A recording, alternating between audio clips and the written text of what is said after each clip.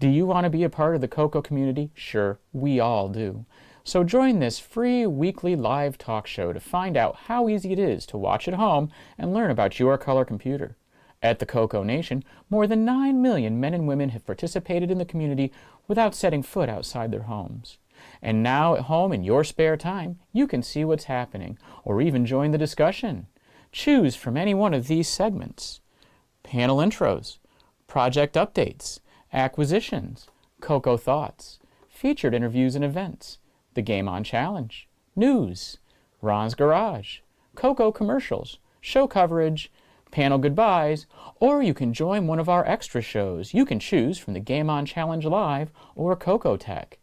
Join the CoCoNation right now. Click the link for the free information TJB Chris spoke about. Then decide if you want to watch the CoCoNation Live Show, the world's leading live weekly talk show featuring the Tandy Color computer, its siblings, cousins, and red-headed stepchildren. Visit thecoconation.com. There is no obligation and no salesman will visit you. Visit thecoconation.com.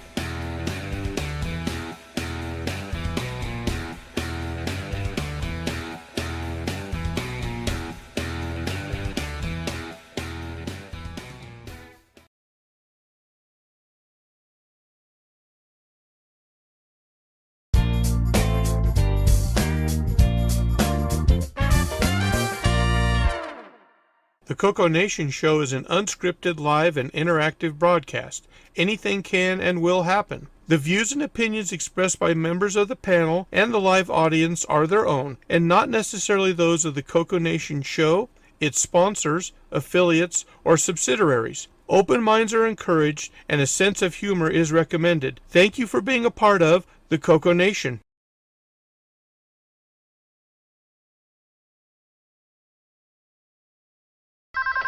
Radio Shack? Okay. What? The 80s called.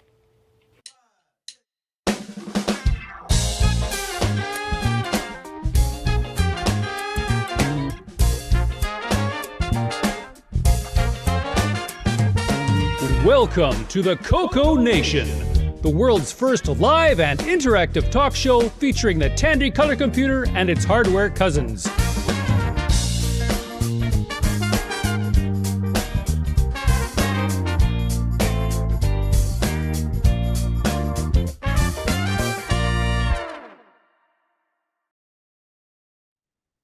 Hello, everybody. Welcome to the CoCoNation Show, episode 400. Yay! Woo! Yay. That's one more than to us. $3.99. Yes. Where's the- Let's where's all the party pat hats? ourselves on the back. Where's the party hats? Wow, I was that's going been a to road. calculate how many hours that is total, and that scared me, so I didn't do it. Don't go there. We would have to send out to NASA to get that calculated, I think. So, Well, And how I many- do know. so I do Mark, know you got off the those top of my- statistics? No, I didn't total them for this, but for the first 200 episodes, back when Brian Joyce did that, I averaged 3.24 hours. Oh, that's per back in the episode. old days when we had short shows. Yeah, that was 200 shows ago, so it might have gone up. I'm pretty sure. That it includes has. test streams. Mhm. And what Does you that mean by include might the is most 5-minute definitely. test streams? Yeah, it might be up by a order of magnitude, I'm guessing. Yeah. A mortar of magnitude? Yeah. Boom. So if you've seen all 399 prior episodes, again, we're sorry. Yeah. Really gonna have to question your sanity. Yep. Sorry, All right. Russ. Well, we got a Everyone pretty cannot busy show understand this today. We've got trace. plenty of project updates. We've got a live walkthrough of VCF SoCal currently going on. So let's start with some introductions. Top left corner, we got yours truly, the button pusher. We'll get to the chat in a second here. Next over, Marco Hey, wow, I'm at the top of the list today. Glad to be here. and L. Curtis Boyle. Welcome to the show, everyone. One of the big ones. Okay, and Ken Waters. Happy Canadian Flag Day. Cool. Next over, Henry Gernhardt. Hi, folks. Welcome to the CoCoNation. My name's Henry, and today, why does the CTS signal look like that?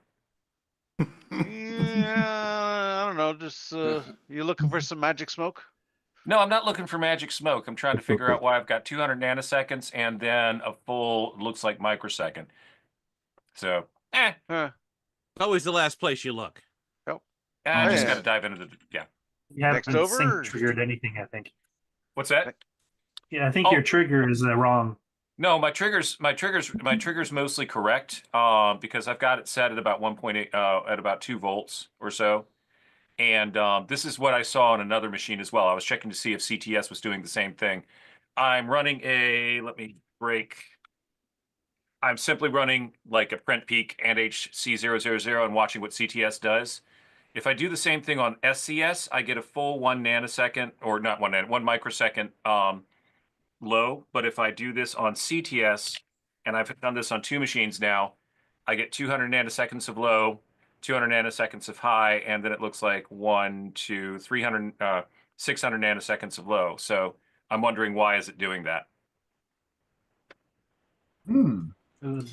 Because of Well, I think we'll ponder on that during the show. And let's Absolutely. Continue on, gentlemen. And switch see if we can change diagnostic it. mode where? All right, next over we got Henry Strickland. Hey there, my name's also Henry, and I've been writing code, writing a new gaming operating system for CoCos that I'm going to tell you about. Cool. Okay, and next over we got Bob Emery. Howdy, folks. Welcome to the show. Hey, and Jason, the Coco Man.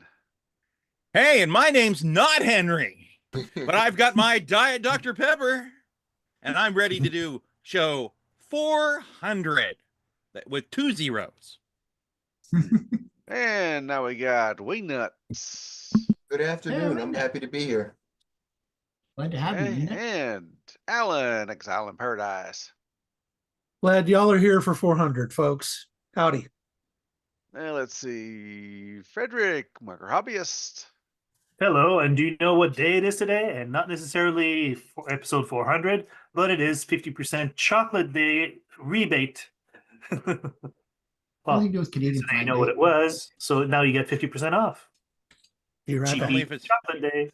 Only if it's heart shaped. So get out there and buy your Canadian chocolate Canadian flag. That's right. The Valentine's candy is going to be 75% off today. And they need to clear that space for Easter. That's right. Damn, where was I? Everything moved again. Okay, Rick Euland. Howdy, folks. I can't really follow news like that, so. Okay. Hey, Brian Weasler. Hello, everyone. I'm mobile today. I got a 4-hour drive, so I'm hoping for some intellectually stimulating conversation to pass the time. I can suggest some podcasts for you. We're just don't fall asleep listening to us. That's Well, right. then you've come to the wrong place. That's right. Hey, next over we got Loopy Malibu. Ooh, chocolate. Okay. Nice, Loopy. And next over, Floyd. Yeah. Okay. Hi. Get a little far away from you to see. Awesome. All right, next row, we've got Terry Steege. Hello, everybody. Welcome. Long time no see. I Hey, know, Terry. right? Good to see you guys. And last but not least, we'll have Wayne Campbell, who he may be away from the mic at the moment. Oh, there he is. Hi, everybody. We'll be getting a live report from VCF SoCal from Wayne a little bit later in the show. Okay. And on site. In the chat. Oh, we just got somebody else joined too. Oh, Jeffrey Drywater. Welcome, Get welcome. a tardy slip, Jeffrey. Better late than never. Yeah, that's true. That's all right. Oh, you beat Nick Morenti's in. That's right. We've got a pretty full panel today. There. 18. The panel is bursting at the seams. Pretty soon, everyone's going to be a postage stamp. I can't see them as it is. All right. What's that? Just a quick question. I don't want to go down a rabbit hole too far though, but is this truly the 400th or I remember there was something weird in the beginning, or is this like the real 400th, or is it really like? I thought there was some weird numbering in the beginning or something when you guys first started the thing. Yeah. Well, we went to 300. We did skip a little bit. Okay. 2 or 3 or 4 or something like that. Yeah, I just Plus, we had remember those special episodes before the show officially became a show. So maybe that's what I'm thinking of. So no, that's good. with some interviews and stuff. So, but yeah, it's the 400th of the official show, quote unquote. I'm going to have to demand an official audit by a certified accounting firm of our episode numbers now. Also need ISO 9001 certification. Yeah. It also makes up for the shows we've skipped due to events. Yeah, that's true. Yeah, but we skipped. We didn't skip the number. We just went on with the next show was the next number, didn't we? We didn't skip a number. No, we didn't skip the number. Yeah, if anything, we've done even more shows. And by the way, Nick just showed up. There he is. Yo. Hello, everyone. Hey, Nick. Jeez. We got 19 here today. Wow. Okay, we can start the show now. I'm here. Okay. Okay. We're playing today. Can we crash Zoom? We're still doing intro, so you didn't miss much. Right. Ah, okay. All I'll right. come back. I'll come back in an hour. Yeah. Thanks. And you probably still won't miss much. Okay, in the chat, we got Exile in Paradise, Kevin Holloway, Michael Zwiffel, George Cuff, Cybertron Flux, J.E. Jones, Jim Rye, Marco 60, Mark Collins, Jim Gilberts, L. Curtis, Tom Eric Gunderson, Ken Reichard, That David guy. Croker, William Eathing, David Lord. I'm trying to not duplicate Tim Gilbert. I think we called him already. Ken Wilmont. Retro ENG. A name I can't see because I can't. Milla Soy. Maybe someone else can read that one. The color's too hard for me to see. Mark Siegel is in there, has joined us. Irish Carney. And wow, we're caught up here. There's a 8 bits in the lot of basement. people. Is it? Is that that one you couldn't Oh, did I read, miss Mark Overhoser? No, Hey, I'm in there like it's, 20 times, so. Mitsuya, I think is what that Gesundheit. is. Oh, Mitsuyama, he's one of the regulars that watch the Amigos stuff. So Okay, it was like welcome, purple, Mitz. purple on Mr. blue. I Dave. really couldn't read that. Mr. Dave 6309 just joined us. Yep, and Peter Willard and okay, that's introductions. All right, first up today, we're gonna do some project updates. Before you get started on that, Mark, I just want to check with Floyd. Did you want to talk about your project update you're working on beyond the one you released on Thursday? Floyd? Oh, you're muted. There you go. Yeah. Okay, so I'll add you to the list too because you joined late, so Ah. you weren't on Mark's list. I just want to make sure. Yeah. So I've been doing some updates to Gem Quest after 35 years. Okay. Okay, we'll get into detail of that after we get the other ones done because there's a few updates. Just a couple. Okay. All right, Rick, you want to start? You want to kick this Sure. off? Sure, why not? First off, I think we're going to probably need to Where am I? Oh, I'm there. So I think we're probably going to need to ship Nick to Canada, or maybe Curtis can stop by Shopify. For some reason, they've decided that I'm able to sell down to -1 stock level before I'm out of stock. So that was fun. Because I indeed had to solder one up quick because we were only at 0, and apparently you have to get to -1 before you're really out of stock. Don't you have to unsolder it for -1? That sounds like an off by 1 error to me. Right. Now this one's correct. That's a signed overflow, I believe. This one is 0 and it's out, and that's good. But this one wasn't out until it achieved -1 status, which, yeah, anyway, that was fun. Then acquisitions. Mauser and DigiKey both showed up a few days late, which made me pretty concerned about the whole supply situation, since these are all local suppliers. But then only 9 days after I ordered them, 6.5 pounds of keyboard boards from China. Oh, nice. So I'm very happy about that, because I was afraid these were gone forever. And yeah, I've got CoCoIOs coming soon to repair that whole -1 situation. Anyway, that's all I have going. The parts came in. I wasn't sure they would, and I'm very happy that they're here. Cool. Okay. All right. Alan, I had you up next. Alrighty. A few weeks ago, I showed off this little guy, an SST-6809, and it's a single board computer Ken Wilmot, known as Captain Kirchhoff, has been building. So this past week, my acquisition was, let me figure out this screen sharing thing here, share that. Did that work? Hopefully. Yep. Yes. Okay, so this week I got an updated version, the 2.1, and it's essentially the same board, but now with more memory mapping options. There's some jumpers up in the top that you can move to start moving the I/O and memory map stuff around a bit more flexibly than the 2.0 and earlier versions. The board itself comes with Assist-09 from Motorola flashed in the ROM, which is kind of fun. And it's really like living the 1979 dream as far as getting code loaded and started. And I've been putting some stuff in there. But the thing I really enjoy about this is that it does all of the exact same things that the Leventhal book was built around. This is very much like using the original Exerciser that book was written around. So all those examples pretty much load and run at the exact right spots. The only thing you have to change is the serial port address every now and then. But, and it's not. Go ahead.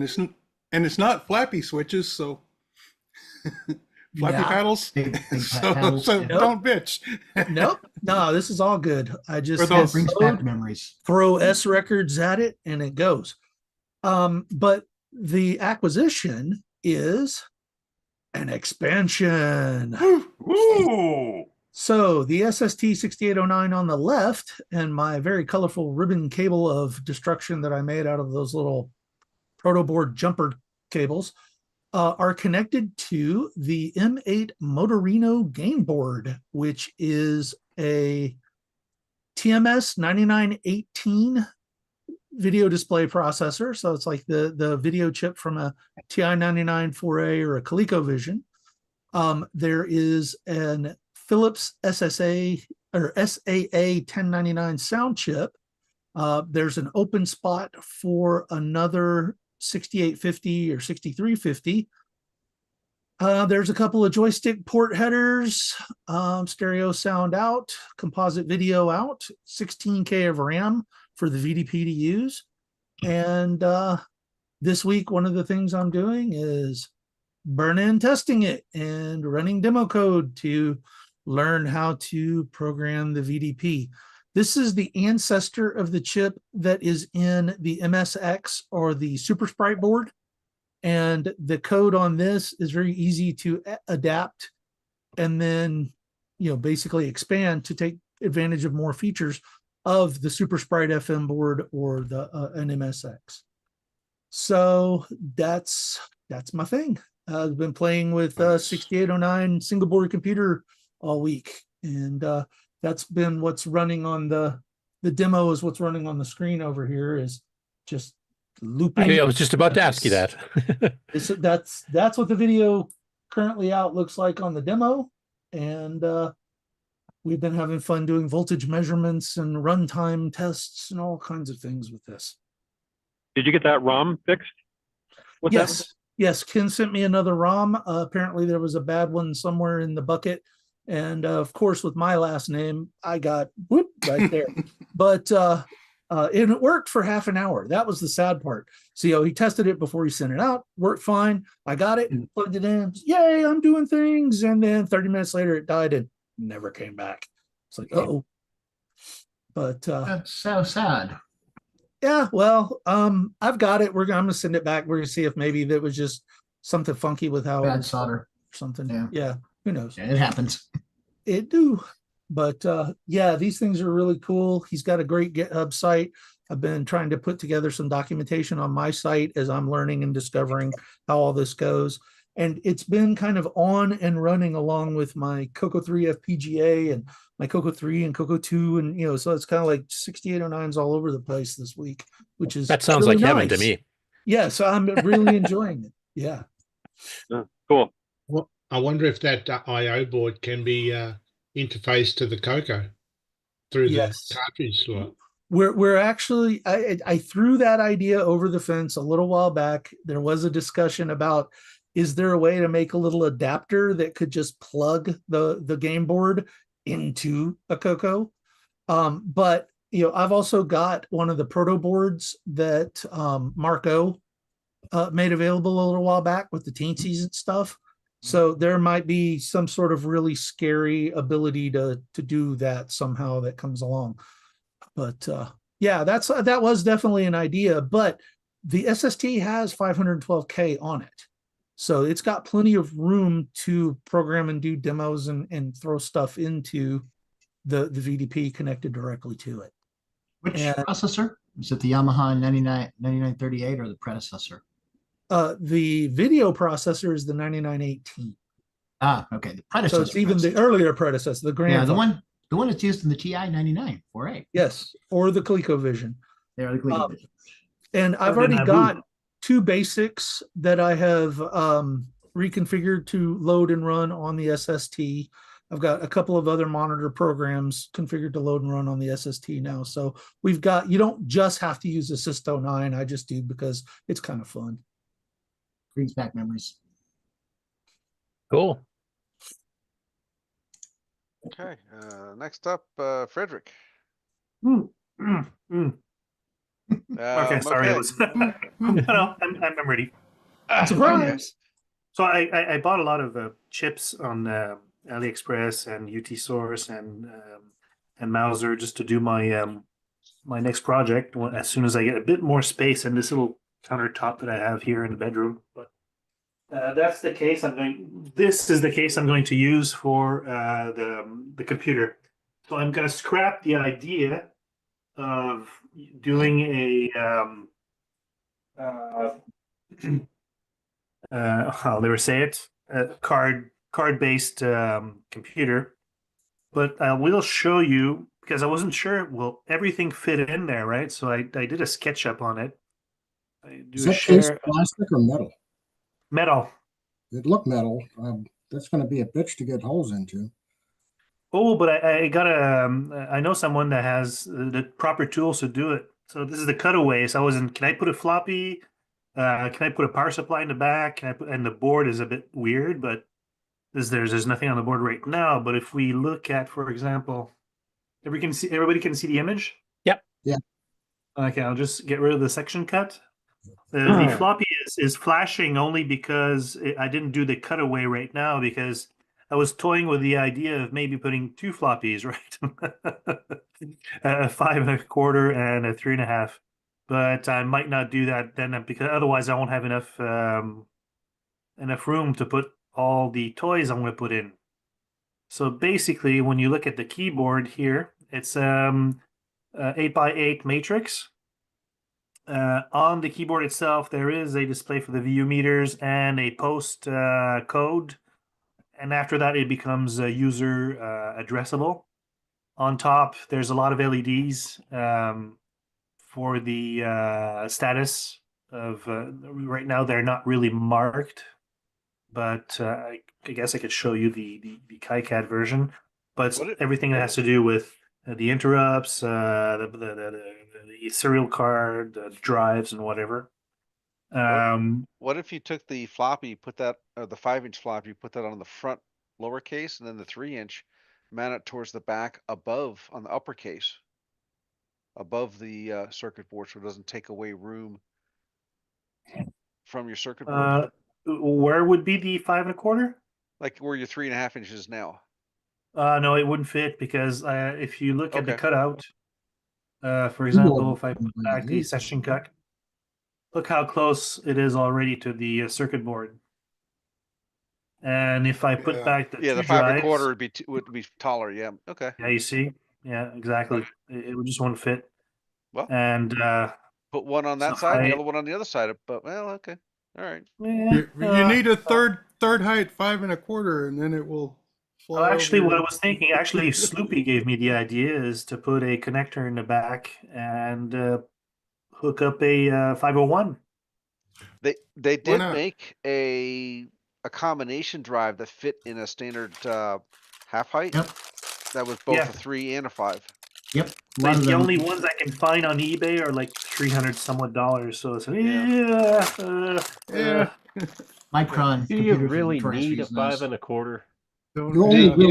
Yes. It's got a lot of floppies, so it'd be nice to use them. But like I said, I'd probably put a connector in the back and plug in a 501 on it, an external drive.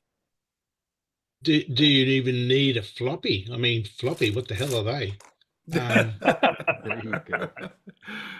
So if I remove the keyboard, you got a Meanwell power supply in the rear on the left side.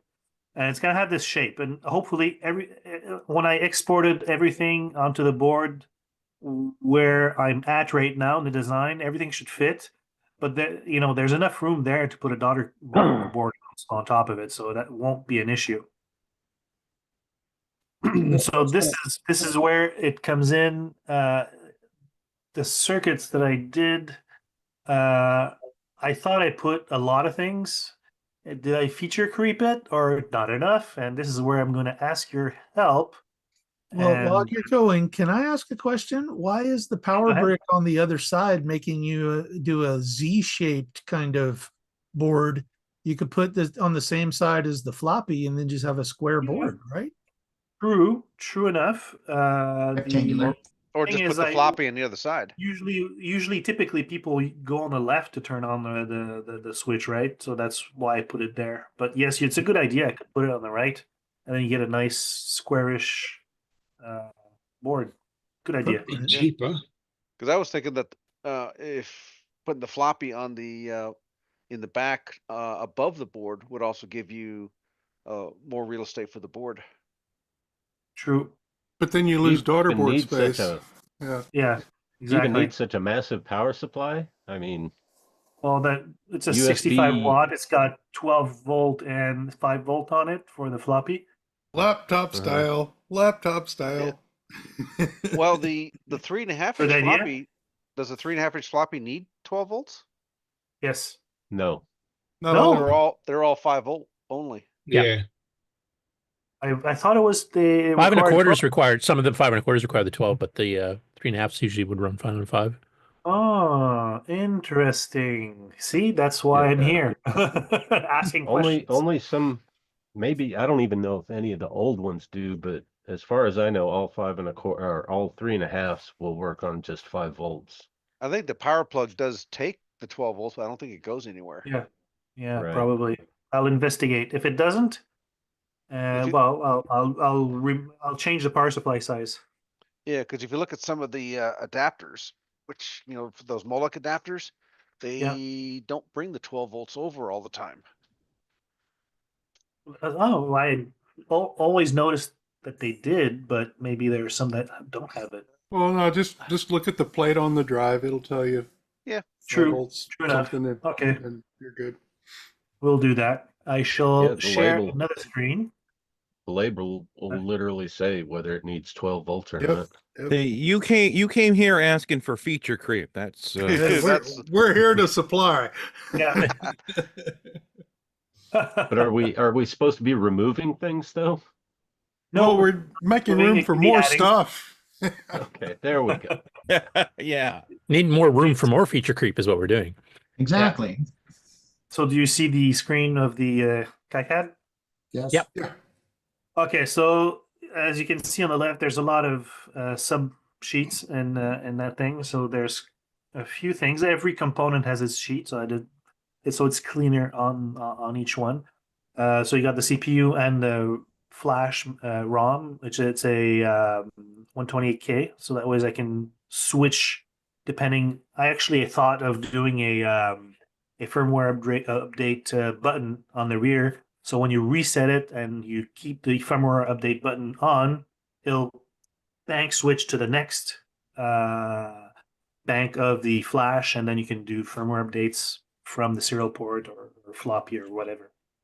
But so what do I have here? That's nothing. Internal buffers. So I got buffers to be able to talk to all of those the loads that it will be on that board. Otherwise, it'll choke. Glue logic. I have a T56 burner, but I'm not sure that. I've heard someone that the ATF 2500 does not work, even though they say it's supported. So maybe I will downgrade to ATF 22 V10s or the 750 to be seen. But the next thing is what I think is important is the priority interrupt controller. It's basically a PLD that will just when you have an interrupt from any device, what will happen is it'll give a priority to it. For example, the IRQ0 will be the real-time clock for the, for example, the timer tick on it. IRQ1 could be the VDP, which will be the graphic display and whatnot. And every time, for example, if IRQ11 comes in and IRQ3 comes in at the same time, 3 is priority. So what it does, it just spits out a vector number based on the number, and you just put it on a table, and all you need to do is it becomes a jump table to the interrupt, to the subroutine you need to execute. And just RTI, go, if there's another interrupt, it'll just follow through that list in itself. I've got 2 ACIAs, and this is where I'm not sure I should do it like this. I've got one that's RS-232 classic and one that is USB, so I can connect directly to the computer if I need to open up the terminal window. But that's where I need to ask, would it be more practical RS-232 or both USB or both RS-232? I think since you get an adapter to go from 232 to USB, you might as well have at least one RS-232 on there just so you can interface to old stuff. Yeah. And then maybe one direct USB one for your modern computers. Yeah. Yeah, I'd probably agree with that myself. Okay. And is 2 serial ports enough? Well, not for Curtis. If you want to run line printers and terminals. And terminals, yeah. You'll need at least 8. No, I'm just kidding. You're going to have to go with the mysterious bus slot on the back for That's all right. of these things. The That expansion port. exactly. So, Frederick, how many dial-in users will you have? At least 364. Okay. Well, see, Yeah, as long as actually, the answer to that question, Henry, is how many does your game engine allow? you've got to move to Ethernet. I mean, It'll start out with 8. Is my It's limit, coming so. up. It's coming up. Don't worry about it.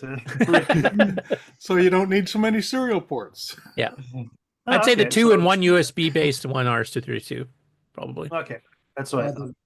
And then I got my wonderful MMU. It's now, it went down from 11 chips to 3. because basically I'm using a dual ported RAM for it. So, and what's nice about it is all the tasks, all 32 tasks, are live in memory. So you don't need to do some swap around in the OS to go from task 1 or to 0 and 1 to whatever else in there, and it's all in 3 chips. You got yourself 2 megabytes of RAM. I figured that's enough. For now. For now. For anybody. No, it'd be plenty That's for why me. there's room for a daughter board, right? Just in case. The real-time clock, and you have 3 types of interrupts you can have on there. You got alarm type, regular ones that every interval, and there's another one, I forget which one it was. And it also has 114 bytes of non-volatile RAM on it. So it'll be perfect for configuration data that you need to store in there that's not floppy based. So Or you're going to log in password if one is so inclined. yeah, probably, yes. That's Good where idea. your Ethernet MAC address on IP and all that goes. Yes, very, very good. That's exactly what I thought also. Graphics. I'm using the V9958 graphics chip with 192K of VRAM. So I will That's also the have a MSX VGA version, connector. right? Yeah. Yes. Not exactly. the MSX2 or was that in No, 2? MX1 is the Yeah. V9918. Sorry. The 2 is the V9958, like this one right here. And it's going to have a VGA output board connector on it, so that no funky component or composite. It's going to be nice and clean signal. So you The can put soundboard. Super Sprite AGD Yeah. games over to it. Sound.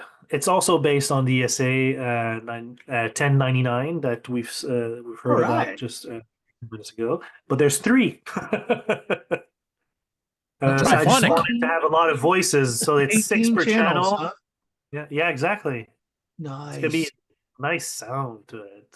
So it's stereo. And you got your amplifier that's right there. It's the TEA 2025B that's on it, which is pretty decent. Keyboard is well, actually the keyboard is on another KiCAD design, but that's the interface for the keyboard for the 8x8. I'm not using. Oh, actually, I'm cloning the keys for the Shift, Alt, and Control, so it doesn't take up any space for both of them on each side.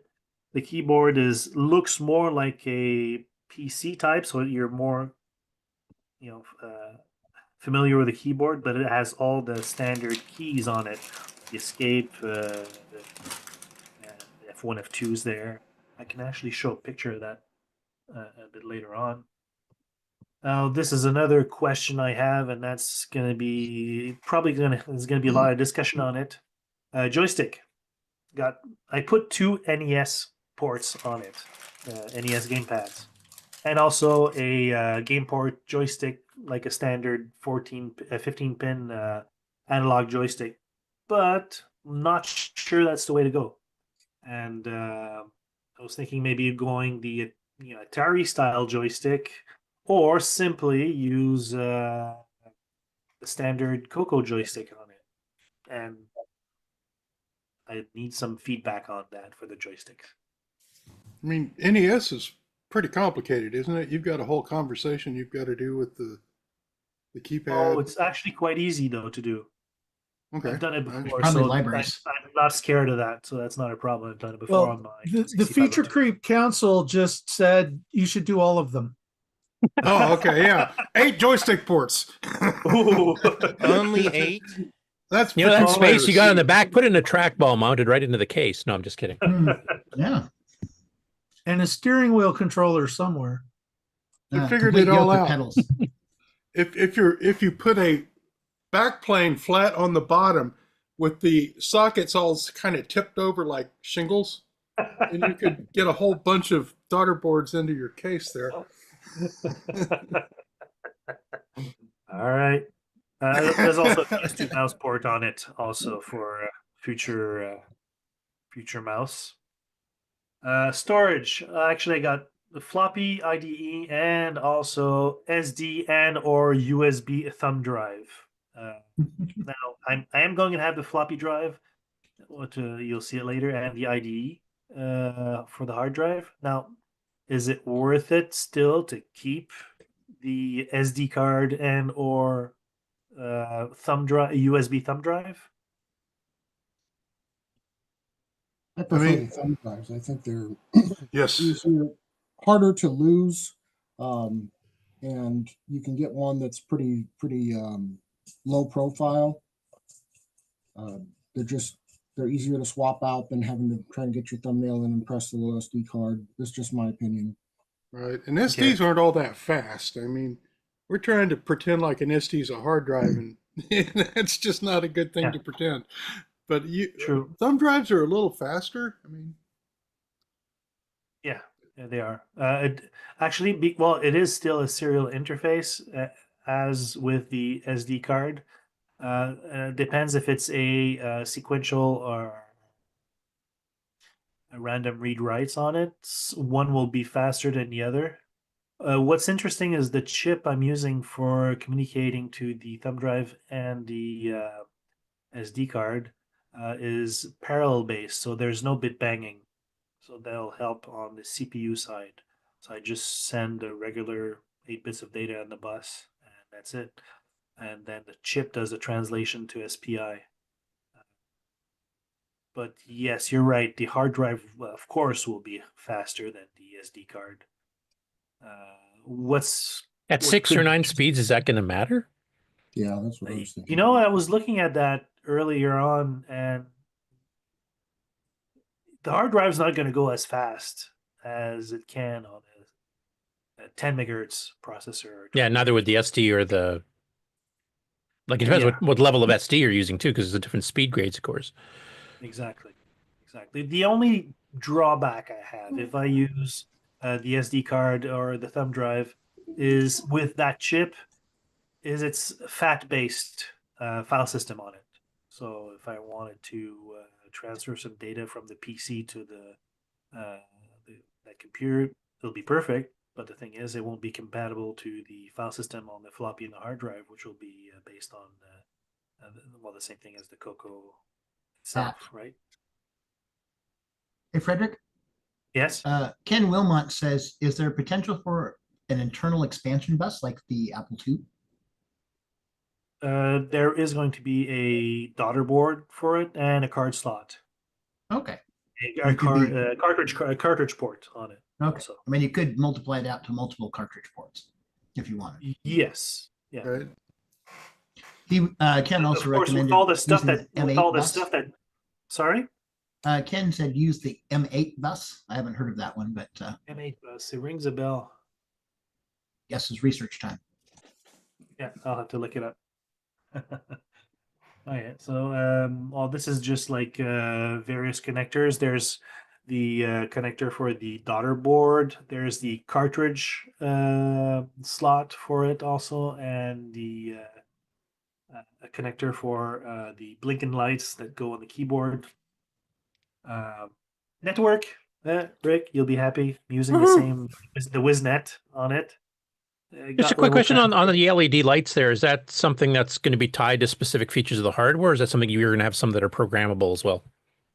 Actually, both. Most of them are tied to the hardware itself, and there's 2 LEDs that are user addressable, and they're RGB, so you can have different levels of red intensity in the red, green, and the blue. Yeah, because that's still like stuff like caps lock, keyboard, mouse, or something like that. Caps lock is actually RGB also, so you could choose the color you want, and as a user LED, plus the dual 7-segment display, which after post you can do whatever you want with it. Okay. And well, speaking of post, that's just the drivers for the 7-segment displays. Whoops, I don't think we talked about network though, did we? Or are you saving that for last? Oh yeah, that's right. That went pretty fast, right? So I'm using the W5100S, same as You've kind of got belt and suspenders there because that chip is 5-volt tolerant and it is strong enough to talk back to the CoCo. Is it? Because I've Yes. read in the data sheet that it wasn't. It seems to run fine. The thing about the CoCo is the CPU is sitting right there on the edge connector. So there's not a lot of faffing around between you and the CPU. It's been working fine. Okay. Feel free to follow Okay. your flow. I But may scratch that. I'll do some tests anyways on the breadboard to see how. In the other direction, you might look into the 4245. The 4245 from Wisnet? No, the LVC 74 LVC. You have a 245. Yes. There's a part called a 4245. Oh, okay. You've got one that's got 5 volts and 3-volt 3. Okay, that's what the 4245 does. Is it has both voltages. Yes. And my theory on it is that it pulls things up and down faster to the correct voltage when you do have that. Yeah. Hence the choice of those ones they put on the schematic. Okay, yeah, I've got a 4245 doing the same thing in the LVC series. Yeah. Okay, 8 Tango. I couldn't have seen that earlier. All right. There, better. Yeah, if there's a one that's better than that, I open to suggestions, of course. Next is the floppy. I'm using the WD37C65C controller, namely because I got less peripherals to put around it. Because on the, for example, the WD1773, you needed to have additional open collector buffers on it, inverters. So I said, well, if I can reduce the chip count, because there's quite a lot right now, I'm going to do it. And also, this one also integrates the drive select and the motor on feature on chip, whereas the other ones you had to control it externally. And this supports high density disks as well, or? Yes, you can go up to 250, 300, 500, and 1 megabyte per second speeds. You got all your single-sided, double-sided, of course, regular density, double, and high density, of course. Yeah, it's got everything. So in addition to an actual floppy, you could easily throw a GoTech in there and take advantage of that speed as well. Yes, you're right. Yeah, true. Not Next just is the speed, IDE. but size. Yeah, IDE. I've not finished the design on it, but it's simple latches and logic that's going to be on the PLD. Like I said, that design is not finished right now. I'm still working on it. But I've got a few new old stock 80 gig hard drives, so that should be interesting. Otherwise, I could use a compact flash, worst case scenario. And I actually don't think you need all of that if you use just a compact flash. You can actually use just 8-bit, not 16. Anyways, that's where I'm at right now. Any other suggestions? I just want to say, after looking at all of those pages, kids today will never know the joy of following a trace all the way to the edge of the page and then massing B42 to B42 on the next page and following that. Yeah, eventually I'll probably like condense it more and reduce the number of page. But right now I need it because that's better. I like topic per page. Yeah. Yeah. You talked about the serial port. Is it a daisy chainable serial connection? Daisy chainable, that exists? It used to. For example, I know people here love Commodore, but on the Commodore 64, you would go from the Commodore, or any of the Commodore computers for that matter, but you go from the Commodore to the disk drive, from the disk drive to the next disk drive, from the next disk drive to the printer, from the printer. Yes. Oh, but those were almost intercomputer communications. Yeah. There was a CPU in the disk drive, and it was a null modem to the disk drive, and then a null modem from the disk drive to the next thing. It was really weird. The Atari had that as well, and that didn't need a computer. Well, my thought It'd was be funny though to have a Tolken ring RS-232. yeah, Right? Oh God, we reinvented Tolken ring and put it on a serial port. I just thought that would be a way. I'm not obviously not as technically knowledgeable. I just thought that would be a way to eliminate more serial ports. Look up Boise's Ghidorah protocol. We have a channel on the CoCo Discord about that too.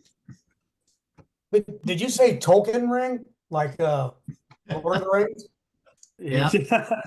Yeah, it's that old now. Oh, no, the Tolkien Ring Network. We're all going to be Nazguls. That was a wonderful pun. I love it. Oh, thanks. Hey, Frederick. Yes. Ken Wilmot, he actually is the one that developed the M8 bus, and Exile in Paradise posted a link to his GitHub site. So we'll make sure you get that so you can refer to it. Yes, of course. Nothing like having standards. But it does ring a bell. You know, years ago, probably I've seen it, or a couple of months ago. But yeah, look it up. Yeah, it looks like Ken is in the chat. Oh yes, yes. So Mark Siegel's suggesting VS 1053B for sound. Gandalf modems. Oh, I haven't seen those since my early days of college. Oh, I did order a speech synthesizer chip. I'm going to try it. It's a Yamaha based. See how it goes. I didn't put it in the design yet because it's probably a fake anyways. You'll find out. Yeah.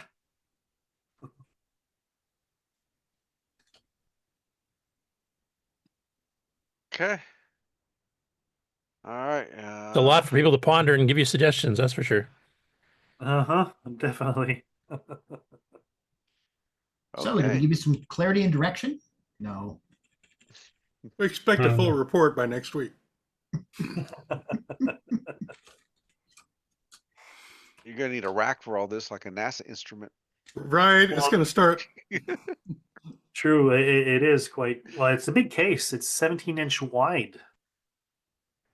There was a 20-inch one. I said, nah, it may be a bit too much. Well, no, yeah, the 17-inch, so it'll fit between the rack mounts, and then you can just start putting one use above it. And it's also 11-inch deep. But I like that it's a steady slope of 10 degrees and not. I've almost got the 15-degree one, but I had a flat top on it. It didn't look as good though. Yeah, seems typeable.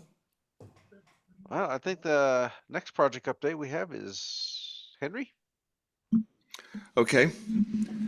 I'm going to show you two acquisitions before I give you my project update.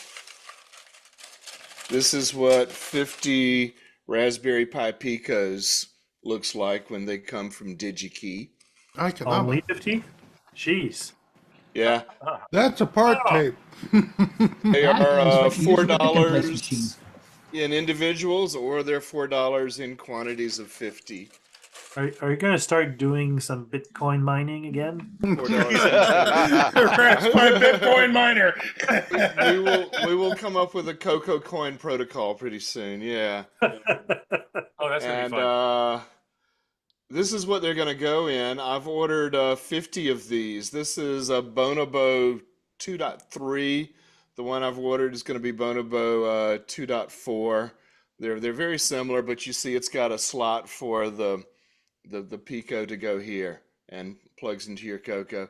And the idea is this card is under $5. The Picos are under $5. That's about a $10 networking solution for high-speed networking.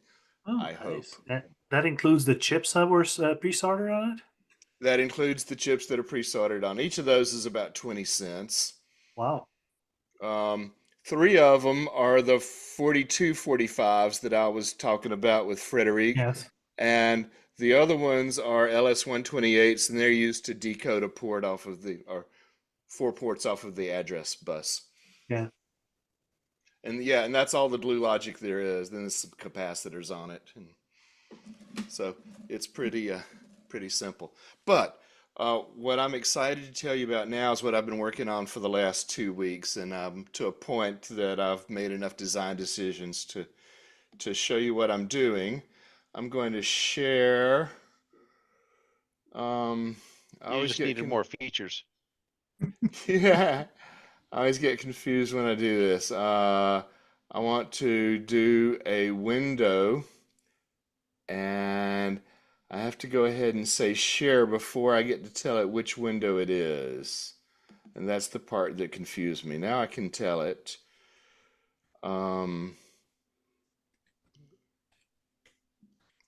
Well, there it is. That one.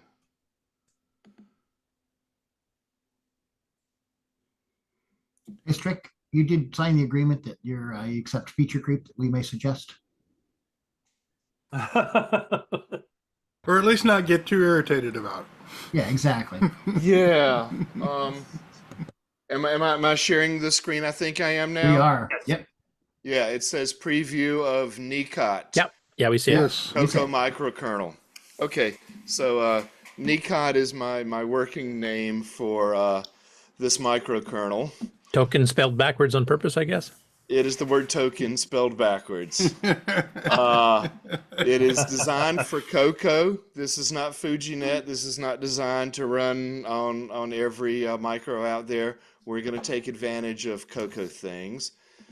It's designed for public gaming. The programs or the apps that are on it are called games instead of apps or programs. The emphasis is multiplayer, but they could be single player or even non-interactive. And so a passive game might be a life viewer, a music player, a video player, information kiosk with clock and weather. Things like that would also operate under this operating system. It does share lots of data with a global server, including 3-letter usernames and scores. So you could be synonymous, but it's not for private gaming. You can do that without a network. Let's see, in the first section, any CoCo 1, 2, or 3. I'm trying to hit the least common denominator. What I'm going to miss is a CoCo 1 with only 4K of RAM. We could address that later on. And I think there's no reason we can't do the dragons as well, although I don't have one. And to be fair, all of the CoCos, like the CoCo 3 is going to run in the same mode as a CoCo 1 or 2. And currently you get your choice of VDG text and semi-graphics in the normal simple mode, or P mode 1, which is 128 by 96 pixels in 4 colors. And we'll use the base clock rate. Third design point is designed for a fast network, which is defined as not a bit-banged UART. So Patrick's CoCo IOR should work for you. My BonoBo, which I'm working on, looks like it's going to work out. And maybe we can get the FujiNet hardware configured to do this as well when they get their edge card interface working instead of the bit-banged serial. One of my tenets is the games run on the CoCo. Now, it's okay to cheat and put lots of other stuff on the PC or in the cloud, like a lot of the operating system UI can be out in the cloud. But once you're down and playing a game, everything is CoCo to CoCo, peer-to-peer, except that we will provide a network that's outside of the CoCo. It could be mediated by PCs, certainly by the internet, and a global server that's out in the cloud. The in-game communication is very simple. It will let you write a maximum 64-byte message approximately once per second that broadcasts to every other CoCo that's in your same game, in your same game shard. And at least as of right now, the way I'm doing it, you'll get a reliable one-time ordered delivery. At Coco Fest a year ago, I had my Space Wario game that used global or used UDP broadcast on the LAN, which does not count as reliable one-time ordered delivery. But this might be an advantage that we get a little stronger semantics out of the network since we've got a global server that can order the packets before they come back to the CoCos, and that helps your algorithms. Let's see, the OS also does its own communications. I haven't talked about this yet, but for chatting, rendezvous of users to launch into a game, listing and loading games, logging and debugging. That's very much cloud assisted because that's not the gameplay, that's the stuff around it. It's not really a multitasking OS, but it has a background and a foreground thing. The thing that's in the foreground is your game, and the thing that's in the background is, I call it a micro kernel. It's not at all like your traditional BIOS or CPM or these kind of things. For instance, on all of these, the first thing you do is you define a keyboard and a display, like a character stream in and a character stream out. And this OS is not interested in that. It's interested in gaming instead. So the OS owns your networking hardware and gives you that simple primitive to the game to send a broadcast message to the other CoCos in your same shard. It owns the 60 hertz interrupt, so it can always regain control of your computer. It gives you a real-time clock in the sense of a real-time operating system. You can see like really how many tenths of a second it's been. Also a wall-time clock if you want to display the actual time of day in your time zone or something. Those are really different clocks, actually. There's one console, which is a 512-byte text display, and the OS owns the break key. So even if you're writing a game, you don't get to use the break key because that's how you get back to the OS. Video mode switching. We want the OS to be able to switch you back into the game that was already in progress. And so the OS needs to own the video mode switching. And as a convenience, the OS is also going to be able to understand scores and save those and share those amongst the computers. So what else do I want to say out of here? I think my UI is going to be a chat mode so that when you're not in a game, you're in a chat. And even if you suspend your game for a moment to go and chat and say, sorry, I've got to go get something out of the oven or whatever, that's like your shell. And from there, you can use IRC type commands to join a game, to run a game, to leave the game. And then the game is responsible for its own event loop, for doing everything with its display buffers. It's responsible for scanning the keyboard and the joysticks using the raw hardware, but it does share the PIAs with the OS, so it has to disable interrupts while it's quickly looking at the hardware. And it's responsible for polling the network, or it could miss packets. And if it wants to make noise, it can do the sound. And kind of what the game API is looking like, and links. So hopefully that was about 5 minutes, and that's my summary of where I'm going. And I'm presenting this because I want people to think about games that they could contribute. I'm using GCC, so if you do simple C code, that should work, but you could also use assembly. Anyway, if anybody wants to think about joining in this, let me know. And any questions? No, I like that. That's really nice. Hey, Strick. Right. So I have a development channel set up for you, of course, on the development server. Did you want a public server yet available on the? Yeah, standard it's Discord? time. It's time now, Mark, to do this as a public channel. I'll talk to you after the show about where to put it, and we'll figure it out. Okay. I already put set one up under the networking stuff, but we can always move it someplace else. So anyway, it's just not. Yeah, it lives in all three places. It should live in Yeah. gaming, it should live in networking, and it should live in operating systems. So it doesn't Right. really matter to me. Right. Cool. Networking is cool because it is definitely network centric more so than That's the key. That's the key. than things. Yeah, that is our key. That's right. Okay, I will stop presenting at this point. Awesome. We can't even think of anything to add yet. So I've spent a couple weeks on it. I have working code. The interrupts are happening. When you're in game mode, the break key it gets detected. And in another couple of weeks, I should have like a demo game.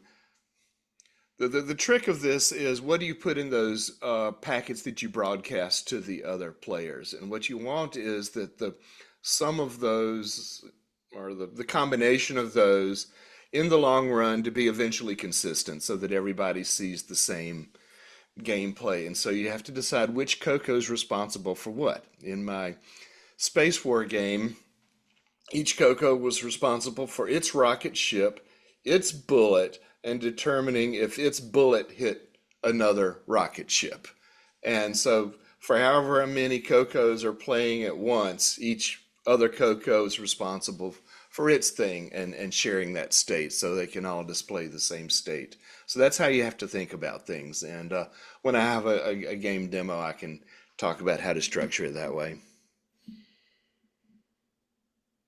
Cool. Look forward to your demo. And all this will be running perfectly by CoCoFest. Oh, of course it will. Nice. Oh no, it'll all That's be mighty working. brave words. Show up. It'll be working the day. It'll be working the day before CoCoFest, and then CoCoFest it will be broken again.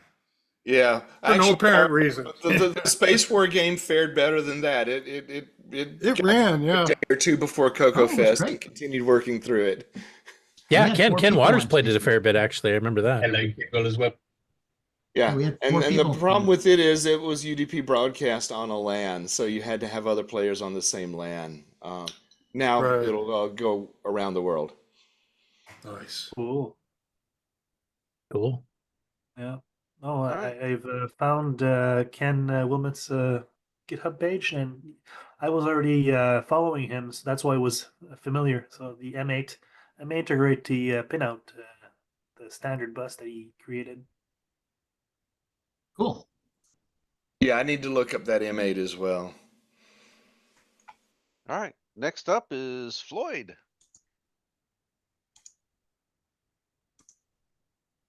Right. Hello, everybody. Hi there. Hello. Hi. I've made some updates to GemQuest after 35 years. Never thought I'd ever touch the code again, but here I am. And it's cool. So, Leave it to us to give you a reason. yeah.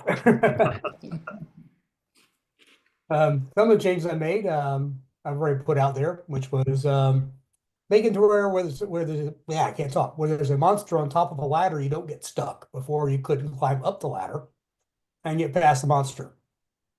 Now you can just basically climb on it and it erases the monster without doing any damage to you. So that's a nice bonus. And you can now shoot monsters that are one step below you. They also used to block your way. So those are, and I removed the timer. No more Yeah, time. that helps. Yeah. So you can explore levels or rack up a really big score. And so those were released.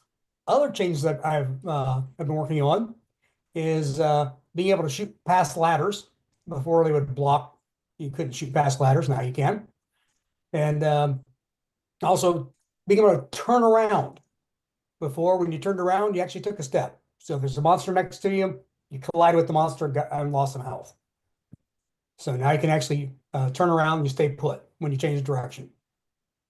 And the final thing I've updated is an autosave. So when you launch the game again, you can pick up from a previous level. So whatever level you ended last on, you can start at the beginning of that level with your scores and your mace power and your armor, gold, and whatever else you had. It doesn't keep track of all the individual screens of the level, just basically the characteristics. Okay. Yeah, just right. Just your stats from your last level. Yep. Okay. And do you have any future things you're planning on adding to it too, or is this going to kind of clean it up the way you wanted it? I'm sure I'll think of something.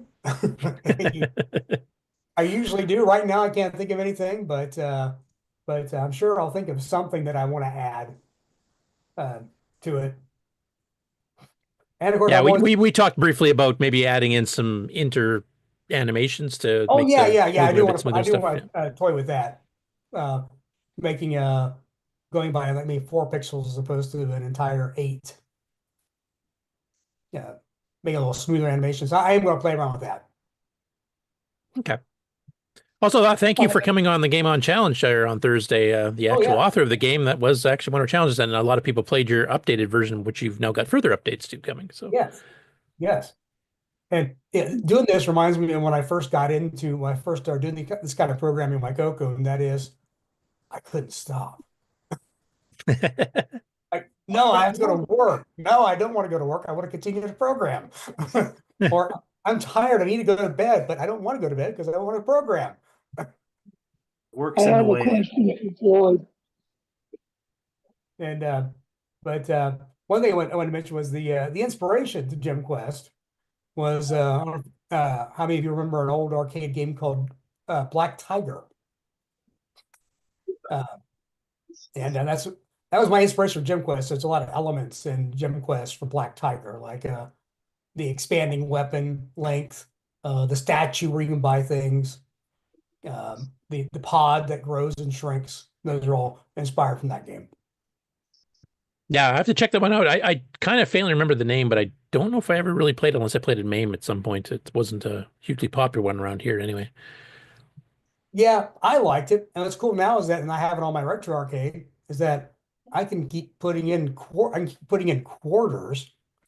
and continue on and actually beat the game. Yeah, and I've got to work on disassembling some of your other games too that need a bit of slowdowns and stuff because they run way too fast. Oh yeah. I want to get in there with like games like the Space Zap and the Dungeon Depths and see why those don't work properly with emulated emulated joystick. For some reason, that's kind of weird. Up and left doesn't respond, but they do in Gem Quest. So I need to dig in there and figure out why that might be. What's different? Yeah. Yep. Yeah, Tank Rescue's one I still got to decompile, or maybe Wayne and I will do that together just to get it done faster, because that's one that definitely needs to be slowed down, because right now you just twitch the joystick and you fly into the water. So yeah, that's not good. It makes it not very much of a fun gameplay. No, it's pretty difficult. That's kind of a new thing for the Coco, a game being too fast. Well, because they were designed back before Nitrous 9, basically, I think is the main reason. This has been a lot of fun getting back into this after all this time and learning. I was hesitant before because I really didn't want to use the basic 09 editor again, but thanks to Curtis and flew me into VED, it's a whole lot better. Yeah, it's a nice little editor. Yeah, I nice like and quick too. Yeah, I like it. We'll probably have you back on to talk about the game, Gem Quest, in a bit more detail, the current state of it when we get to the Game On Challenge part, if you're able to stick around that long. Because I'd love to get your feedback when we're actually talking about the game itself. Oh yeah, certainly. I have a question. Floyd, have you been able to make any progress on keyboard controls? Not yet. It's been giving me fits, but I will figure it out. And what's giving me fits is that it seems like if I'm using run in key, if I'm using that, it doesn't seem to be as very responsive. It's you press a key and then it may or may not respond properly. Yeah, I remember reading that with SoCal Band 1, the SoCal Band game I wrote, I'm using N-key, and I'm not having that problem. Okay. So Well, I'm wondering if maybe your routine for animating the monsters might have something to do with what's going on with N-key. could be. Or one thing I think I need to do is also just rewrite that block of code. Try to streamline it a little bit in there. Yeah, keyboard repeat speeds and stuff might have something to do with that too. If you have to hold down a key to move, it might be. Yeah. Yeah. But we'll talk about that offline. Yeah. I don't think we need to do that live on the show. Yeah. No. But cool, yeah. Thanks for making all the games, because you made a whole swath of them there in the span of a couple of years. Yeah. And we've got nothing else to do other than that and work. So. Yeah, and we've got most of them on EOU. Like I said, the tank rescue one we don't yet because it's pretty well unplayable at this point. Yeah, yeah. And but you're working on more changes for Dungeon Depths too, aren't you? Oh yeah, we talked about actually bringing the digitized sound for my RS-DOS version. Yeah. Yeah. So to be cool. Cool. And once again, thank you for finding multi-icon. So that's what allowed me to do the shoot past the ladder. You actually had to draw one with a built-in ladder background with the Yep. And so it gives me ideas. And then if I do the half step, then I'll of course draw one for when if your man goes over part of the ladder. Yeah. So that was great. And at one time I did have an idea for a sequel to a Gem Quest where it would actually take place outside. Oh, cool. Yeah, I'd love to see a new game too once all the older ones are patched up and improved on. I could use the same engine and just add some different icons. Cool. We'd love to see that. Yeah, I think when Wayne and I do our BonoBo Coco Tech episode, we might have to bring you on too, just to talk about how to write games in BonoBo and some of the tips and tricks. Okay. That was something I was planning on doing, but you've actually written far more games than I have, so. Cool. Well, thanks, Floyd, and we'll talk to you a little bit later when we get into the Game On Challenge. Cool. Sounds good. Mark? Yeah. Trying to find all the right spots here. Yeah. Is there any other things to present there, or are we going to go live to Wayne? That was it for the project updates. So let's go live to Wayne. Okay. All right, Kat, you have to get off my lap. I'm assuming you're done eating by now, Wayne. I am, but I've been trying to charge my phone, and I have found that while watching a stream, it doesn't charge. It doesn't go down, it just doesn't go up. Oh, because your charger doesn't have enough juice to oomph. To It's overcome a the fast usage. charger, but the device I'm using to plug the charger into apparently isn't that powerful or something. The woman that let me use it said she bought it at Amazon. So how much juice do you got? Like, do we have to do just a quick run through, or? I got 53%. I got enough to get through this. Okay. And I can always charge the battery some more before I leave the place. So let me get my camera started and see if I can get it to let me turn it the other way again.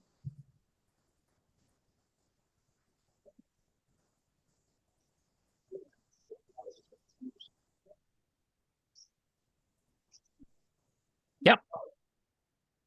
We saw the hallway for a moment. Well, for some reason, it's not accepting my finger tap. Well, now you have to exit it was and come working for back in again because it flipped and then there you go. There you go. Success. And I also brought my that wand thing you can put your phone on, so I don't have to hold it in my hand. A stick, selfie stick, or a. Yeah, that's a selfie stick. Oh, I was going to show you this first. This is what's left of the free table.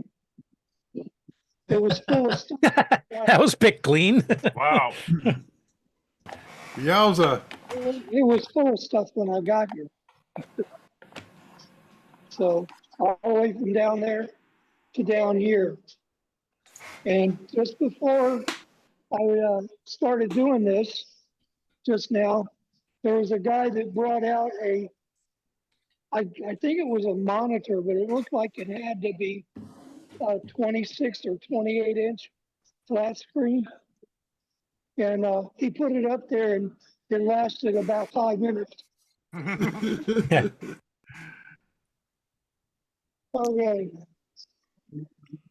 So This I don't know. very familiar. how I was good there the last picture year. is. It's the same. I'll try to give you an idea.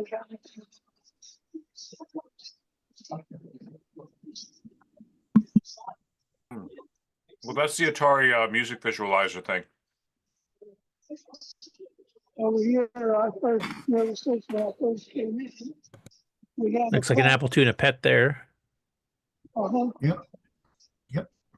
2 or 2 plus. Yeah, I don't know what that is. Looks like a terminal.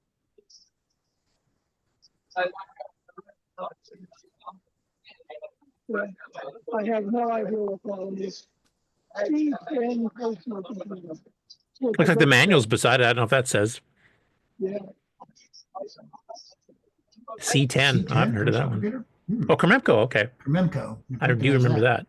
That was the very first color computer, wasn't it? The very first one with color. The Dazzler. That's a Telegram 3000.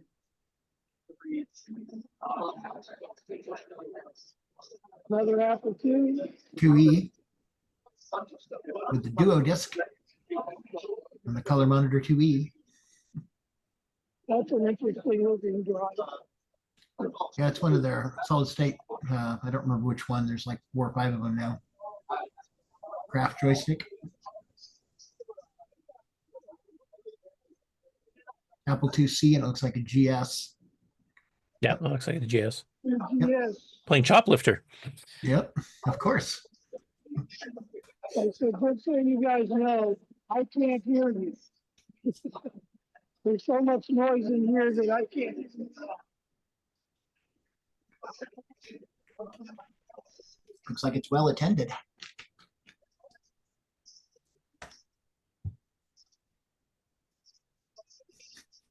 Rabbit hole computing. That's good. Cool name. CoCoNation. Yeah, we're famous for going down rabbit holes. It's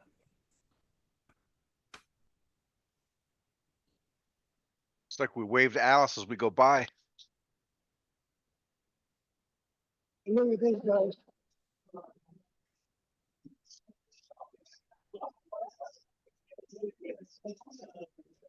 Henry, just from looking at the what Wayne's shooting here, does this look bigger or smaller than last year? About the same?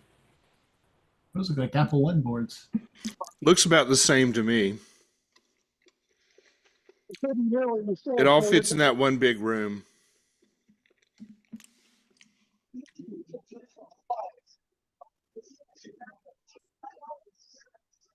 Yeah, those are Apple I clones, probably. Yeah, that's what it looks like. If it was a real Apple one, it'd be like locked up in a case and That's right. It'd be with a an armed standing guard. Yep. When they had the 13 Apple I systems at VCF West, they actually had detectives from the San Jose Police Department that were standing by. Wow. There was a guy last year with a long, long table of models of old mini computers and things. You figure that each Apple I, original Apple I, is worth somewhere between $250,000 and $1 million each.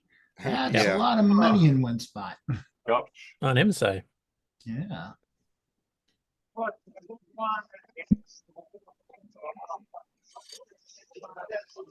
All the 4P. Yep. Almost bought one.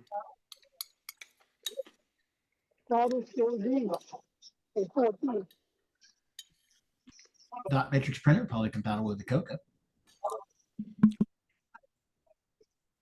Well, if you got a parallel adapter, pretty well all of them are compatible with the CoCo. That's what I did. Looks like an Osborne, maybe. Green's too big.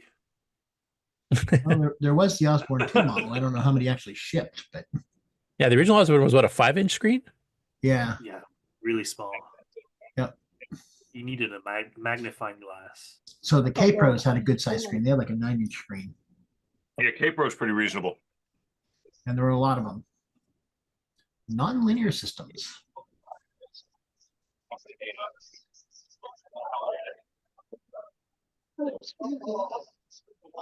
Oh, did I get it? Okay, thank you. I'm sorry.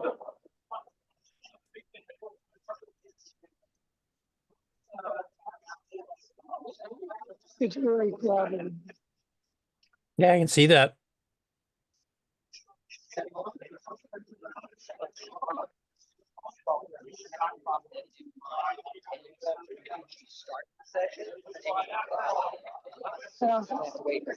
David Ladd would be rough. Those are all Apple II floppies. You Yeah. wouldn't get that excited. Are they the same capacity as 13 the, or 16 sector per track, depending which version of DOS you had. I remember that. Yeah, well, they're AS400. Was it AS400? Yeah, Alan Shugart. Yeah, AS400 mechanism. So they're worse than the 501s. Yeah, well, those were 10 sector, hard sector originally. Well, those colored Macs. Here we have the translucent IMAX. Well, no, they're not IMAX. Yeah, those are like modern recreations of a classic or something. That's definitely not a Mac style mouse.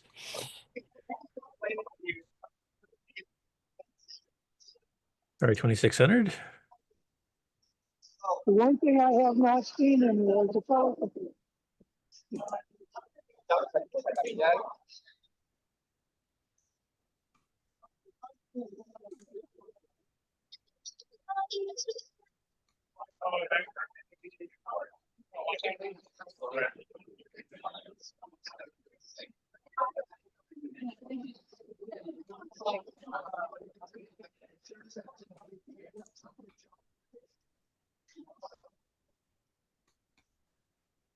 You want Atari? Yeah, XL, 1200 XL, something like that. 800 Yeah, I XL. was going to figure Sleepy was going to pop in and tell us exactly which model that was. You would know exactly. 800 XL. Yeah. We used to have one of those.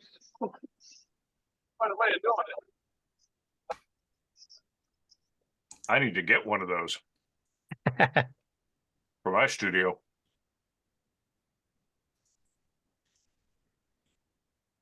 That has got Doom player.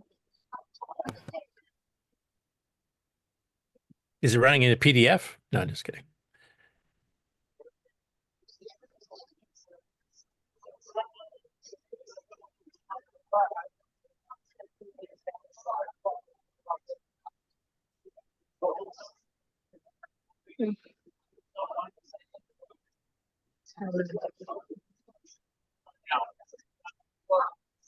Wayne, can you hear us at all? Or I can barely hear you. I can not really understand what you're saying. I was wondering how much of a CoCo presence have you seen there? I haven't seen any. Oh, really? Okay. Yeah, Last not year there were 3 of us with some CoCos or Radio Shack stuff at least. I saw that 4P, but no CoCos. Commodores. Of course. Oh, Pit Stop. Or Pit Stop 2. I recognize that one because we have a CoCo version of that game.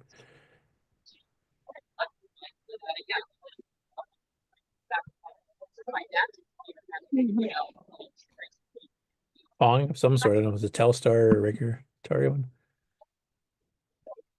There's another Atari.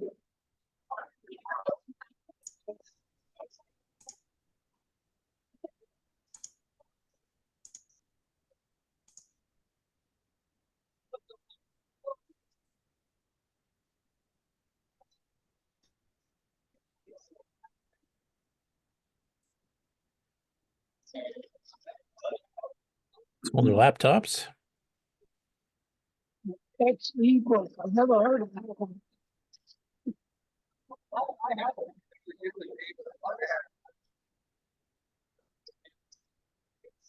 Is there another TRSA?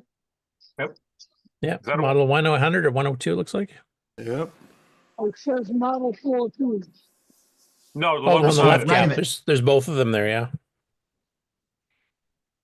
Little tuck-in keyboard. That's the fancy looking place.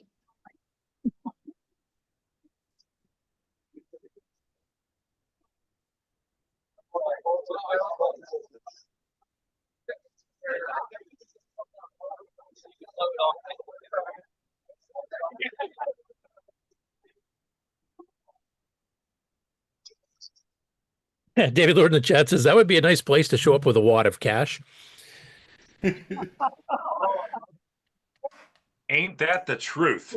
But I'd also need to show up there with a couple of like shipper trunks or something like that as well. Yeah, I need a semi-trailer backed up to the back there. Yeah, something that I could fly home with the goodies with. There's Fly another home, room Just have across to the bring your own hall plane. that they're selling a bunch of stuff, and there's so little room in there I can't even move through it. Over there, an old teletype. Rent a Yeah. train container. Do your own version of computer reset. Hey, Brian.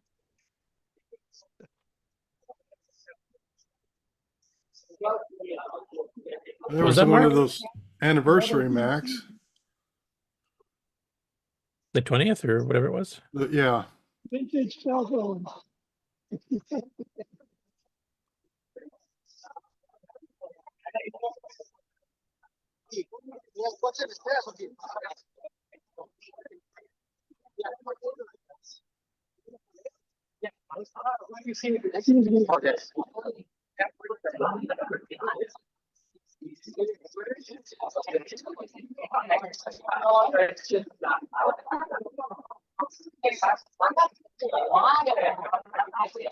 Let's all pitch in and provide him a gimbal.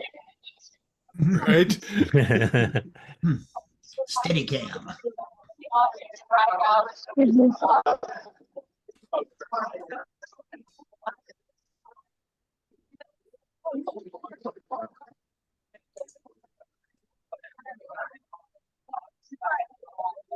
Maybe a cow catcher. It's the music section.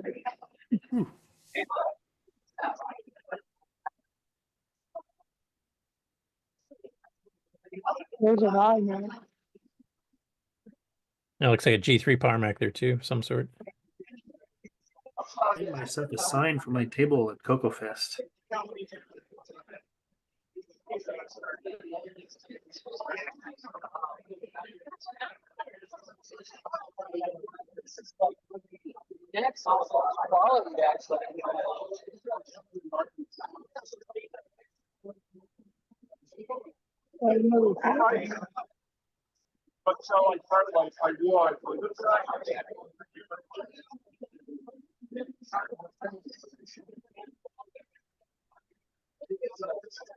Maker Faire desk.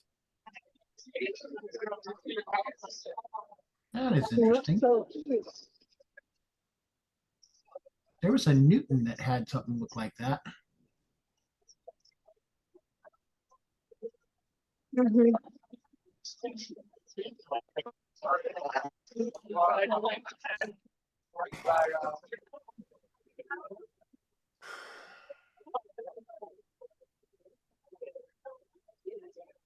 And sadly, no color committees.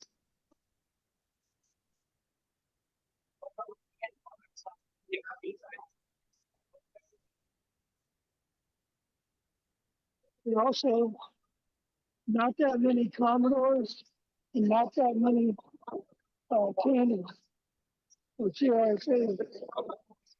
Seems like it's mostly IBM.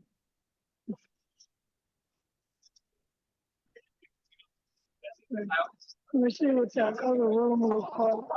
See if it's any better to go through there.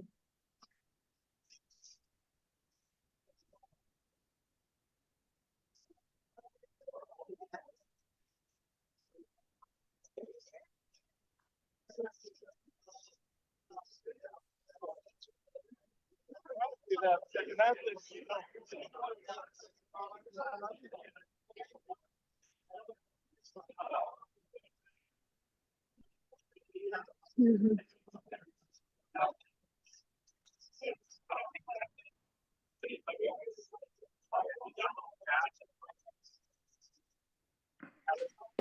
Oh, good. The consignment room is not as busy as it was.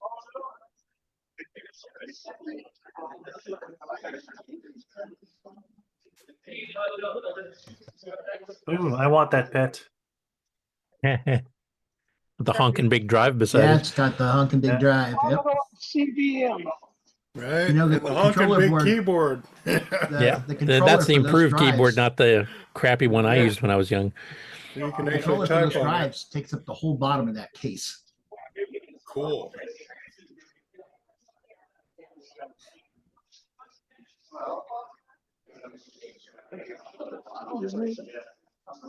Compared to an Apple II disk Uh-oh. system, the pet was like, Oh. really?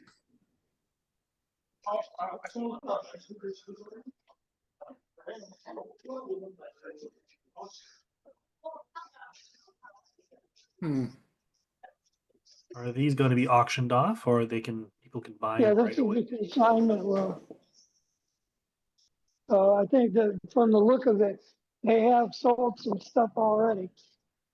Yeah, the pet's the big score that's left. Worst Model IBM 25. ever. Ah! Model 25.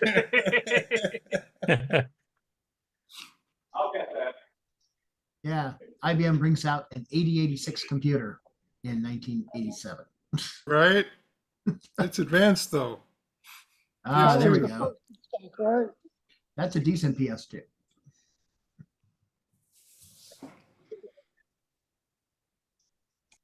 Yeah.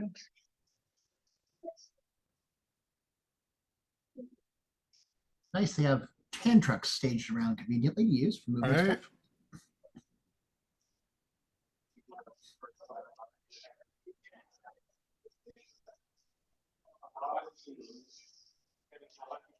I'm very surprised at the lack of Tandy-related material.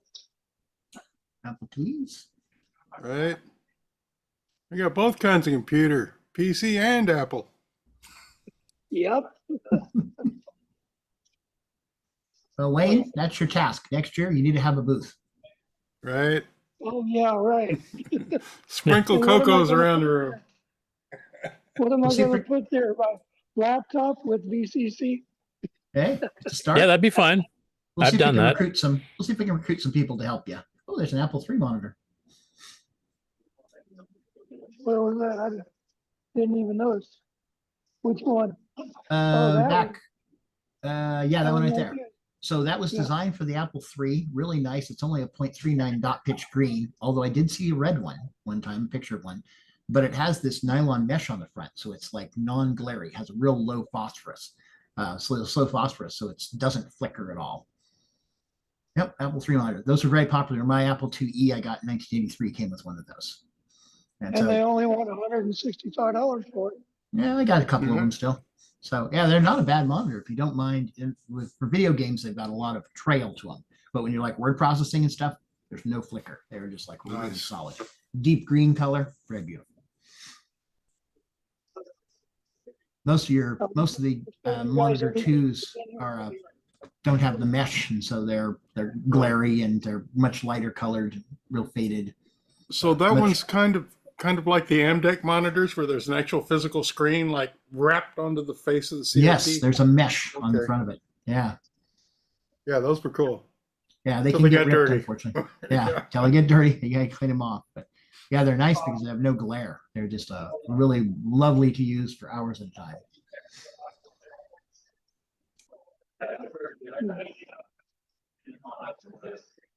VCRs.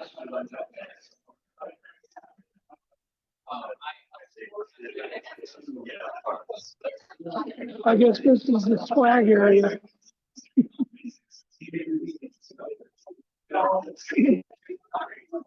Well, I think that's about everything that was there. Nice. Yeah, it looks like a good show, good size, good attendance. Oh, yeah, you should have seen how crowded it was when I got here. Well, you did when I did that little preview run. Oh, it's Curtis, this is just for you. I noticed it earlier.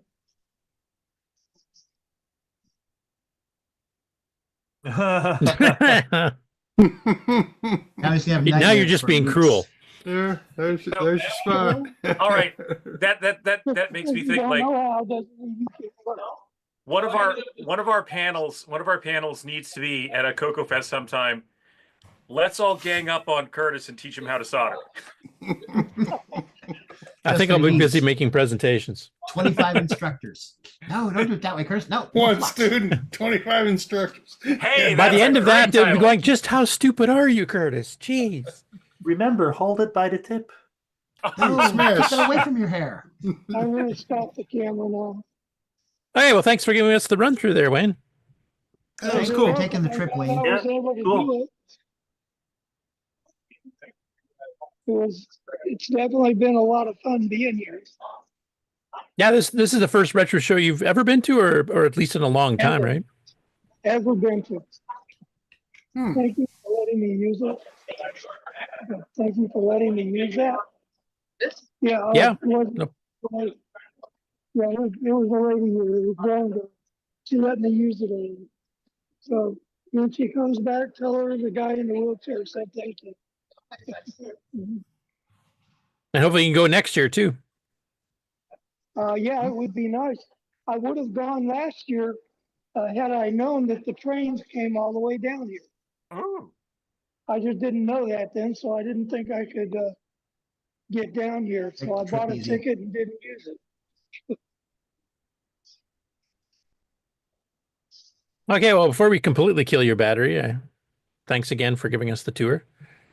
You're very welcome, and I will see you guys later. By the time I get home, the show will be over. Surely you jest. Okay. Well, we ready for a commercial break? Yes, we are. I need coffee. And game on. So Sloopy can awake. Yeah, Sloopy can handle this. Okay.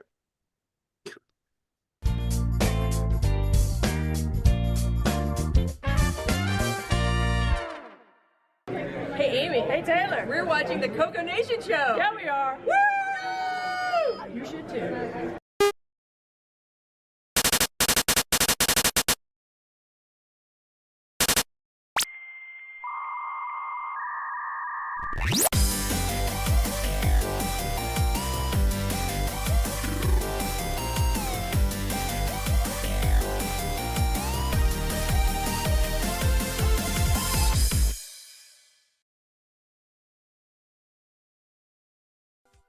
Hello everyone, it's your good buddy, your good pal Amigo, and joined by that dastardly The Brent from ARG Presents. You're watching CoCoNation. I feel like that should have been longer.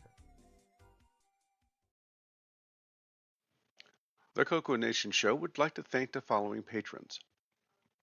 AC's 8-Bit Zone, Alex Gayer, Alan Huffman, Brendan Donahue, Brian Walsh, Brian Weisler, Kieran Anscombe, Coconut Bob, Daddy Burrito, David Ladd, Derek Smithson, Diego BF109, Don Barber, Eric Canales, Frederick Sigard, Glenn Hewlett, Graham Wabke, Grant Leedy, Henry Gernhardt, Henry Strickland, Jason Warrens, Jim Mullis, Jeffrey Drywater, Justin Larson, Ken Reichard, Patrick Euland, Paul Fiscarelli, Paul Shoemaker, R. Allen Murphy, Retro Tech Time, Richard Harding, Rob Inman, Rocky Hill, Steve Batson, TJB Chris, Tom C., Tom Gunderson, Tom S., and William Athing. Thank you so much, patrons. If you would like to support the CoCoNation show, sign up at patreon.thecoconation.com.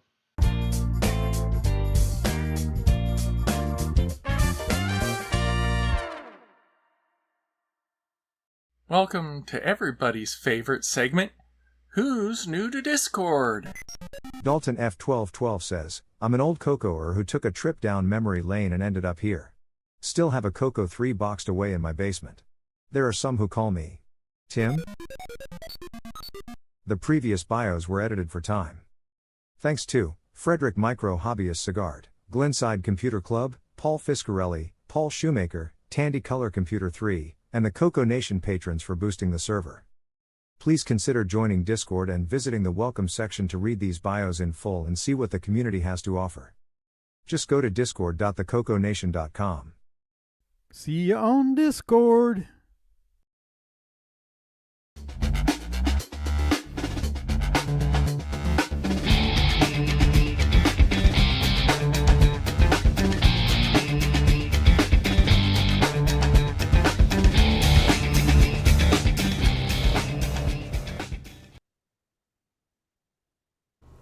Welcome everybody to the CoCoNation Game On Challenge of the Week results video. This week we played Gem Quest. We had a total of 9 players. We had Coconut Bob with 1150, Jason Warrens with 2500, Ed Rhodes 2900, Jim Rye 3600, Dr. Ted 3950. Tied for third, we had Sloopy Malibu and L. Curtis Boyle, both with 6,000. Canadian Retro Things, 7,450. And this week's number 1 score belongs to Shenley with 10,950. Thanks everybody that played. We'll see you again next week.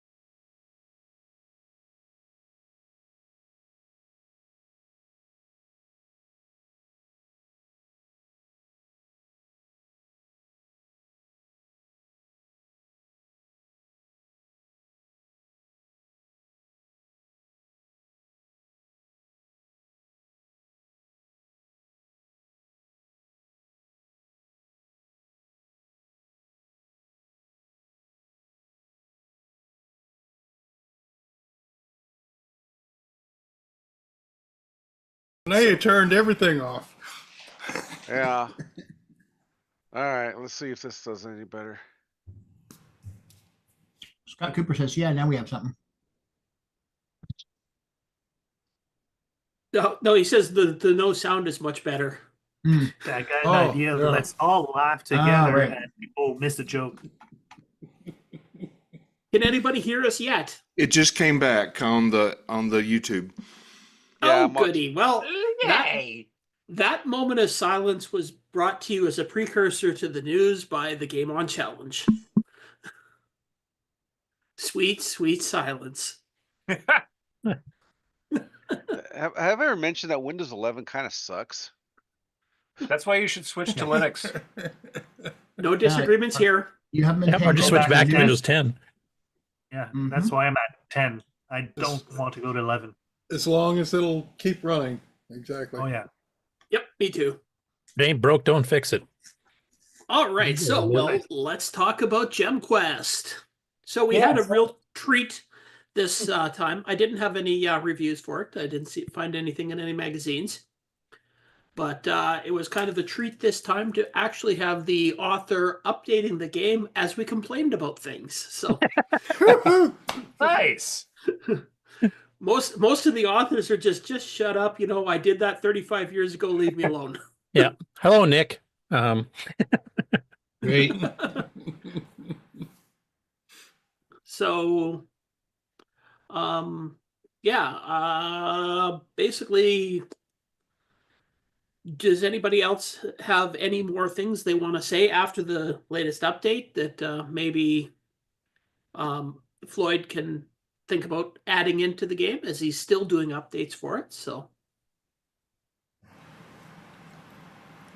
Oh, come on. We're already an hour 45 in. How long do you want this show to be? 100th episode. We can go for 400 hours now. yeah, there we go. I mean, we're going for a record today. Hey, I've got a bad weather report that says I ain't going nowhere tomorrow, so. Might as well dig in there. Well, we mentioned a couple earlier on, like, smoothing the animation out and keyboard controls and being able to turn around in the single space so you don't have to kill yourself to turn around. Has anybody And thanked also they're Floyd for doing this? Hmm? Has anybody thanked Floyd for doing the repairs, the fixes? Oh, I don't know if we Thank have you. or not. Thank you, No, I Floyd. feel so unappreciated. Oh man. there's a couple thank yous for some of the features for the release he did for Thursday's Game on Challenge. I know that people had mentioned, but more Although still I'm coming. sure, as I mentioned on Go ahead. Sorry, go ahead. I said I think the biggest one was just getting rid of the timer. I think that's the biggest thing. And I think that's probably the biggest disappointment from everybody from Europe is that there's now no timer. There's no timer. They can always play the original version. This is true.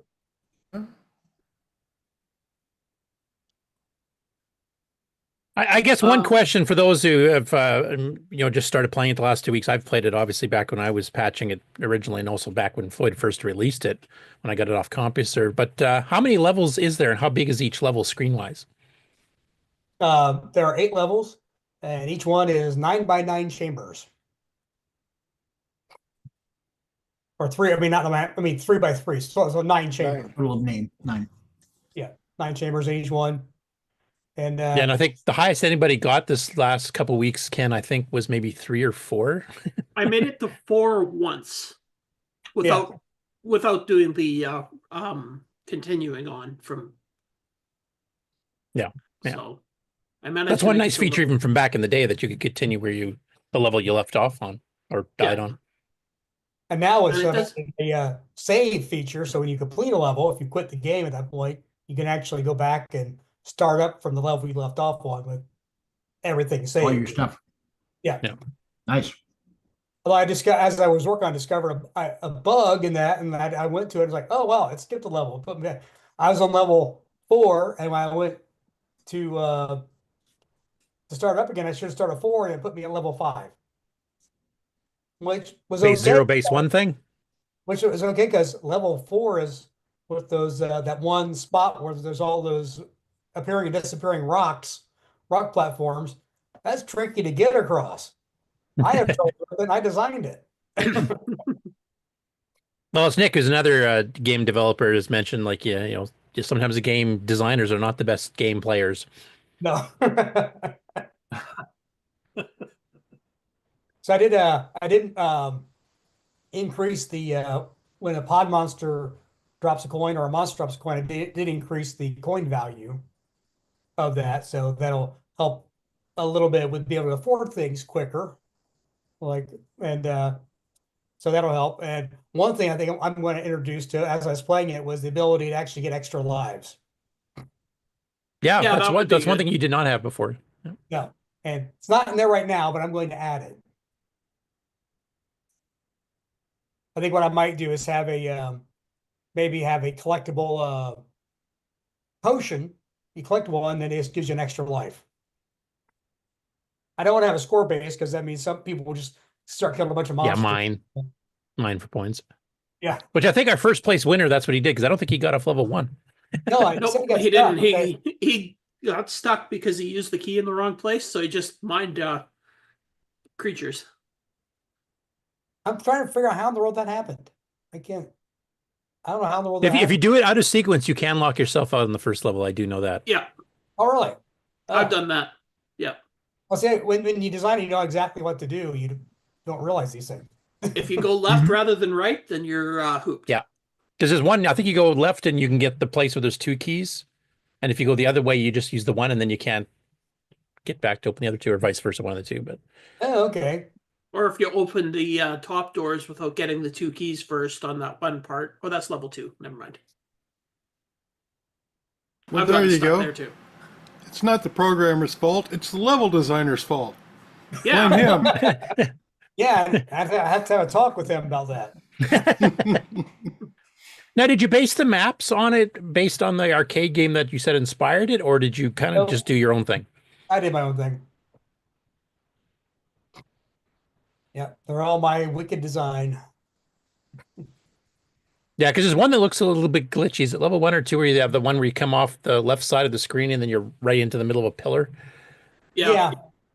I need to fix that. And I also need to fix, there's a couple other levels that if you go, there's nothing keeping you from going off the right side, which is actually the, winds up being a subscript out of range error. Yeah, I hit that one. Yeah, so I need to fix that, either fix it in code or make it to where if you're on the edge of the map, you just simply can't go any further, even if there's nothing blocking your way. Yeah.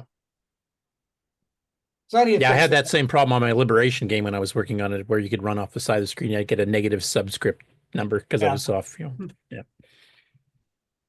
So I'll fix those.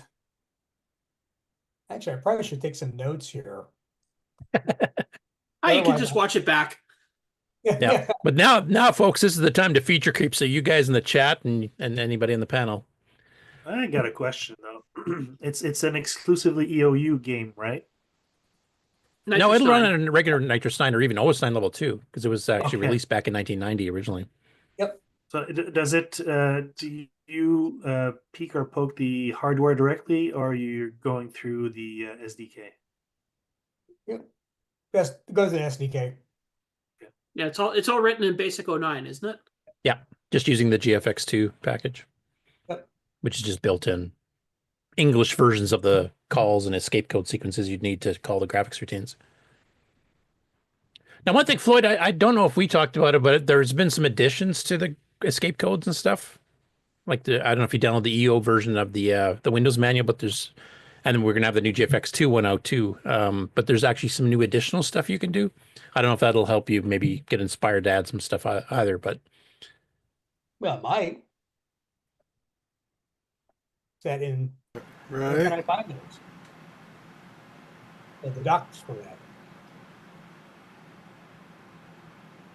And then you've been doing some changes in Dungeon Depths too, I think. And then we're talking about maybe getting some of the digitized sound in there too. And then you also did, I'm trying to remember the other games you did, Magic Stones, which probably won't be a game on challenge just because it's not really an arcadey style game. No. And honestly, it's a pretty weak game anyway. Hey, that sounds perfect for something I would choose. Yeah, it's a good casual game. Yeah, it's a good casual game. Yeah. If you're getting tired of poker and solitaire, that's a good one to play. And then there's Tank Rescue, which I've got to patch because, like I said, or at least this. Actually, since you're back, I don't have to patch it. You can do it, but I have to decompile it and get recreated. Now, you lost all your source back in the day. Oh yeah. I had. Well, what happened was, I honestly don't know what happened to all my my floppies, but several years ago, a friend of mine and I, we went up to the last annual CoCo Fest up near Chicago, and we took all of our CoCo stuff with us, and we gave it to the club so they could auction it off at the fest. Now that included all your discs and stuff too? Yep. Geez, we have to find out who got all that. Yeah, then. somebody has all this stuff. And That they're going to saved me a come to lot of CoCo decompiling Fest. time. Yeah, and they're going to come to CoCo Fest. What year was that? So what year was that? Or formatted? Let's see. That was probably, gosh, that's probably 10 years ago now. So it would have been Elgin Heron Point with the big bird statue. Do you remember? Was it at the Heron Point Hotel where they have the big bird statue in the basement, or when you walk into the convention center? Or was it pre that? I'm wondering. I don't think it. Yeah, I don't think it was that. I think it was where they are currently still doing it at the hotel. No, it moved 4 times. in the last Okay, well then decade. maybe I don't know. I know it's been a while. I don't remember. Yeah. So I wonder if we have a record of if Glenside has a record of who maybe bought it. It would be pretty cool to get the source back. Oh yeah. I remember I got to meet brother Jeremy, who I Yeah, he was at the 2016 or 2017 when he came back from England, I think, to attend. it was cool seeing putting a face to him. I messaged him on CompuServe. Oh right. CompuServe. Yeah, me and Alan Huffman used to jam with him in like the early 2000s, late 1990s CoCo Fest too. So I got to meet Steve Bjork. Yep. Yeah, he attended a few of them before he passed away. Yeah, yeah. So that was cool to meet him. And I had a cartridge of a super Pitfall that, and he autographed it. So I actually went. I forget what it went for, but it went for a good amount of money.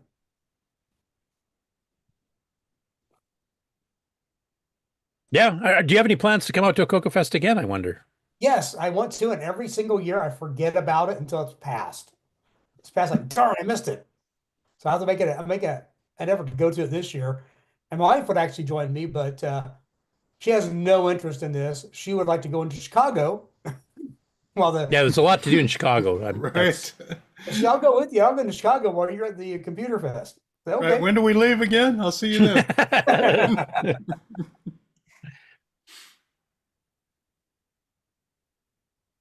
But I tell you, after listening to some of the projects that are going on, that makes me wish I would have kept my CoCo 3 and found someone to fix it for me. What was wrong with it? Oh, I tried to desolder the CPU and put in a 6309. That didn't go well. See, people, soldering's dangerous. You should have just cut the legs on it. No, programmer soldering are dangerous. Yeah, there you go. Yes, indeed. Yeah, I was doing a pretty good job until I pulled a trace. Yeah, it can be fixed. We have but- solutions for that now. Yeah, so I wish I would have kept it, but I didn't know about that back then. This was probably back in the mid 90s when that happened. Yeah, when Power Boost and Nitrous 9 were both competing with each other. Yeah. I did go to a this was kind of cool. I went to a computer festival down in Atlanta once, a CoCo festival down there. I forget what it's called, but got to see GemQuest running on an M1 on an MM1. That was Oh, somebody ported it for you? yeah. I wonder who did that. It was actually the owner or the creator of that machine contacted me about doing it, and I don't think he did. I think he had someone else do it. Yeah, because Alan Huffman did some, Joel Evie did some, Joel Hegberg did some. I'm trying to remember who else did. Squad Creeping Trog did some stuff for the MM1. There's quite a few programs from the CoCo that kind of did. There's a few games I saw. I never saw the Jump Quest one. That's interesting. Yeah, he was I don't think it ever got released. That was more like a concept and just to try it. Pardon? It's just a concept for them to try it and see if they could convert it over easily enough. Yeah, and it did get converted over. I did actually see it running there at that on the MM1, and so that was cool seeing that. And then I got to saw so I forgot what program this guy was demoing, but I saw the user interface, and I said, "Hey, your user interface there. What is that?" He said, "Oh, it's GFX5." I said, "Oh, I'm really who wrote that? Floyd Wrestler." Hi, I'm Floyd. So that was cool. I gotta tell you, for me, it's really humbling when I see what I write being demoed in places and being enjoyed. I mean, I write it so people enjoy it, but it's really humbling when people actually enjoy it. I get to see, like, on the on Discord, seeing guys playing it, and that was really cool. That's why we'll continue to improve it. Yeah, and to be honest, you've got a few other games I think that would qualify for the Game On Challenge pretty easy. Space App and Dungeon Depths both would be good games for that. Not that we're going to do them all in a row here or anything, but yeah, they need some tweaking. But I think my favorite two is probably Dungeon Depths and of course GemQuest. I think we can just choose all the games and really make Floyd work hard at updating them. Yeah, next challenge you can play any one of them, so they've got to all be ready by next Thursday. Oh no, just next week we'll choose another one. The week after that, another one, and then after that, I has to write in a week. Yep. Yeah, and coming up in 3 weeks, a brand new game from Floyd. Well, when I was kidding, I know, but when I was when I was way back in the day when I was single and had other things to do besides just sit in my apartment and go to work and sit in my apartment and code, I could really crank out some code really quickly. So Do you know what I think would be a really popular game would be like a pinball game. Right, Curtis? Yeah. No, what do you There's a want certain me Australian that's supposed to be working on one, but he keeps distracting himself. Yeah, well, I'm not sure that's ever going to happen. So You guys. It's like yeah, I wouldn't even with your balls. I wouldn't even want to try to figure out the physics on that. Well, Nick's trying to do it without math, so that's an interesting concept. Yeah, it's not fun. Not fun, but I'm going to do it anyway. Trig without math. Yeah. Called the lookup table. Yep. Just predefine your sine cosine table and your Yeah, offsets. but pinball balls have a lot of things that you might have to look up. Yeah. We've only got 8 bits we need to work with.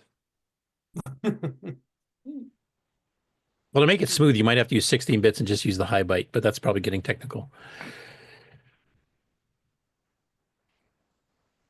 By the way, I know the guy in the chat agrees about upgrading the CPU. Mendelio said that's what I hate about the CoCo 3. The CPU is directly soldered to the PCB, unlike CoCo 1s and early CoCo 2s were socketed, which would have been much easier.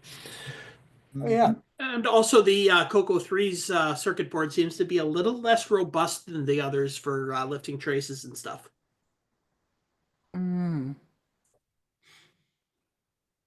I wouldn't know because that all sounds horribly dangerous to me. I love my power desoldering pump thing. I've definitely lifted a lot more traces on CoCo 3s than I have on any other CoCos. Actually, Ken, since you've been doing so much other hardware like Model 1s and Commodores and all kinds of stuff here, what's your experience on the quality of traces, et cetera, on the other ones? Like how would a CoCo compare? Is it middle of the ground, pretty good, pretty bad? Actually, I would put the CoCo 3 pretty low on the totem pole durability. For durability. I mean, yeah. I definitely have to be a lot more careful, watch my heat a lot more with the CoCo 3 than I do with any other boards that I mean, obviously, usually the best ones are the ones that are made in the 70s. Right. That was a little back in the era that when people did a lot of their own assembly, so they're made. Yeah, those are the ones that you can basically use a blowtorch to do anything, and it doesn't affect. Well, those were like fiberglass, Yeah. where the CoCo 3 is like cardboard with some resin in it. Cardboard. Do you have a proper desoldering gun? I don't. I just use a soldering iron. But yeah, I do. It's called hiring somebody to do it for me. Yeah, no, you want the gun with the hole in the middle so you can heat around the outside edge, hold it down, suck through the middle, and then that's right. Yeah. See, I've got what I do is on all my getting a little technical here for poor Curtis.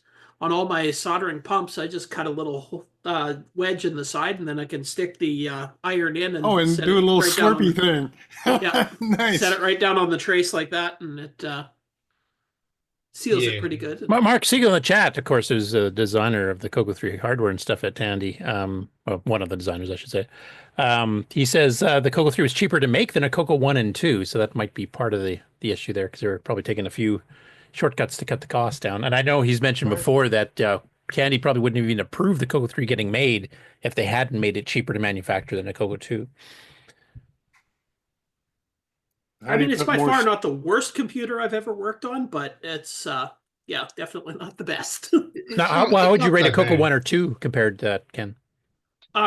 Robust. I would say they're good, robust. Messing around with my CoCo 1. Well, I mean, a CoCo 3, all the money went into the silicon. Yeah. And that was it. There's nothing for the case. There's nothing for the board. Where the CoCo 1 and 2. That was all the gimme, and that was Tandy's very first, designing a chip like that. So sorry, Nick, you were about to say something? No, I forgot now. All right, but I think that's enough solder talk for today. That was solder talk. Okay. Solder Talk brought to you Solder by the Talk Game On Challenge. Challenge. It's got nothing to do with games, but we're going to talk about it anyway. And you were talking about the dungeon depths, back to games, and one of the first things I'll get rid of is the timer on that one too. Yeah. That's something that was kind of like copied from arcade games at the time because they wanted you to spend quarters, right? So you either have to die a lot or you have to run out of time or both. And nowadays, nobody has the patience for that anymore. Yeah. So. So what I did on my Mac version, my Mac and iOS version of that, is that there's still a timer, but how it functions is that once it expires, you don't get a level bonus. Yeah, it's just like a penalty. It's not you're going to die. Right. Or the game's going to end, yeah. Yeah, that makes more sense. Because if you want to speed run it, you can get like bonus points or something like that. But. Exactly. Yeah.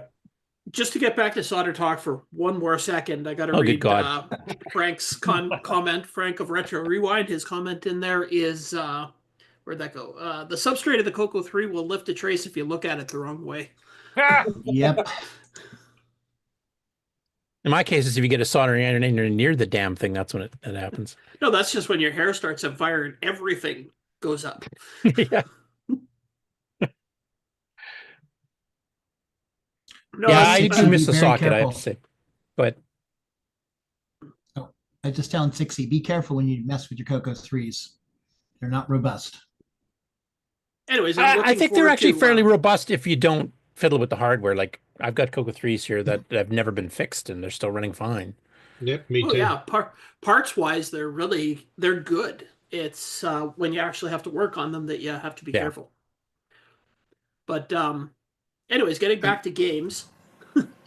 Yeah, since we have the author here, I was going to ask him, did you have any tips and tricks? We'll ask everybody else who is playing it, of course, but I was wondering if the author has any tips.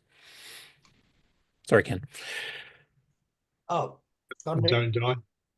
Yep. Well, you're the author. Don't die. Oh, geez, you've been listening to Ken way too much. Don't get greedy. Yeah. Actually, it's a lot easier to be greedy now that there's no timer. Yeah. Well, I mean that I've done this for design. It's like I go after a chest and that's on a level where on a platform where I know if I drop off it, I'm going to lose life because I fall. I'm like, oh, I don't have enough life to lose. I'm going to end the game. I've avoided a lot. I've avoided a lot of your little platforms where it's like, okay, well, there's no way off that platform but to fall, so it's not worth the 10 coins or whatever you get. No, definitely not. And but I want to look into. I don't want people to get stuck because they didn't know which way to go. So I have to look into that. I don't know. I think that's not a bad thing with the game. It's you can always restart the level if you're stuck. Yeah, because basically you have to learn the level then, and then you know the next time, okay, I got to do it this way type thing. Yeah. And I am thinking about putting a timer back into it, just for the purpose of having a bonus at the end of the level. So, yeah, not die when the timer ends, but just get no bonus. Yeah. Yeah. Yeah. And then make the timers every level had its own. I mean, it was the same amount of time no matter what. Obviously, some take longer to do than the others. Like the first level can take longer than the other ones because you have that one little. You can go down that one ladder and then go back down at the bottom and get to a statue, and so that can add to it. And that's what made me think I need to get rid of the timer because there's not enough time to get to that statue. And yeah, I think I'll add that back in, but just having a bonus at the end of it if you have time left. No, that makes sense.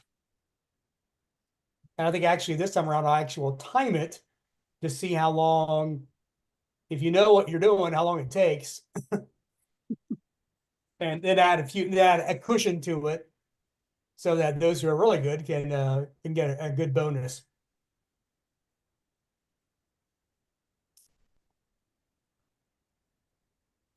But another tip would be don't get jump happy if you're going across a bunch of like jumping across an area where there's gaps in the platform. Because if a monster suddenly appears on one of those, well, you're gonna fall. That's like you have to jump and then either pause and wait to see if a monster spawns and make sure it's not in front of you, or try to hit something quick. Yeah. And just hope that while you're jumping, it doesn't spawn. So yeah. Yeah, I usually gamble and just go running across as fast as I can so that there's less time to have spawns. But yeah, that sometimes backfires horribly.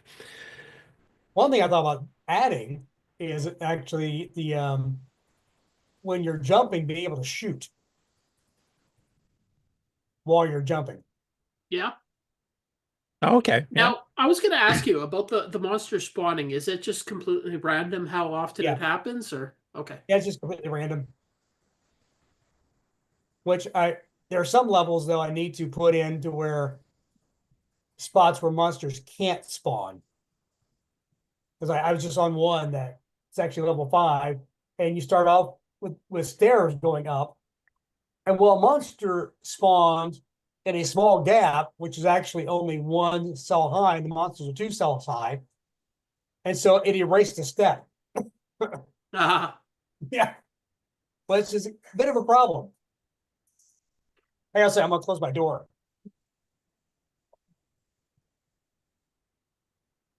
Yeah, I haven't seen level 5, and I think since I originally patched it to run, because I actually got to know the game pretty well when I decompiled and I was testing it all my changes and stuff there. But I fought in all the nice quick ways to get through levels, and I had to relearn everything, so I didn't get that far this time. But that's where, I don't mind the fact that you have a wrong way to go where we'd run out of keys or whatever, because you do have to learn the levels. That's part of the game, I think. Yeah. I'll fix that then. And you do have that, what is it? You hit a certain key to restart the current level, which I think that's probably one of the reasons you put it in there, besides also being trapped by a monster you can't get around, which you are fixing. Yep. Hopefully that's all fixed now. Should be able to, because you can shoot monsters on a step below you and climb up the ladder, and there's one above you. I didn't even notice that when I first designed it. It wasn't until I got back into it that I noticed that. Wow, that's a problem. How did I not notice that when I first wrote it? You didn't play test it enough. Yeah, probably not. Actually, that brings up another question. When you were writing all these games here, did you have anybody that, like a friend nearby or something else out of Coco, that helped you play test, or was it totally solo? Nope. Totally solo. Actually, at that time, I only knew there's only one other person who had a Coco. It's my friend Steve. And this guy's cool story how we became friends. We were both going to Cincinnati Bible College at the time. And I had my Coco 2 out, and he was walking past my room, and my door was open, and he saw me at my desk with my Coco 2, and said, wow, he had one as well. And so he walks in, and that's how we got introduced. We've been friends ever since. Matter of fact, he was into assembly language for it, and he wrote this handy little machine language module. Is called I think you call it over GP. But actually allowed to overlay graphics on top of each other. So I started working on never finished. I started working on another platformer that was actually patterned after Prince of Persia. And so I could actually have it where the man walked like behind pillars. So you can actually have graphics on top of each other. Okay. Without having to create a graphic for every single one. Yeah, because the way you do ladders and stuff now, you just cheat. You have a new tile that has the player and the graphic of the ladder on the same spot already pre-rendered. So yeah. So and I wish I had that, and I need to ask him if he happens to still have that source code. I really doubt if he does, since we got rid of all our Coco stuff. So I really doubt. I'm going to ask him anyway. He still might. He's a pack rat, so he might. what was his last name, if you don't mind me asking? Steve Crump. Sorry? Steve Crump. Crump? Yep, Crump. Crump? Yep. Just trying to remember Steve Crump from Delphi or CompuServe or something. Well, yeah, he was on those. Yeah, the names did sound vaguely familiar, so. Yeah, I think he might be part of the Facebook group. I think. Oh, okay. With a C or a K? C. CRUMP. Speaking of CompuServe, the Dungeon Depths was actually featured in their magazine once. The RS-DOS version. Yeah, online magazine, or what the heck it was called. I can't remember what it was called now. It was their printed one. Yeah, their actual magazine. You get Yeah. basically if you're on CompuServe, you got a subscription for 6 featured, months. I mean, it was mentioned with a little description of it, but it didn't have my name at all. But still, that's pretty cool seeing it. Like, oh, that's my game. And they're talking about. Yeah, there's that review you're looking for, Ken.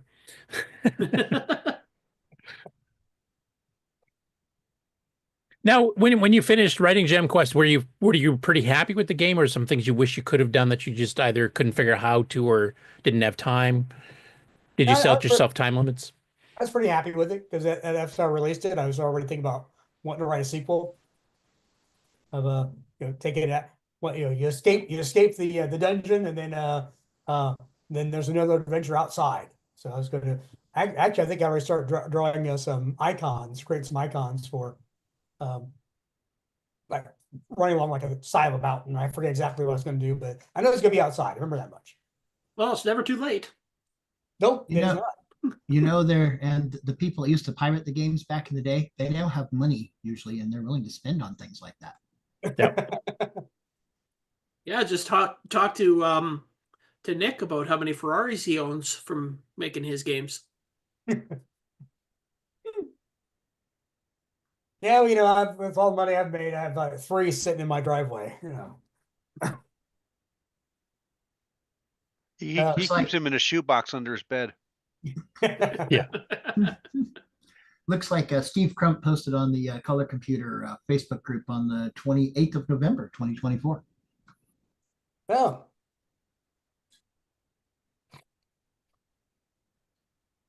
Yeah, we used to run a BBS together.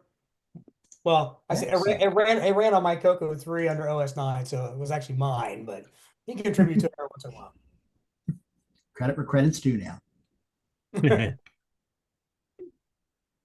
So for the rest of the people on the panel that played the game, or in the chat that played the game for the challenge, or just over the last 2 weeks, any tips or tricks, or any just general reviews, what you think of it for a game written completely in BASIC with no assembly language subroutines or anything fancy like that? It's just plain old BASIC 09. And I'm trying to remember, you would have written this after Kevin Darling's FastGriff patch, or before? I don't know. I think maybe after. Yeah, because I'm trying to remember, because I know, like I said, the tank rescue game is running so fast, and I think that's because you might have written it for the pre-sped up graphics driver in 90 or 91 or whenever Kevin released it. So and then Christmas Craft Drive came out, and yeah, and then a whole bunch of stuff sped up. Yeah.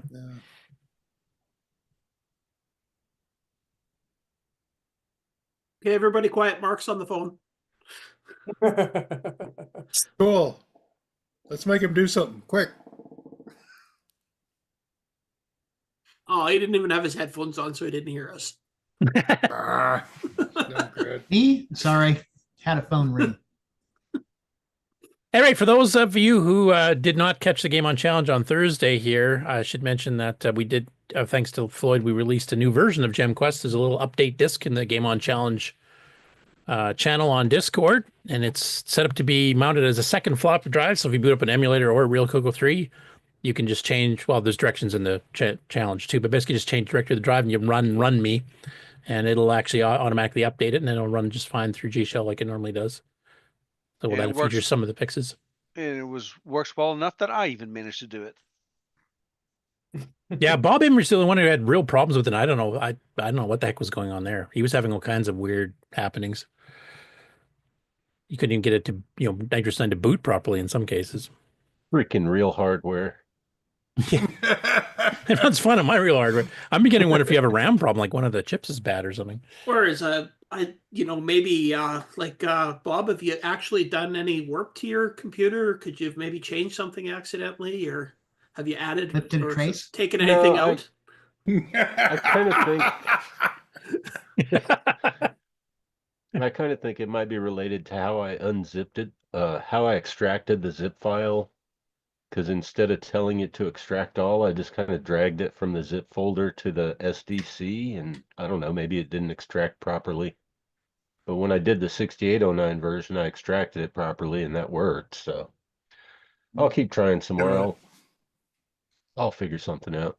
Yeah, I mean, there's an unzip in OS9 included with EOU too. So yeah.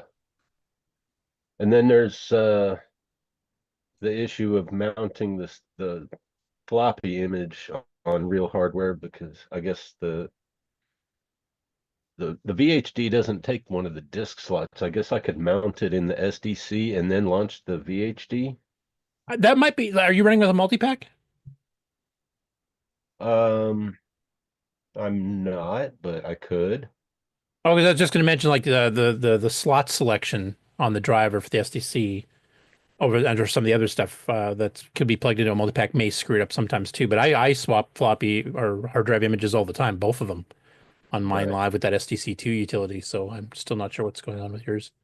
Hey, Curtis, I have a question. Yep. So this GemQuest update, does this patch what is on the hard drive image of EOU? So you only have to run it one time? Okay. Yep. Yes. And the next version of EOU will ship with the patch. We'll ship with the, well, actually, I'll be even newer than the one that's out there now because Floyd's done more changes. Gotcha. Okay. Cool. I have a question that is actually not game related at all. We'll allow it. Well, thanks. Now, I'm not sure if this may just be a MAME thing. I'm not sure, but every time I press a key, it makes a noise. Nope, that's the key click feature that's Curtis. defaulted on the term window, which I will be changing. I've had enough complaints now. Curtis's fault. It's all Curtis's fault. Just go key click off when you load up EOU, and then you won't get that. Yeah, or just clear to another window because the other two windows don't have it on by default. It's just the I main did term. notice that it seemed to be in only the 40 column.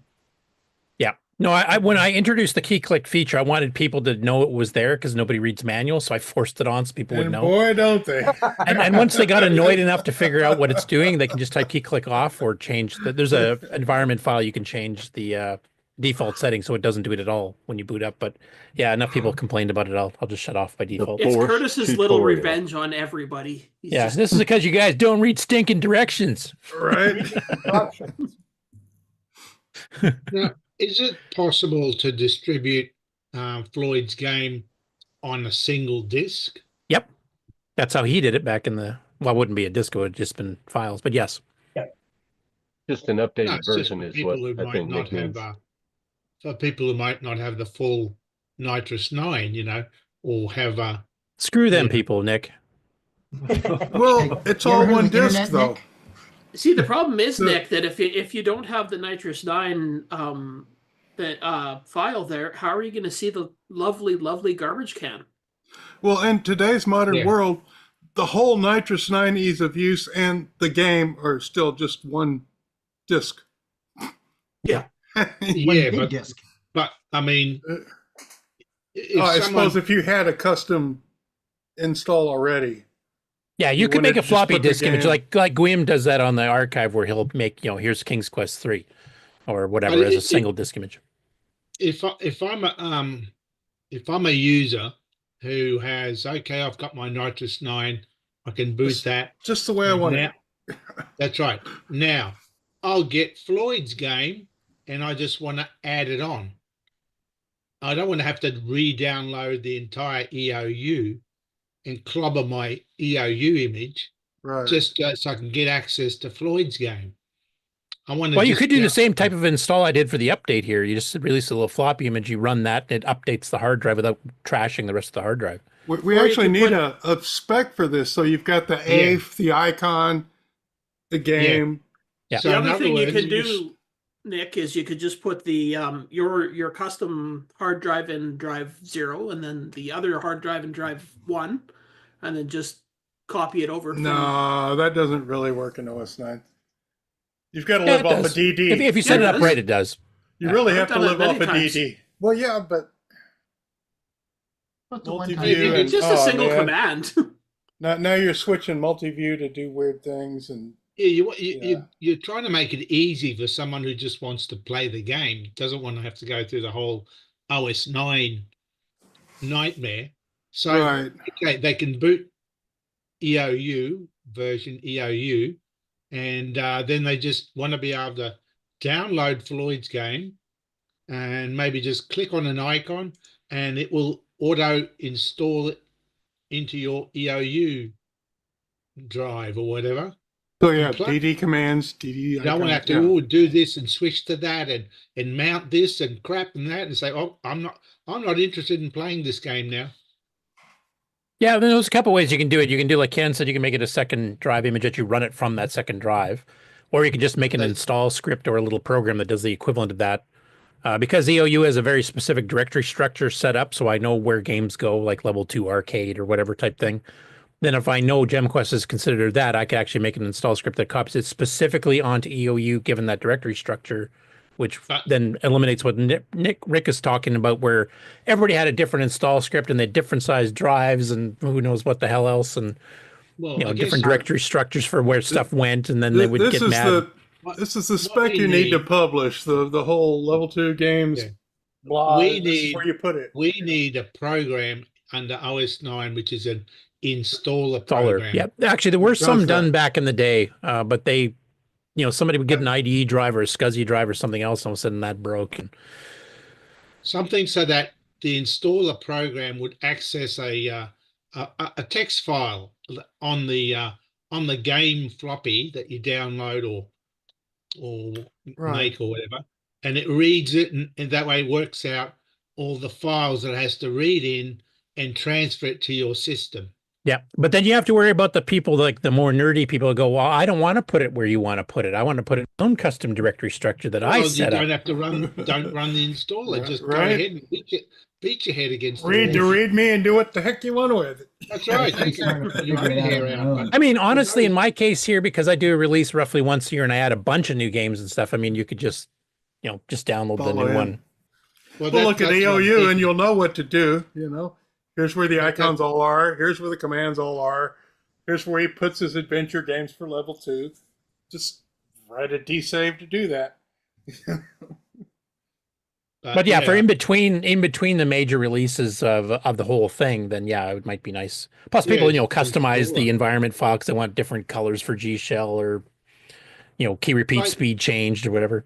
When you buy any computer, even back in the old days, MS-DOS, you didn't reinstall MS-DOS every time just to play a game. You just Well, no, they usually distributed the games on separate disks, or you'd have to run an install but- script file to do it. Yeah, but you didn't need to boot from that. Yeah, you just ran a so- batch file, and That it would depended on the copy the game. files to your hard disk. That depended on the game, though. Yeah. Well, and That we're wasn't working on always the- smooth on DOS either, I can tell you. And the distinction between a power user and a game player, because a game player doesn't really care. He'll load the whole image. He's got all the games, If he doesn't have the game he wants, he'll download the next whole image, and he's still got all the games. Where the user doesn't want to touch his install. I'm not going to change my install to run any one game, but I'll put it on top of the one that I have now. So I could see a way, It's a good feature to add while we're creeping. Hey, weren't we talking about games or something? I don't think we've even got through the game on challenge yet. I think We've got. This is only because you started talking about soldering, Ken. Are we done? Are we done talking about loading the game? Can we Okay, now move on playing the game. Step 2. Now, Yes. About playing the game. Yep. We had to build the hardware, then we had to load the game. Now we have to play the game. Yeah, this is really step-by-step instructions right from the... First, Mark Siegel had to design the gimme chip, and then... Right? There we go. You guys sound like our men's group at church. It took us nearly 2 years to get through the book of Genesis. That did doesn't deconstruct it. surprise me. That's a long book. Oh yeah, it is. Honestly. There's a lot going on. Yes, there A is. lot.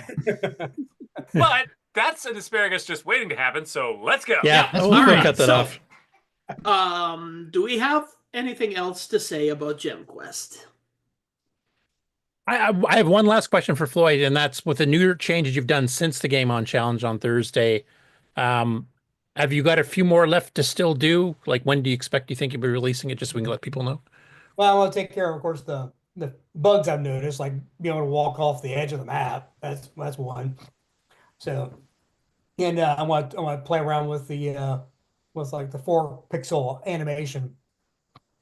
See how that will work. And once Okay. that's all done, we can just post the update disk into the Game On Challenge, and we can load it from there if you want to.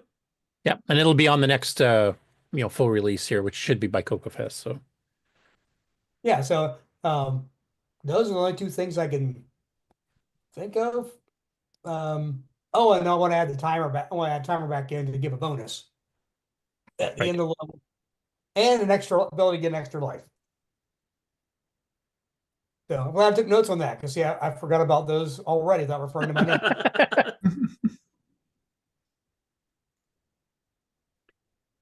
All right, so I guess we will also talk about the other game that we played this week, which was Pack Droids. And that's kind of a Pac-Man game that has a few differences to it.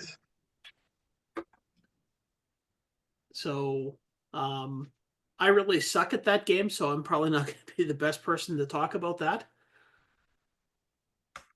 I find it fun. I remember when I first got it, distributed backup, back in the day of its release, and the fact that you could, like the smart bomb spacebar thing, which whatever direction you're going, it'll blow up any of the mines that have been dropped there, so that you can clear off the maze and actually get to places, and the different mazes as you go further into the game, and certain sauces you can kill when you eat the power pellet, and others you can't. It had enough differences. It kind of felt like a new game. Because the maze is very simple. It's not it's not very big, but there's multiple ones. But it's something that annoyed me the most was turning. I mean, he lost time by turning. Well, I do recommend using the keyboard over the joysticks. Keyboard seems to be a lot more responsive. That's what I used. I used a keyboard. Using a Canadian or an English keyboard, not a French one. Oh yeah, it's a translation, right? Yes, it has to translate the arrow key from French to English, and that takes time. Yeah. Well, I am running it on XROAR, so I wonder if that probably had something to do with it. I'll try it on my CoCo eventually. Or maybe it's a problem with all the extra U's that we have in all of our words in Canada and Britain. Yes, I'm sure that has something to do with it. Yeah, Scout's honor. Oh, you are. But yeah, so it's definitely a different version of Pac-Man, and I guess since we're running a little bit long today, we'll talk more about that next week. Sounds good. So now we will talk about our live show from Thursday. Sloopy, are you here? Are you awake? Is he here? I don't see him on the panel. He was here. Yeah, he's here. He's just not awake, I don't think. He's just ignoring us. Yeah.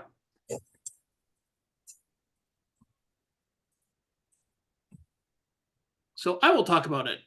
Here is the Thursday night show. We were lucky enough to have Floyd there with us, and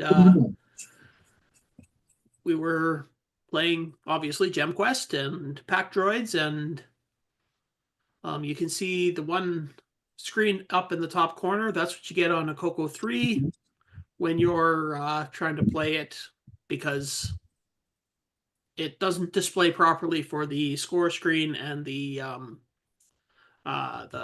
title screen, but the game plays fine. Yeah, and you can still see your score since it's near the top. It'll just repeat it like 8 times. Yeah. And here is Pack Droids, and I think this is me playing it, and I think I really suck at this game, so. So as you can see, when you get the power pellet, only one of them changed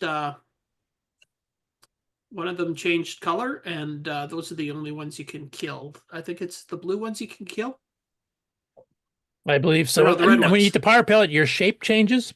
Yeah. And you also get a timer bar underneath a score. That shows you how much time you have left. The red ones are the only ones you can kill. Because I saw that I just killed one.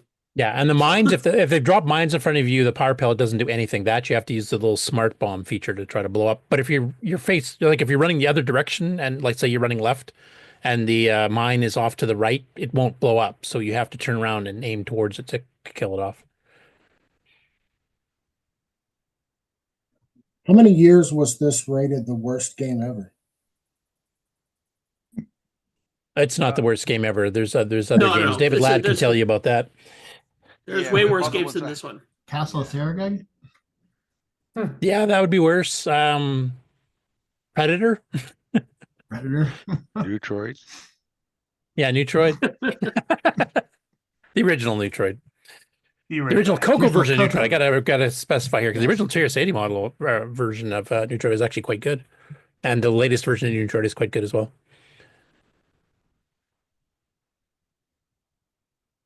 They're never going to let you forget, Nick. No. High praise from Curtis, indeed, Nick. And then they wonder why pinball's not going very fast. Why, are you working on another version of Neutroid? I'd probably do that faster. Well, I hope so. You've already written it 7 times. 8th time's a charm.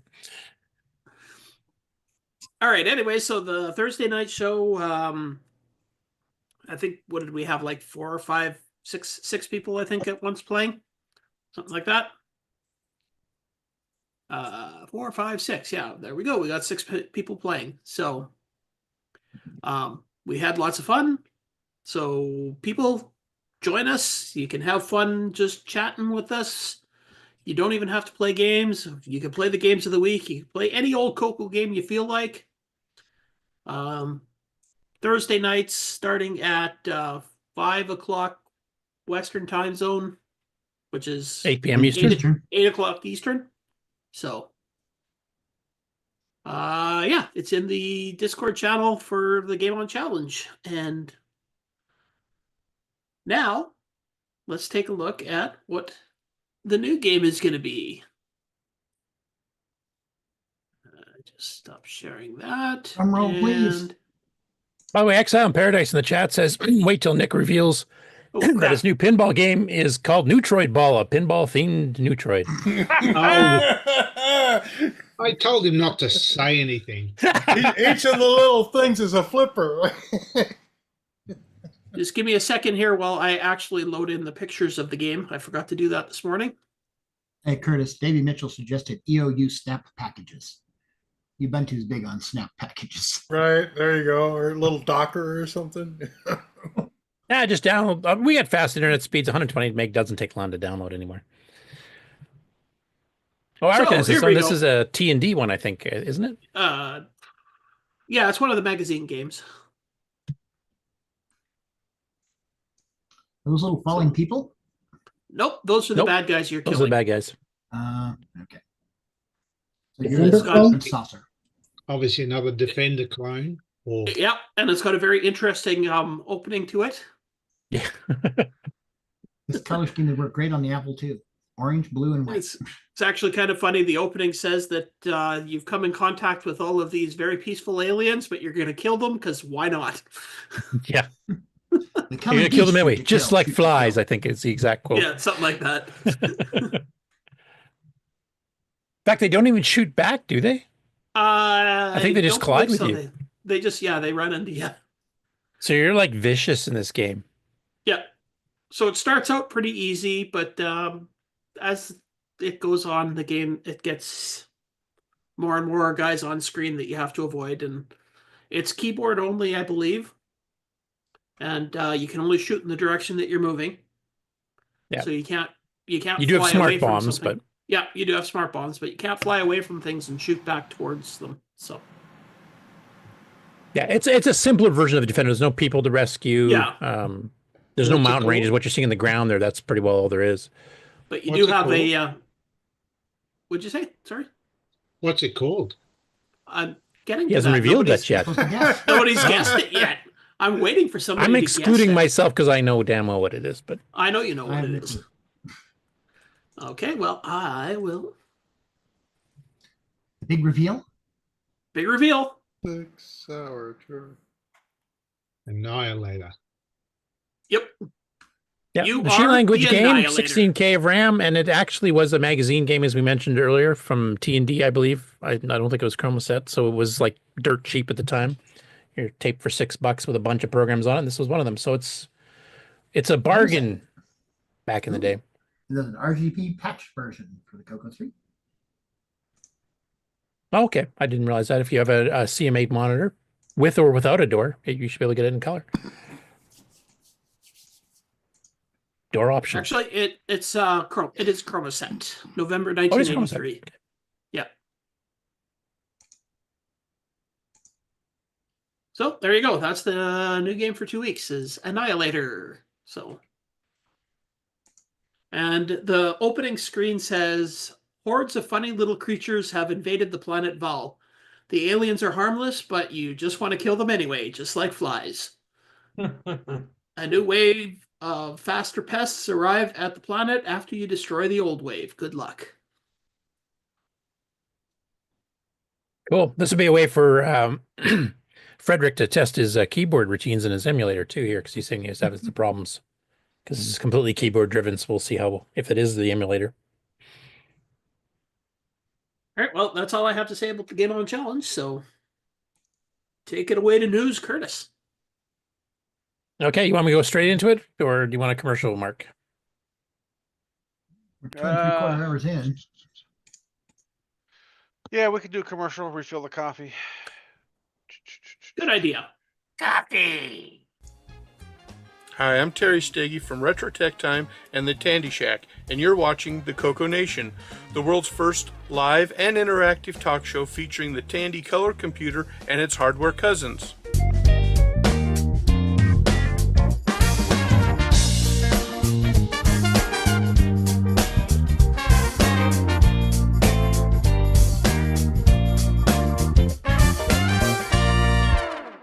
From the makers of the Switcheroo.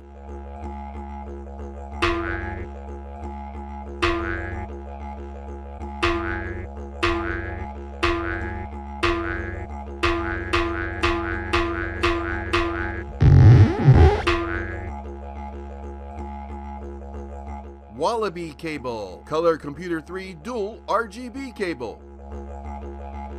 Get yours today at cocoman.biz.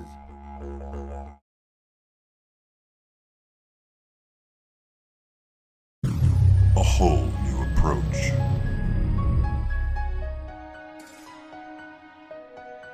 Faster than ever.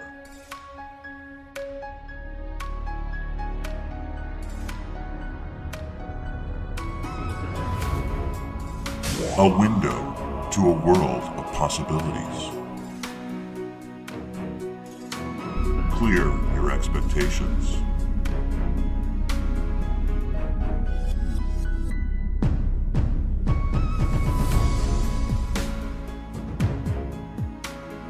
Clear your hesitation. Just hit clear.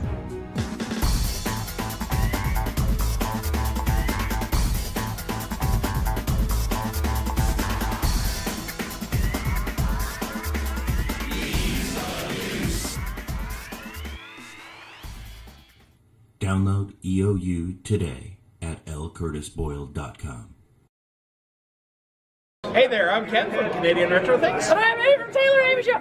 Yeah, that was Amy from Taylor and Amy Show. And you're watching the CoCoNation Show.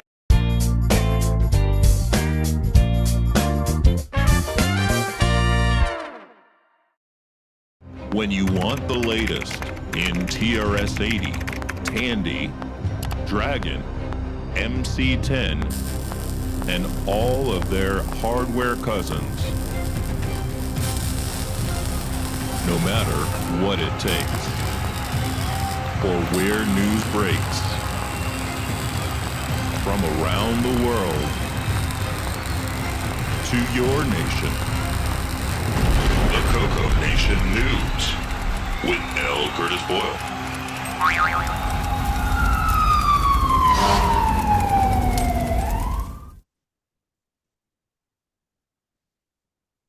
Okay, so we'll continue on in the game-oriented theme here with the Game On news first. So the first one is Jim Gary did a couple of game adaptations for the MC10 and the CoCo this week.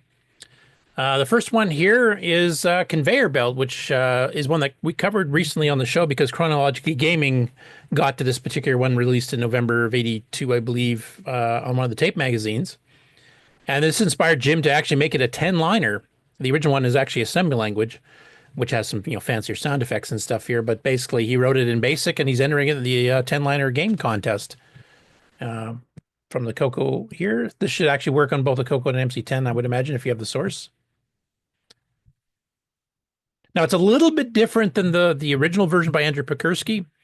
The scoring definitely is somewhat different here. He actually gives you points as you move and between the tracks, whereas the other one would give you 1 point if you made it to the top and then another 1 point if you made it back down.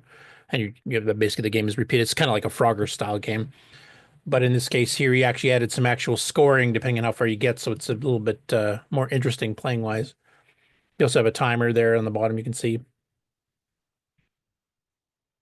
But basically, the gameplay is pretty well the same. It's going to travel between the moving tracks. Don't hit the black boxes. And literally, he had this, like he talked about, he was going to make a conversion of it for the MC10. He had it actually up and running the same day the show was that we showed it. So pretty well did it in real time.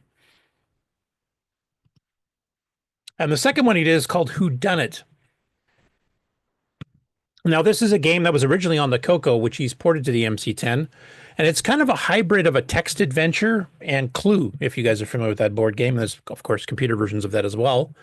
This was originally written by Dave Vintage for the August 1983 issue of Color Computer Magazine. Now, this is part of their game programming contest. And I believe we've actually played the first place winner, because that was Bugs 2 by Dave Schuchen and Roland Knight, which actually ended up being part of DICOM. They did a ton of stuff with Dave Dyes. And so this was one of the basic ones. It was one of the runner-ups. And it does literally play like you're trying to solve the murder type thing, who did, in what room with the object, etc. But it actually has the adventure game where you actually have to move back and forth between the rooms and get objects and stuff too. So it's kind of a nice hybrid of the two. It's kind of an original gameplay here. A little bit of music too. That's probably a bit loud. Let me turn that down a bit. Dallas Quest. I'm just kind of going through descriptions, but now you can see now it plays like an adventure game because now it says I'm in the servants' quarters. This is for the audio listeners. I see a cozy room. Now I'm in the hall. I see a coat rack and a corpse. Probably things you don't want to see while visiting somebody. But and then it looks like you can go north, south, east, west. So basically, you do the standard, verb noun, adventure game style parser, but you're also still trying to solve the mystery of who got killed or who killed the person and who with what and what room type thing. That's part of the Clue game. So I thought it was kind of an interesting one. I remember reading about this in the announcement for the winners for the game programming contest, but I did not remember actually playing this one. I don't remember. It doesn't look familiar to me, so I'm kind of thinking about I might have to go dig it out of my CoCo stuff here and try it. Next after is another 10-liner game contest. This is done by David Mitchell. And his is called Lightning Dodge, and he did this on his Dragon 32. So it's good we're getting some CoCo MC10 Dragon entries on the 10-liner game contest, which we covered a week or two ago here. It's run in Germany. And this one here basically has lightning bolts, and you kind of have, it gets a few lightning bolts at the start, and then it starts adding more in. But you see it places little dots on the top, and then it'll fire, and you have to move your yellow square at the bottom here to make sure that you don't get hit. And then they'll fire up to a certain angle trying to hit you. And it keeps adding more and more bolts, and then you have a couple seconds to move to try to make sure you're out of range of getting hit. But not bad for a little 10-line basic program. And if you want to actually take a closer look at that one, he's actually got his GitHub here. You can actually download the actual source code and take a look. What exactly were his 10 lines doing? Next after that, we've got a couple from Jim Jewett, and he's been pretty active on the CoCo group on Facebook lately because he's been digging out a bunch of old programs and games that he did back in the 80s. Some of them were completed. Some of them he's actually done some additions, kind of like what Floyd's doing. And some of them are what he found that were like not completed even back in the day here. And now he wants to complete them. And this is one of them. So this is kind of his version of missile command. It's called Missile. But it plays a little bit differently in that the missiles coming down at you don't go in straight lines. They kind of move around a little bit. So they're a little bit harder to hit. And I think he's still trying to get the hit detection to work fully, because it does let some stuff through that you normally wouldn't be let through. But you can see here, it's curving around. It's not just shooting at a straight line, so you know exactly where to anticipate firing ahead of time. But like I said, he's got some issues where the missile goes through some of the explosion area. So it seems to be a bit difficult to hit. But it's a work in progress. And the next one he did is he found a rudimentary poker simulator that he wrote back in the day. And so the program currently builds a deck of cards, deals it to you on the computer. You play against the CoCo. You draw cards using the 1, 0, like a binary digit, to say whether you want to keep a card or exchange it. And he said this one's not quite done yet either, but he did put the disc version up of this one if anybody wants to take a look at it and maybe, see if they can fix it themselves while he's busy working on his missile game. I don't have any screenshots, unfortunately, but. Next up, Chronologically Gaming actually did 3 different games on the CoCo this past week. The first one was Aardvark Golf, which is actually one of my favorites. So it's basic. It's 16K extended basic back from November of '82. Keyboard controlled, but it actually plays not too bad. Let's fast forward a little bit here. It's a 9-hole, so it's fairly simple, and it's keyboard. Basically, you take a look at the layout of the hole that you're going to play, and then you hit a key to select your club, and then you have a 3-character thing you have to enter. So the first 2 characters is what you're going to use to hit which golf club you're going to use. So you might use a 1W for a 1-wood, or a 3I for a 3-iron, or a PU for a putter. And then the last character is either S, M, or L, which is short, medium, and long, which is basically the amount of strength that you're going to hit it with. And then you spin this little cursor around where your ball is to do the aim, and then you hit the space bar to launch it. And there's some bouncing effects. You can sometimes clear the trees if you use a high enough iron, but you kind of have to get used to how exactly it goes. It does not have a zoom in view when you get to the green, but we'll pull the flag out and then you rotate your thing around to try to get it in the angle. It's pretty forgiving on the whole as far as that goes. But actually, I always liked this one. It was like I said, in basic, and it played pretty good. Where I can actually just move the cursor keys around. And then there's a demo of the keys. I don't know if you guys can see the blinking cursor, but and it actually hits the ball where the pixel I said to hit it would go. And I hope red is the fairway. Otherwise, it looks like lava, like we're playing golf. Unfortunately, we do not have that many colors in P Mode 3 to properly do that. I mean, that's one he reviewed there. Another one he did was called Lokar's Magic Staff, and this is from a company that was called Real Software Co., and basically all their programs were not that great, to be honest. There was a few that are completely text, and then he had a few others that are graphical, but they're basically hyped up random number game things, where you're just trying to guess random numbers. So the presentation looks nice on some of the game. He covered one recently that I showed on the show that was actually like mixing different weird concoctions together of like bat's eyes and whatever else type thing, and you're trying to get the right mixture. In this case, you've got the staff and you're trying to guess certain sequences of sort of like dice rolls that are etched into the staff, but it's basically just random number guessing, all gussied up to look fancy, which has some pretty decent for basic graphical effects and things here, but it's not much of a game. So I'll just briefly show you one here, a little clip, because I'm pretty sure almost nobody's heard of this one. And a ball pops out of the staff and bounces away. Okay, so that happened. And then I'll try touching spider and touching centipede. We got to touch centipede because, the game, centipede. So you can see it's changing what the staff looks like. At least we have something happening where the game's not crashing. The statue of the net man comes to life and casts his net in the air. He catches it and turns back into a statue. So I'm just going to stop the game right here. This is the whole game. It is completely random what you are doing. It gives you the illusion you're doing something. That's what the Alchemist Laboratory is and this game is. But you're really not doing anything. You're just doing trial and error and seeing what would happen. It barely constitutes as a game. That was my review of it too, as well. It's not very good. And then the last one he did this week for the Coco, and I should mention as a preview on Monday, he's going to be covering several Coco games on that particular show. So if you guys are around at 9 p.m. Eastern, either on Twitch or YouTube, he does live streaming of Chronological Gaming, the show itself, and there will be several Coco games on Monday's show. But in this particular case here, he fires up Monkey Kong, which is the only version of Donkey Kong that actually can run in a 16K Coco. All the other ones require 32K or more. And it's also the one that is based on the Atari 2600 version of Donkey Kong, not on the arcade. So the graphics are a little bit different. It's only got the 2 levels, but I'll play a little bit while I can skip the direction part here. And the derpy Mario at the bottom. Now I can call him Mario because this version is the first time on this game he was called Mario. Now later when he gets released by Microdeal, they changed the name of the character to King Cuthbert. So he looks the same. They didn't change anything about the way the character looks. I mean, he still looked like Mario, but this is sort of the beginning of the... Wait, did I just die? I had the hammer. What? That can happen in Donkey King occasionally too. But yeah, it's if you only had a 16K Coco, I do remember this one because I had a few friends that only had 16K, and this was the only Donkey Kong they could play, where the rest of us who had 32K or 64K upgrades were playing Donkey King or occasionally Donkey Monkey. But this was better than nothing. And if you were a fan of the Atari 2600 version, this is actually graphically a little better, except for maybe the color, but it plays the same and actually more closely resembles it than the actual arcade game.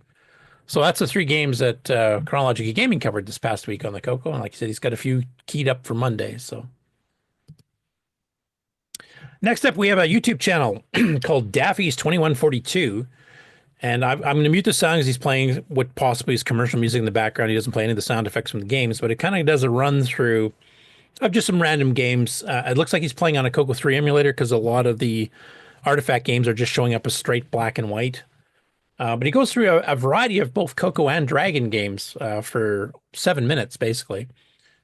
And there's some classics in there, of course. Here's like Planet Invasion by Spectral and Colorpede by Intracolor. And here's one of the Dragon games, whose name escapes me at the moment. We played this one on the... pastels. Yeah. Steve Bjork's Desert Rider.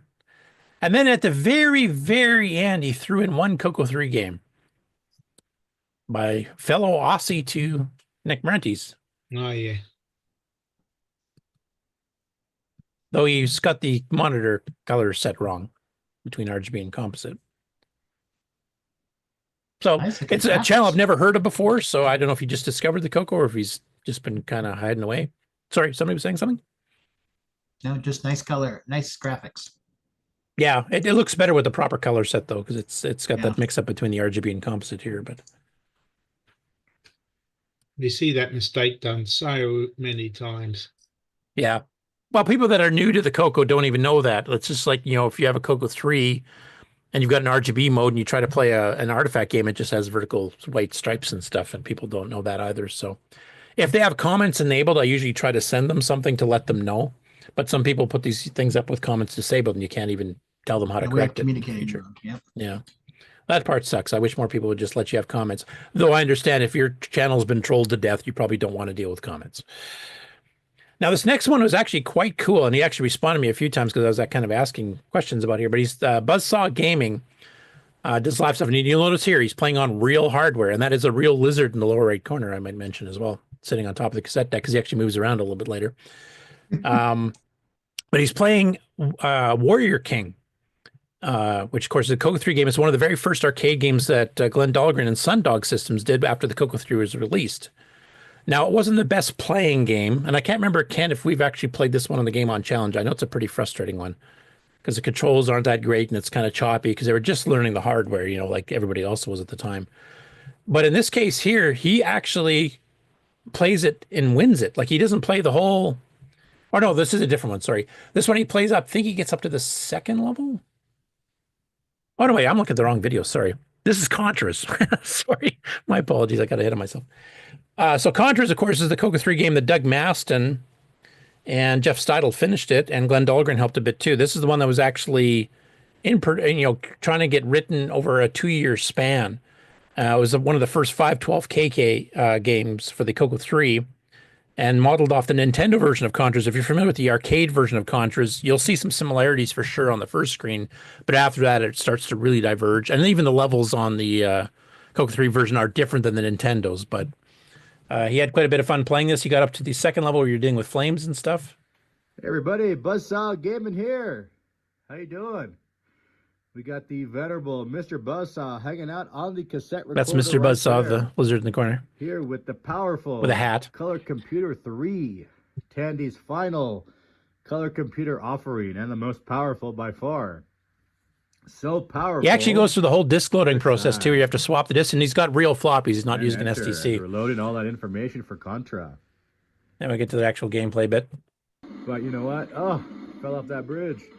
But for And he- Tandy, I think it's pretty darn good. I mean, He points out like the power-ups don't work properly. I think the only one that you actually can get is like the machine gun with rapid fire type thing. But yeah, when he gets far enough in, you get to see the second level. And then he runs out of continues type thing. But I know this one we have played, and I think Paul Thayer's actually completed the game a few times. So I think we actually got to see the ending. But that was good to see somebody that is definitely into gaming here, but I haven't actually seen too much Coco stuff from him before, so I'll definitely be keeping an eye out on his channel. And now the one I was talking about originally, the Warrior King one, this is where actually it shows the ending of the game, and this is by VED, which is Video Game Endings Database. And basically, I think the goal of the site is to show if a game on a computer has an ending, like it's not just an infinite, like a Galaxian where you just keep going until you die.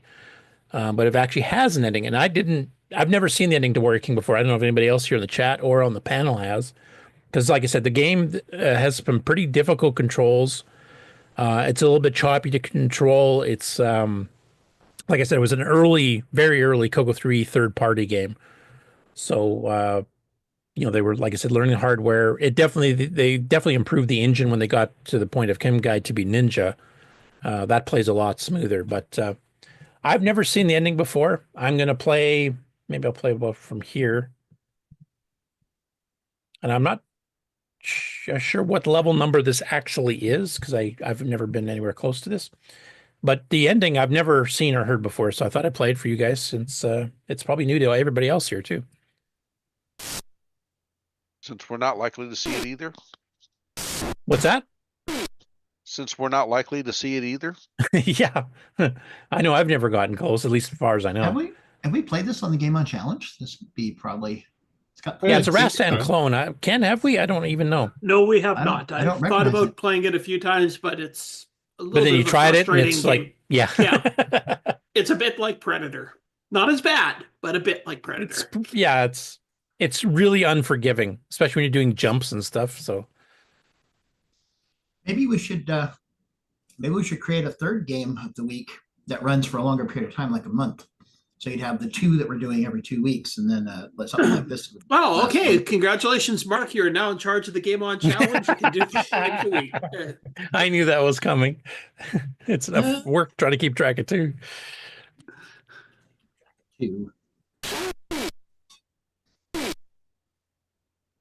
Like I've never seen those rat things before. I don't know what level they start showing up. The graphics are nice.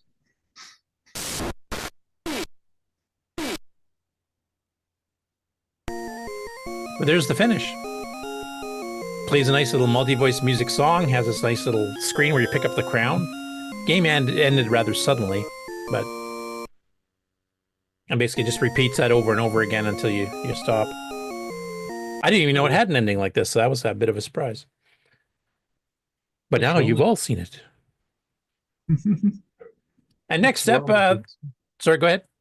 I was just saying, what's wrong with his face? He's not bloody enough. Doesn't look tired enough. Anyway. Well, he's wearing that weird, kind of half helmet with the chin guards. Cheek guard, yeah.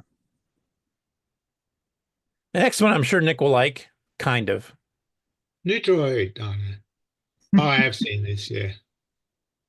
So Tim and AJ decided to play Gunstar. Nick's, well, I think currently the only 609 required game you've done so far, correct? Yep. And 512K. Now they made one big mistake. They didn't read the manual, so they had no idea how to cycle through the power-ups for your shots. They didn't have a clue what the different colored squares you collect are, so it's Probably They not had- played the best. I would definitely They not had use this bad- as a tutorial video. They had Should've left the faulty click in. joysticks. So they never got through even level 1. Yeah, actually, HA broke, I think, 1 or 2 joysticks during this. Yeah. Well,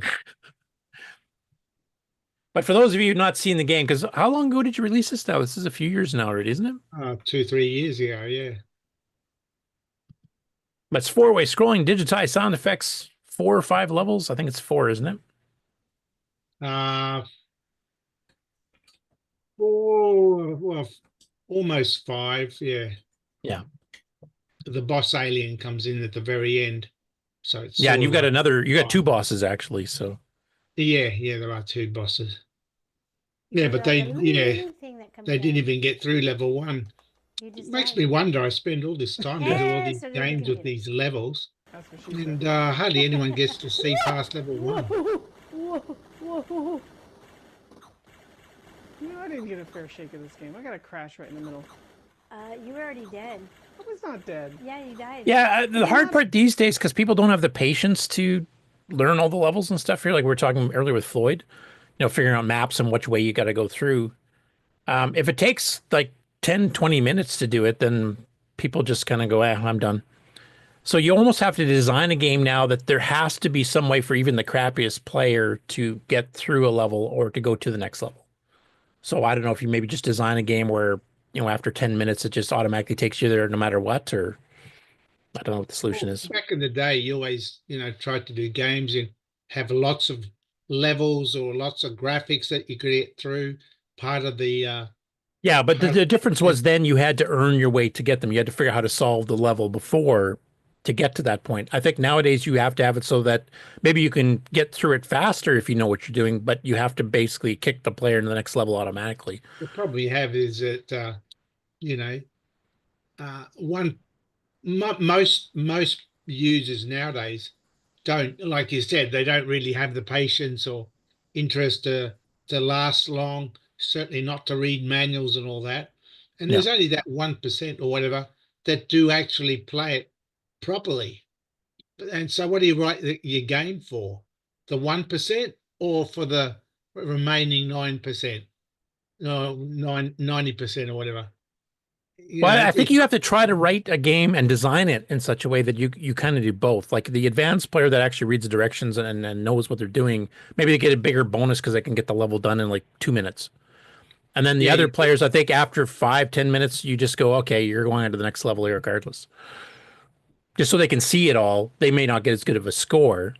Curtis, can we do the world a favor and not talk about Gunstar the idle clicker? No, thank you.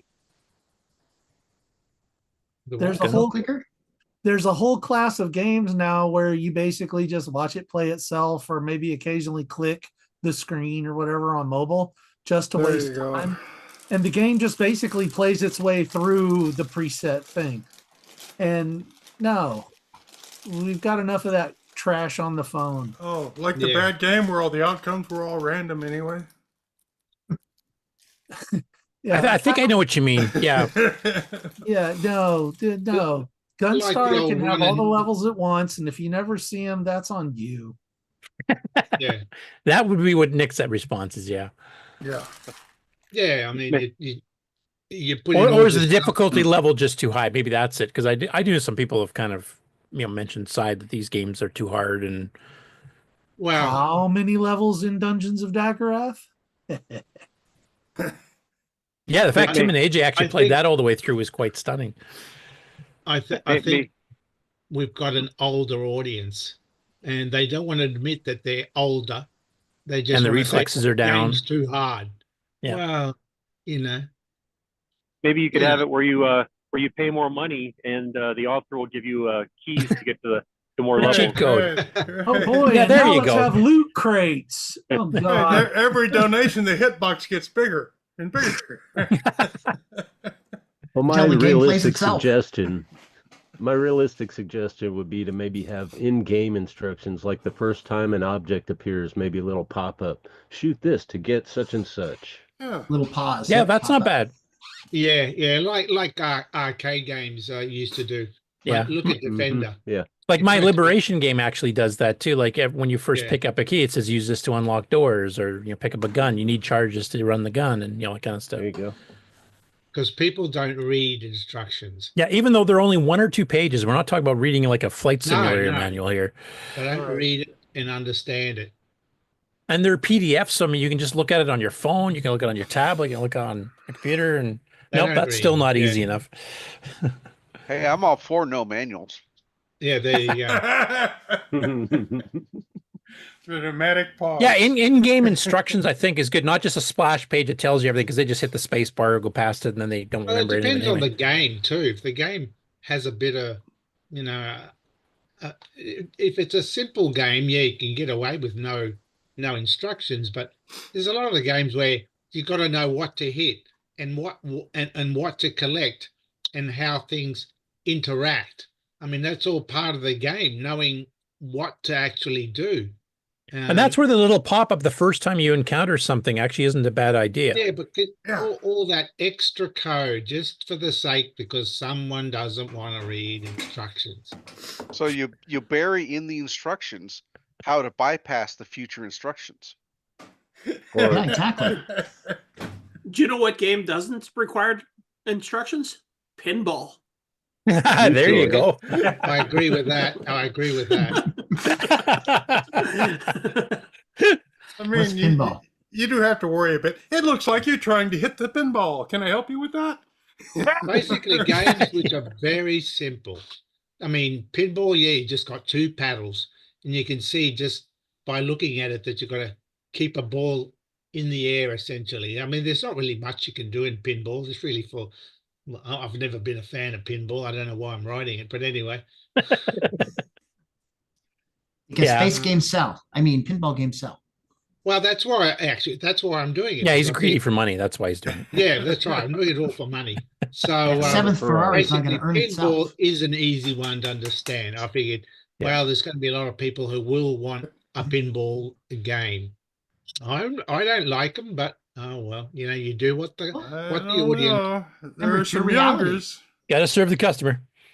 That's right.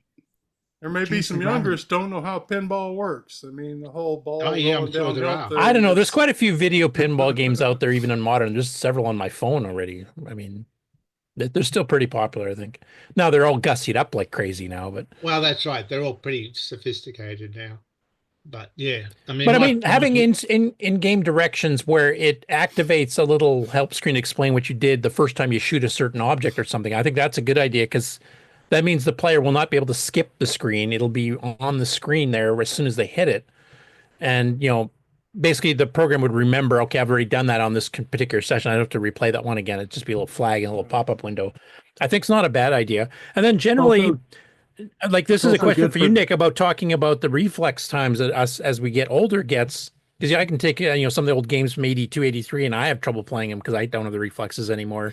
Do you just automatically make the games easier nowadays, or do you still try to appeal to the younger set to try to encourage them to play CoCo games? Well, you have to design the game so that you can't go by that old idea where you got to have reflexes. Right. I mean, look at Metroid. The Geezer edition. You know what the world needs is a level detection, a skill detection level. Instead of picking a level. Well, there are some that auto adjust to your play level. Yeah, you play a little mini game, and from the mini game, they can tell: are you smart? Are you dumb? Are you slow? Are you fast? These are different things that it could. Are you missing a limb? Yeah, that type of thing. Yeah. Well, like, are you good at discerning what you need to do versus actually doing it, and kind of balancing the game to fit. A dumb kid with lightning reflexes versus an old man that can think really well but can't twitch and jerk. Yeah. And as far as, the pop-up of, explaining what you just did in the game, actually a really good example that 60 Karen just mentioned in the chat here, don't shoot food. I'm sure a lot of you will remember what game that's from. That goes right after Don't Die, doesn't it? Yeah. The other thing I was going to add is it's good for those of us who actually did read the instructions but just can't remember any of it once we start playing. Right? Yeah, there's a bit of that. I know, like the auto adjusting thing, like actually Chronology Gaming just covered one of the very first games that attempted to do that. I'm trying to remember which one it was. Was it Necromancer on the Atari 8-bit? Where the game adjusts the difficulty level after it monitors you play part of the first level and kind of adjusts it harder or, you know, makes it faster or slower. If you're like really killing it, then it'll make it more difficult faster. And if you're not doing well at all, it'll actually slow it down.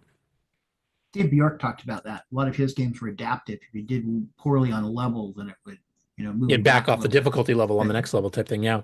That's Right. another, you know, possibility type thing. Which at least people, because some people do feel cheated. You buy a game that's, you know, got 5 expansive levels that are like 40 screens long each, and you can never get past the first one. You do feel kind of cheated. You are talking about Gunstar. Yeah. Or the other one is, the other option is that we've seen on the CoCo a few times, as well as on, you know, TurboGrafx and others, is have your little, you know, codes that you enter after each level. So when you finally make it to the second level, now you can just punch in this code it gives you and you can start on the second level. So you've earned your way to that point. You don't have to replay level 1 completely every time to get there. That's another possibility. Yeah, you do very much have to think about trying to make the game easy. Like, even if you watch this video by the drunk siblings that's on, I think they mentioned somewhere in there, they says, oh, where's the auto fire? Where's the auto fire? And I hate auto fire. I mean, it's just say it's a 0 skill level required. You just hold the button down. I mean, I could have programmed that, yeah. Auto fire, just keep firing. There's no Well, that's what skill. Alan was kind of talking about. Like a lot of the modern iPhone games and stuff is basically, all you have to do is just move your hold shift the left and button right. down. There's no skill. So what you should do is program your auto fire so it shoots 4 bullets and then skips 1, which will miss the target, and then shoots 4 bullets and then skips 1. But yeah, they're basically just steering games on the phone at this Yeah. point. You just move your finger left and right, and it fires off the massive volley of shots constantly. I mean, Gunstar, you can fire crazily. Just keep whacking the button. Well, especially if you get the power up, which they also didn't know about. They didn't know 'Cause you- about the power up. By that was in the instructions, wasn't it? Yeah. A pretty important one, actually. Instruction booklet. Who the hell put it there? Yeah, no, it is hard to balance the difficulty level in a game. Yeah, and it's different than it was back in the 80s. Like, because we are playing with people in their 50s and 60s Back in and the 70s 80s, they now. expected things to be hard. Otherwise, they'd say, this game's no challenge. You know, whereas nowadays, this is too hard. Yeah. And that's a tough one. I don't know how you fix that. I mean, Yeah, it is hard. back in the old days, we would have the cheat pokes like, okay, I'm going to bump my men up to 255 so you can just play forever and ever, you know, until you get to the second level and get to see it type thing. And you did add the Wimp Hero, as we're showing on the screen right now, where Yep, there it is. Select skill level. And they picked Hero every time because they wanted to have their score show up on the high score see, table. that's the thing. They said, oh, I want to, yeah. Mind you, Wimp isn't really that much easier. I mean, I reckon I need to make it even easier still. But anyway. Yeah. The fun of game design. Is Floyd still in the call? I was just wondering, did he have to deal with this kind of thing back in the day too? Or I think He's he still had here. to leave. What? He's still here. I'm sorry. I was honestly, I was only half paying attention because I was trying to fix some of my apps in GemQuest. No, we're just having the discussion on game difficulty, you know, back then versus now, and how you try to make it so that a player doesn't feel cheated that they can't ever get to level 2, or like, did you have to worry about that kind of thing when you were running games, or do you worry about that nowadays? No, not really. There you go. There's a proper attitude, Nick. Just tell all the users to screw themselves, and you'll take what you get. Just stuff them. It is difficult for to design a challenging game when you know everything that's supposed to happen. So you know how to get through all the levels, and you know how to do certain things. So it can be. I don't think that difficulty has changed from back then or now in making it challenging, but not too challenging. Yeah, that's a hard balance. Hey, Nick. Yep. Erica says, charge for each shot. Let auto on. There you go. And something else you could do too is that you have endless ammo, as I remember, in Gunstar. But if you let the auto mode, then it like depletes your system, and then you have to wait to recharge. Actually, Nick, I got the solution for you. When Henry has his whole networking gaming framework finished, then you can just use in-app purchases for auto fire. Oh, there you go. Bonus Buy the bullets. weapons, and you can just like rake in the cash from the people that can't play very well. Brilliant. I'm sorry, I've totally corrupted your thing there, Henry, but Right. Can horse armor As be long far as, behind? as long as Henry gets a cut. yeah, it's 30% off the top. Microtransactions. Everybody's going to be rich. Anyway, that's the game on news from this week. So I'll switch over to some. I'll go through the upcoming shows first. That's not the right window.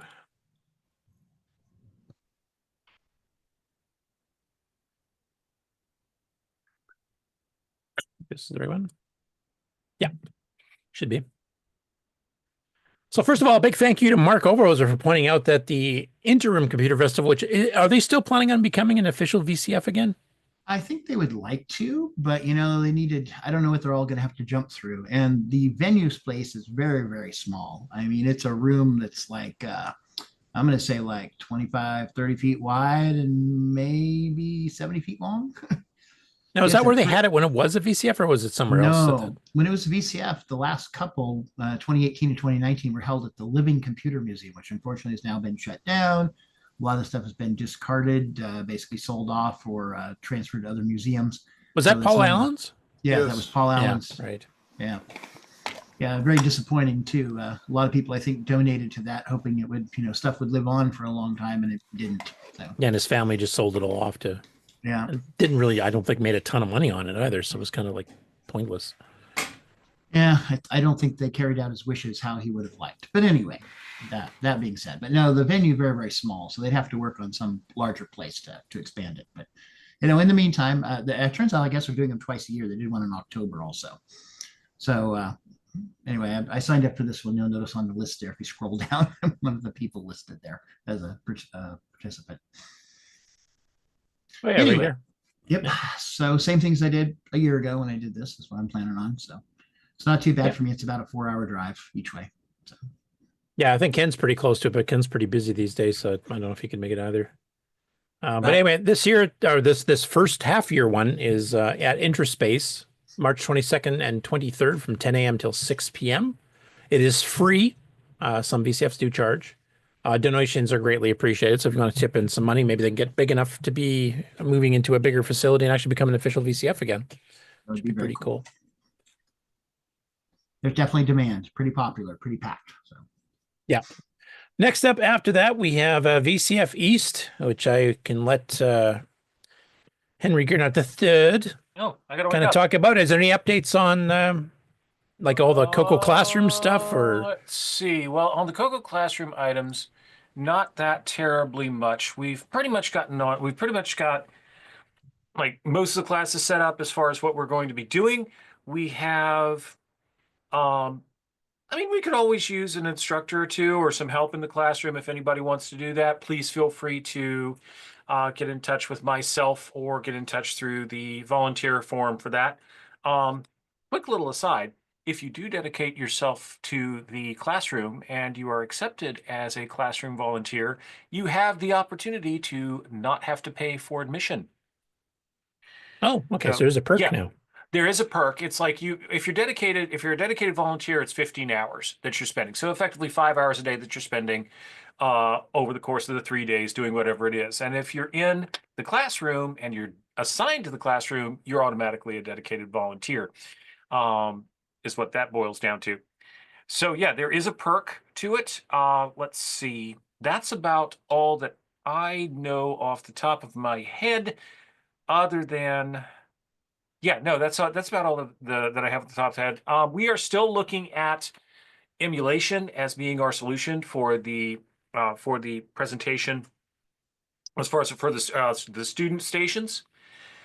That's going to be the easiest thing to do, more likely than not, unless Terry bounced away, and I wanted to ask him about this, but unless for whatever reason we all of a sudden magic our way into 20 CoCos with 20 screens. I'd probably go for the emulation. Yeah, the emulation's going to be easy, much more accessible, overarchingly. But yeah, so I'm still looking at that as being fun. We're still sussing out exactly how things are going to be put together. But yeah, it looks like a lot of fun. Y'all ought to be there. Yep. And for the dates and stuff here, it's April 4th to 6th.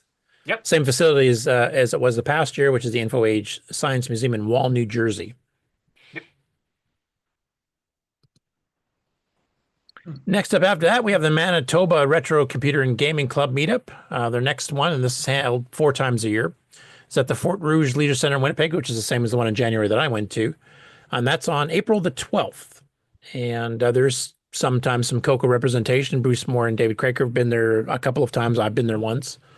And it's a small, just kind of a get-together type thing. And they usually have a theme. The theme for the April one is the Commodore 128. Last one in January was actually about Tandy Radio Shack. So it covered like Pong, held games, and CoCos and a Model 1 and, Armatron robots and all kinds of stuff. It's a lot of fun. It's a nice, cozy little show. They usually have a presentation guest.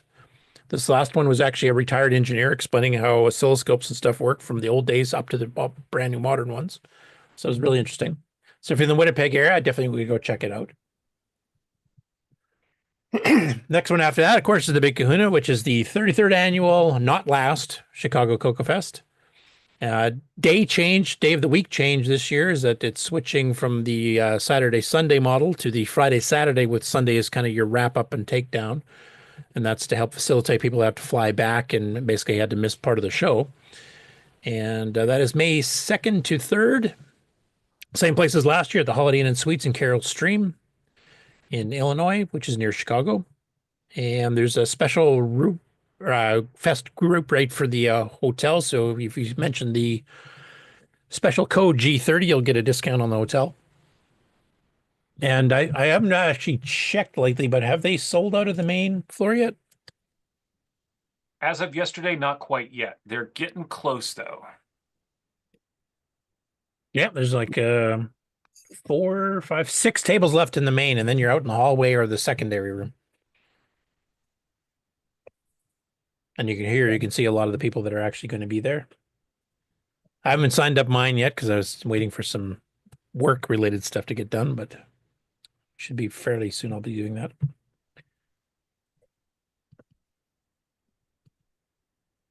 Next up after that is VCF Southwest in Texas. This is June 20th to the 22nd at the Davidson Gundy Alumni Center, same place it was last year at the University of Texas in Dallas, Texas.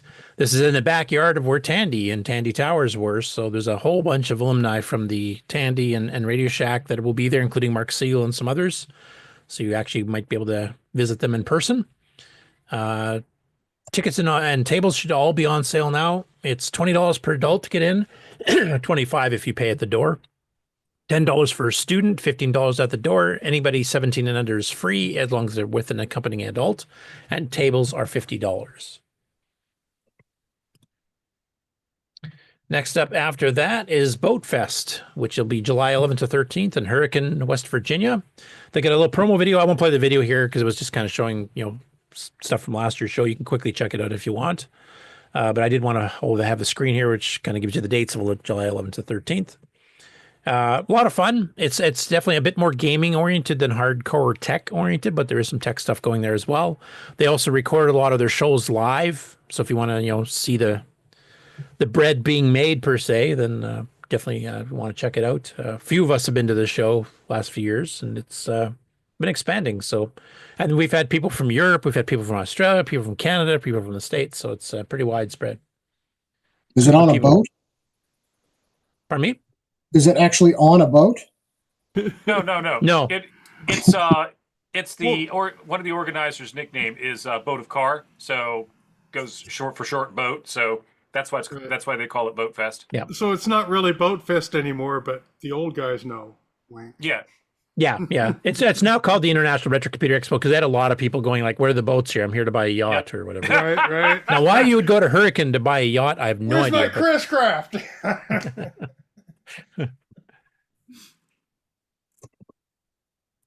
Next up after that is the Vintage Computer Festival Midwest. This is the 20th one. And as far as I know, this is the biggest retro show in the world, or at least North America.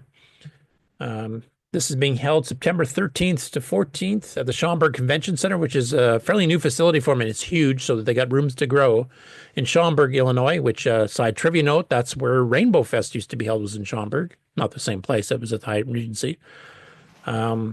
And there's a lot of collaboration between CoCoFest and VCF Midwest. Jason Timmons, who is one of the main organizers for VCF, has also been our auctioneer for the last few years since Tony Pedraza retired from it.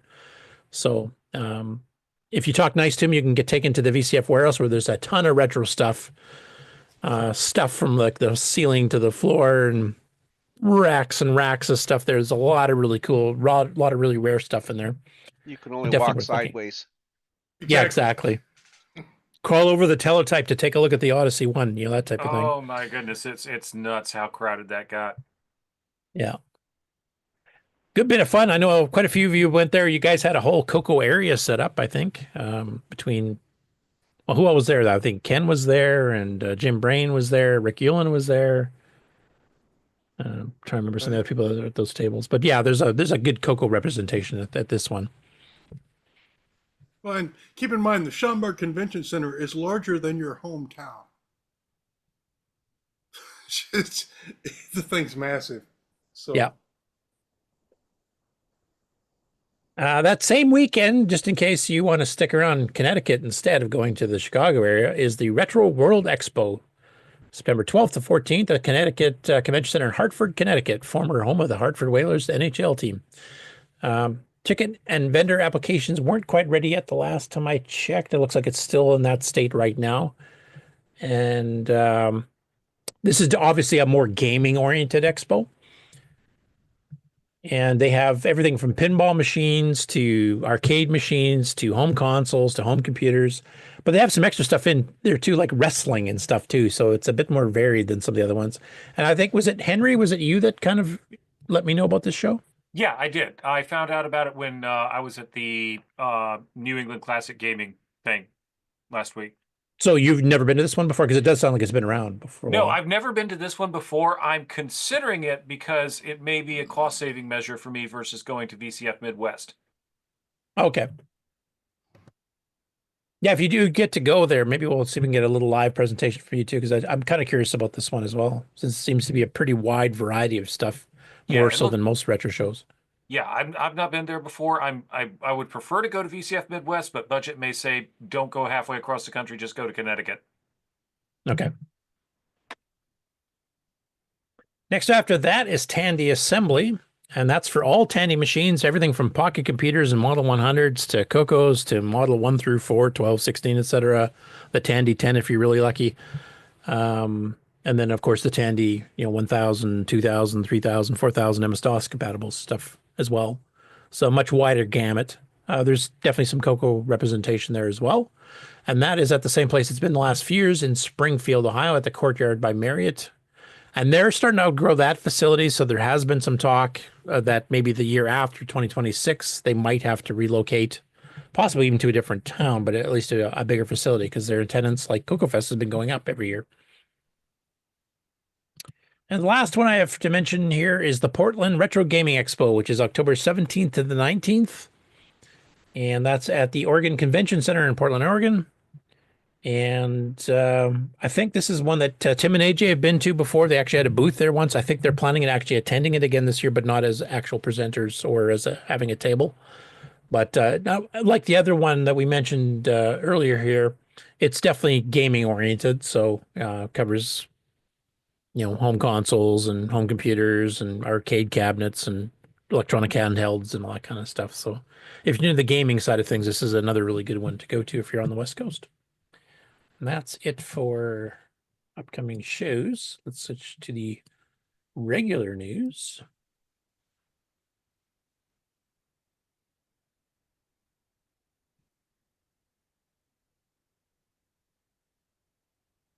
Okay, so first up, George Jansen released palette automation / animation, lesson 15 part D, where he actually goes a lot more into the code here. And I'm not going to put all that here. If you want to learn all the assembly language programming, you should definitely check out his series here. And this is the fourth part on pilot animation.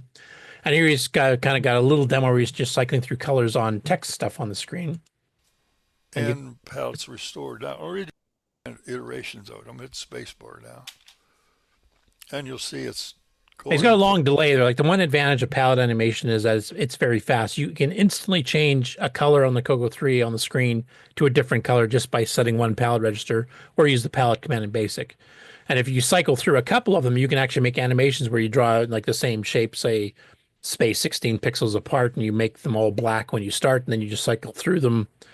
You know, I'm going to make color 1 white, and then color 1 changes back to black, and color 2 becomes white. And it looks like you're actually animating the ship flying across the screen.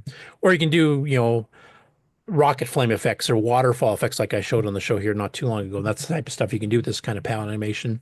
And it allows you to look like you're making the computer just, you know, a lot of complicated displays a lot faster, so that even BASIC can handle some pretty intense animations easily without, you know, taking too much CPU time, because it's literally the hardware is doing the drawing for you and changing all the colors. So I know, like, if you've seen some of Nick's games, he has a pulsing effect on, you know, pressing the key to continue and maybe some other things there, and that's all using palette animation. Even the moving checkerboard in the background, that has some trickier timing to it.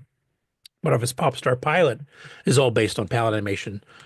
Some of the bouncing ball demos, the spinning of the balls, all done with palette animation. So there's a ton of things you can do and use it to your advantage here, which is a kind of thing you cannot do on a CoCo 1 or 2 without brute force drawing the screen as fast as you can to change something. Anyway, a big thanks to George for releasing this series, because it's basically the only online video series on learning how to program for the CoCo 3 specifically. So you're dealing with stuff that is unique to the CoCo 3, like, you know, how to use the MMU to use greater than 64K, how to set up the higher res graphics modes, how to use the timer interrupt to do all kinds of stuff like background sound smoothly, and how to do palette animation, etc. So big thanks to George. And if you are one of those types of people who doesn't like to type in long listings of assembly code or source or basic source code, George has his own channel on the CoCo Discord, and you can actually download the disk images that he releases for every one of his episodes, and just load it up and start fiddling with it and go from, you know, where he left off type thing, rather than type it all in for yourself. Next up, we had a post from Alan Huffman on his Subetha software, which actually was a CoCo software house that him and Terry Todd and some others sold software through back in the day, in the, I guess, the very late 80s and early 90s, mid 90s. And he went digging through some stuff here. And as he mentions on a blog post, I'll just read the beginning here a little bit. He said, while looking for something completely unrelated, I ended up going through some of my old BBS discs. In addition to my all-RAM tape-based BBS, which I found interesting because that's something I never tried. I worked on several other BBSs that were never completed. One of those discs had something called maze.bas.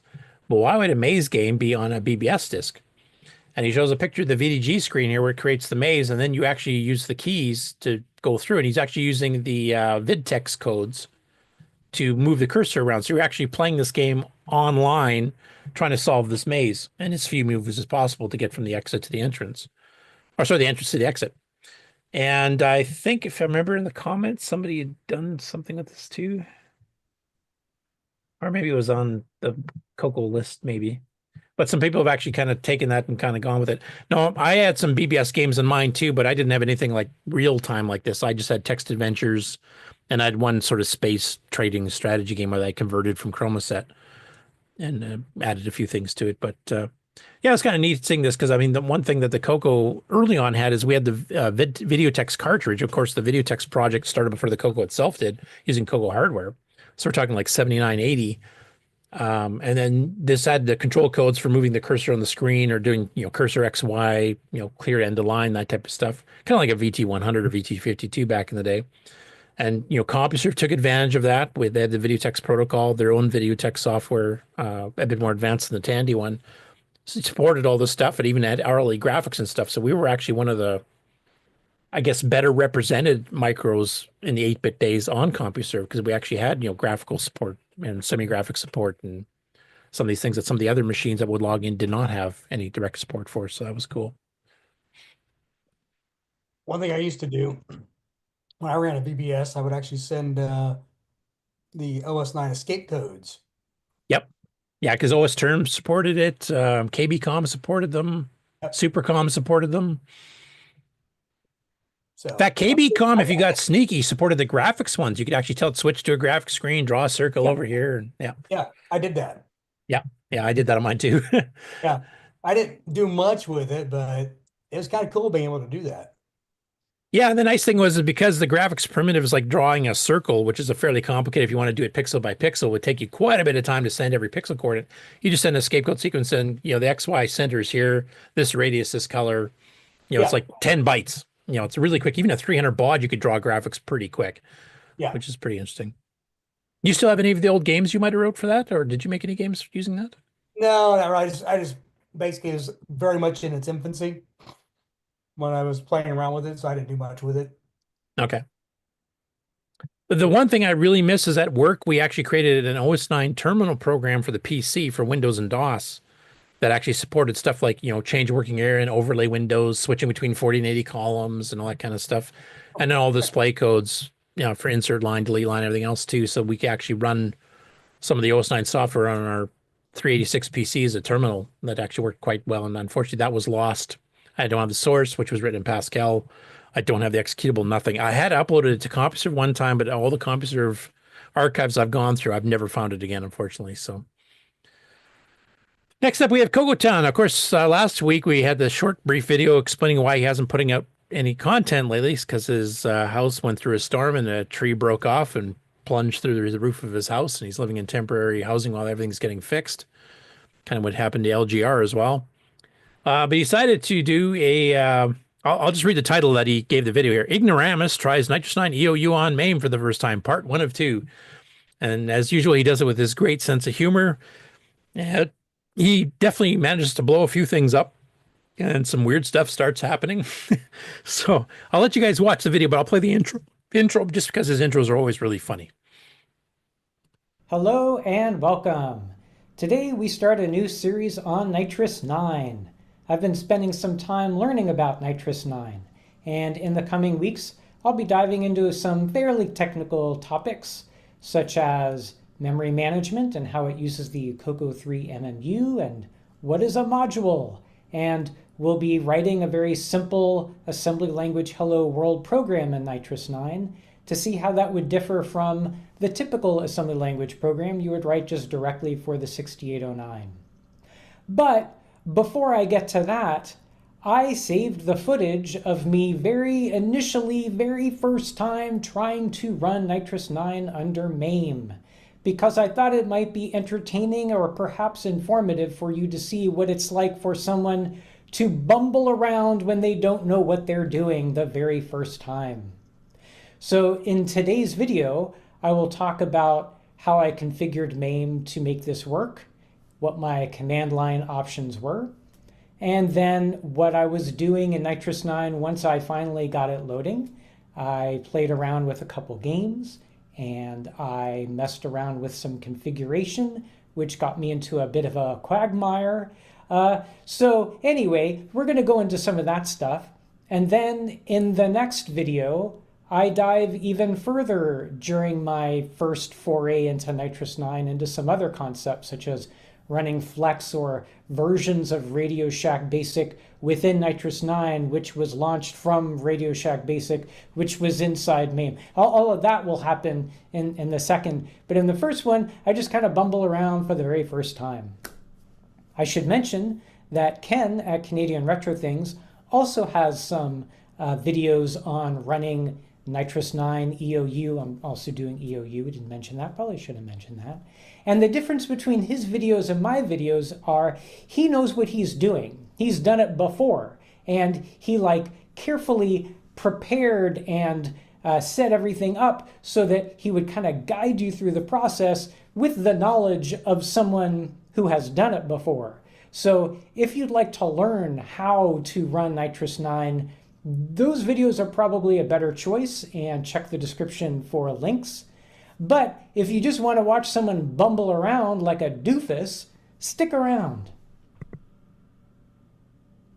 Boy, he obviously doesn't know the any of my outtakes from doing those videos. You're still here. Let's get ready to bumble. What was that, Ken? I said he obviously doesn't know any of my outtakes from those videos. No. As I bumbled No, you got around it trying to do fooled. stuff.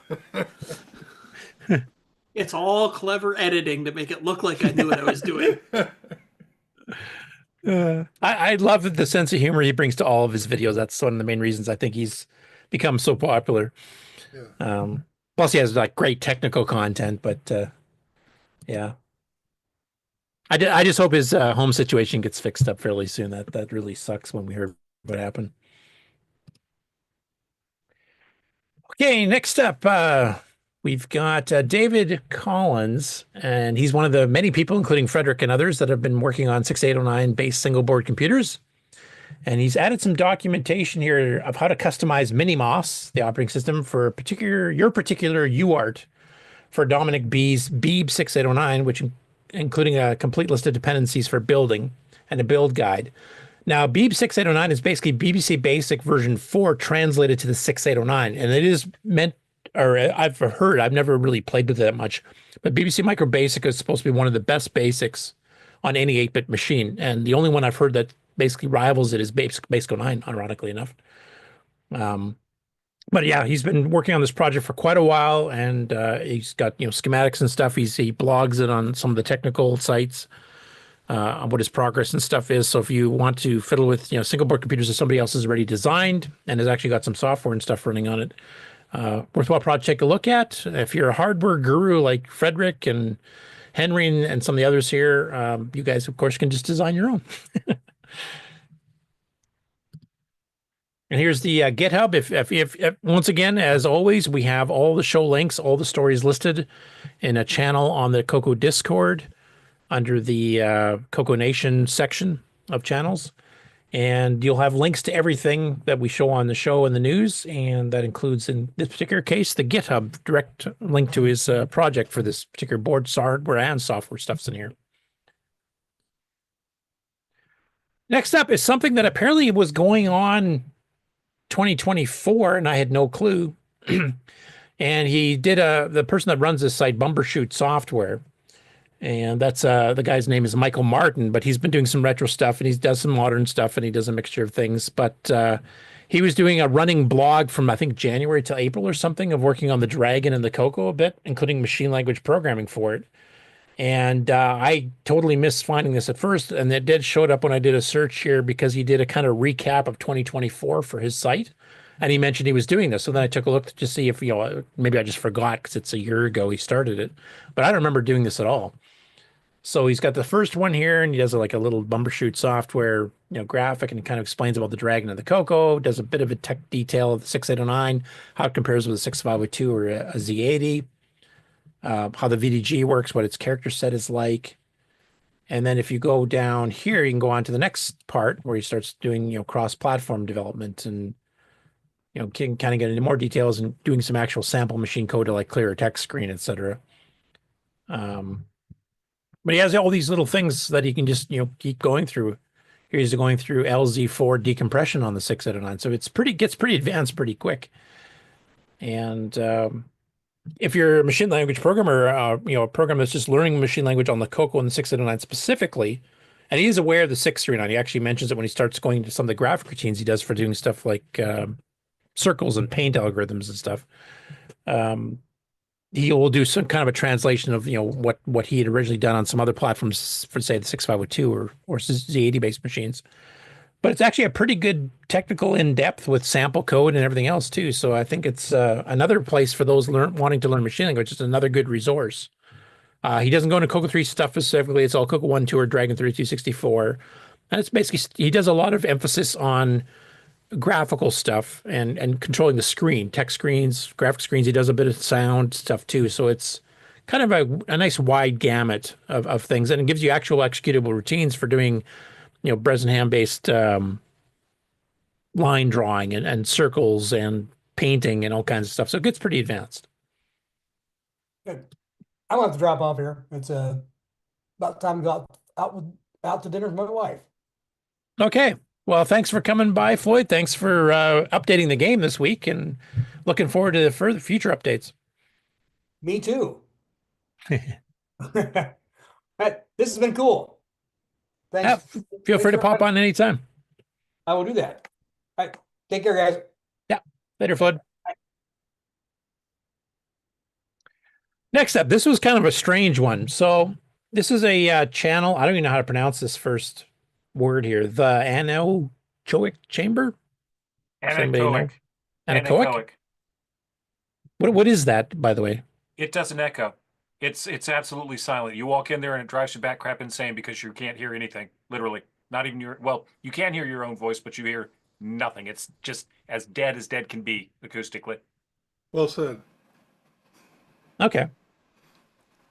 I didn't even know what that was. So that's interesting.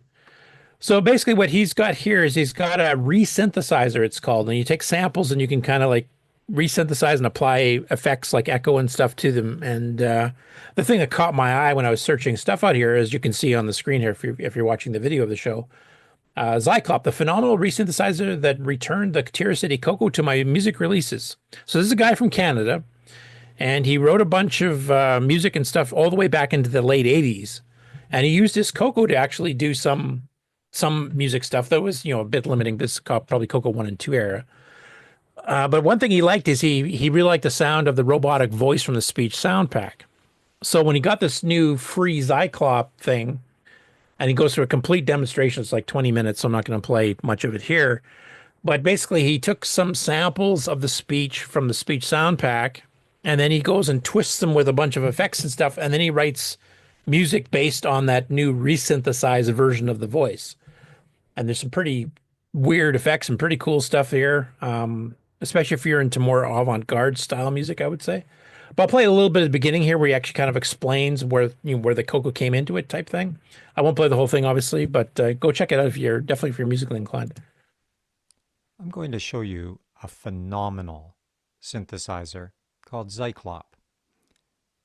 The sound we're about to hear was based on this recording that I made of a color computer, TRS-80 Radio Shack, CoCo, otherwise known as, doing a little speech synthesis.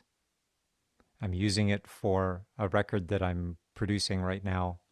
It's a remake of Zulu Matrix Hyperspace, a record that I made originally 31 years ago. Anyways, let's get on with the sound of the CoCo speaking. Hyperspace complete. So using that, I loaded that sound into Zyklop, and then I'm using that through resynthesis to turn it from that voice into this.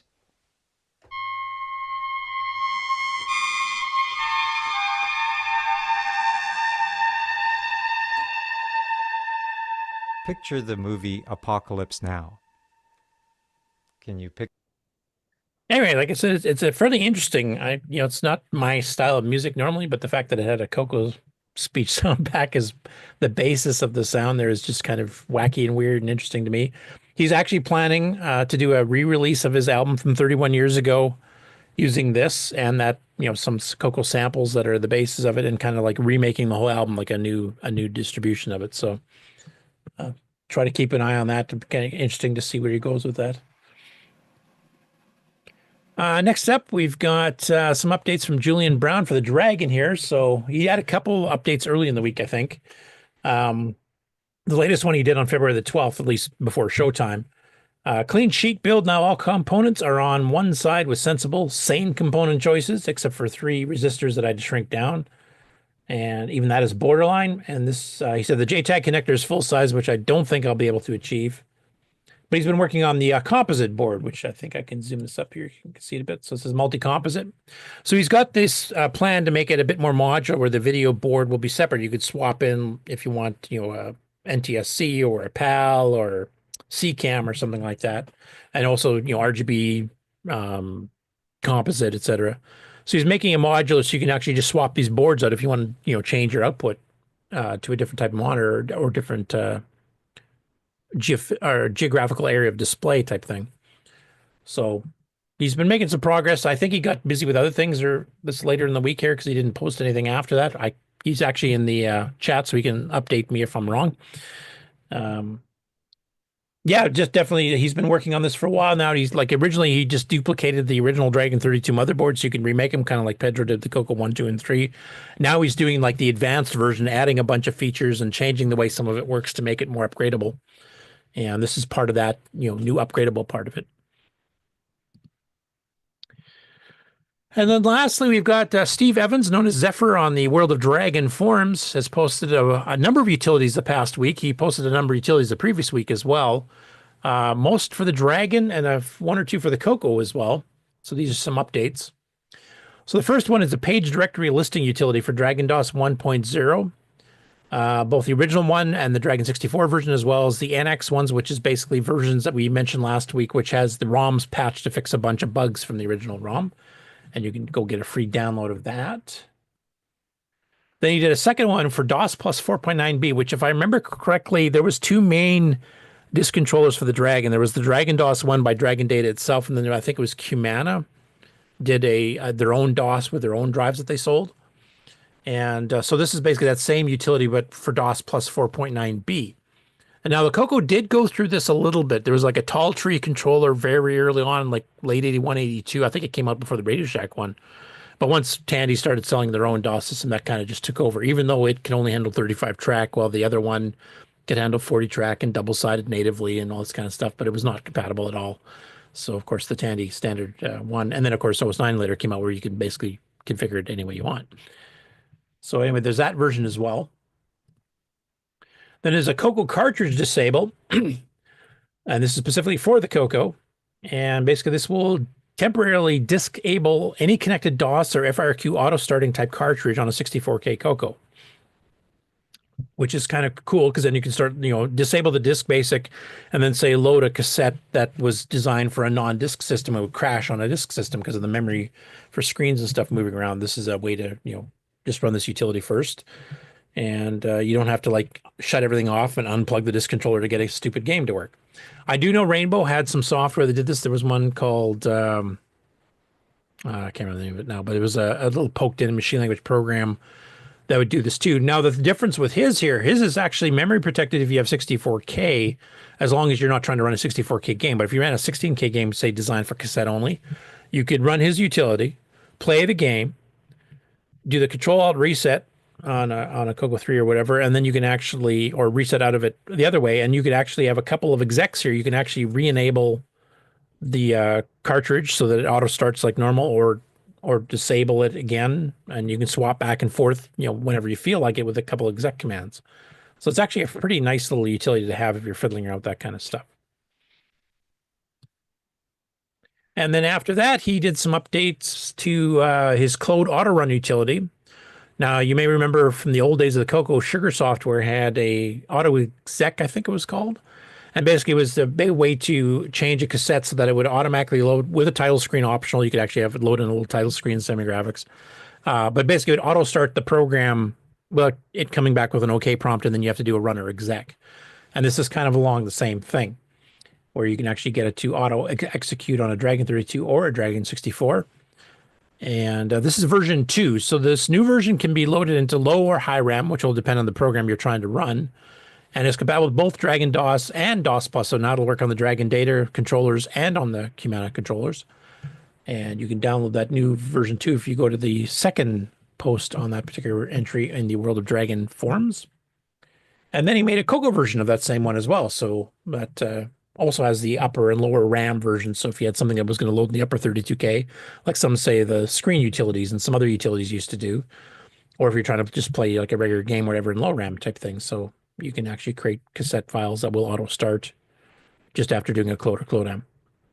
And that's it for the news this week. It's been a bit lighter of news, but I figured our show will still go long because we had some guests, but also since it is our 400th episode, whoever thought that was going to last this long? Just wondering what is your guys' thoughts on the show? I mean, obviously it started as Coco Talk and then changed to the CoCoNation a couple years back, and we've kind of changed the format of the show a few times as we go. The theme music has changed. Just wondering what is all your guys' thoughts? This includes you all in the chat as well on us reaching this milestone of 400 episodes. And if you have any favorite or things that you would like to see change, that kind of stuff. I love it. This is what makes Saturday work. You get a horrible week, and then you crank up the green screens and the 6809s and just get away from all that.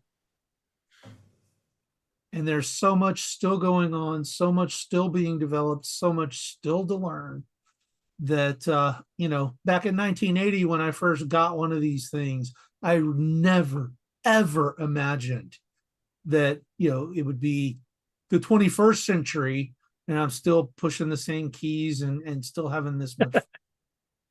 And 400 episodes of news and stuff and shenanigans. Yeah. Right. No one imagined, except for the 20 of us that are here. Watch. And the other 20 or 30 in the chat. Yeah. So We've on got, that, 39 watching on YouTube and Twitch. So on that note, by the way, we're wrapping up our 8th year. We started in the 19th of March in 2017 with CoCo Talk, the run up to the 2017 CoCo Fest. There was like 8 weeks, and then skipped for that weekend, and then came back, and we just never stopped since then. So we just keep doing this over and over and over again. That's 8 years. Been doing this 8 years. That 400 is weeks, right? Yeah. So we're going to meet back for 800? I think so. It doesn't seem to be slowing down. It seems to be picking up, if anything. I will say the two favorite things for me, I love the interviews. I really like doing those. And some of the people that have been on have been so interesting. The one that Ken and I did with Robert Kilgus, for example, that was a highlight from last year because I mean, that guy was early into the computers in the 50s, type thing. Like he has a history with them far beyond most of us, and super smart, still smart as a tack. He's in his early 80s. And the other one, which is a bit more serious, it was this was my lifeline to sanity over COVID, because we're all locked down. You're not allowed to go, do things and see people and whatever. And this was and my work dropped off like a rock because of COVID. So I mean, my income dropped like 80% overnight, and it kept my sanity. Like it was the one thing in life I had to look forward to at that point. And I don't know if I would have made it, without that, honestly, or I would have been in much rougher shape anyway.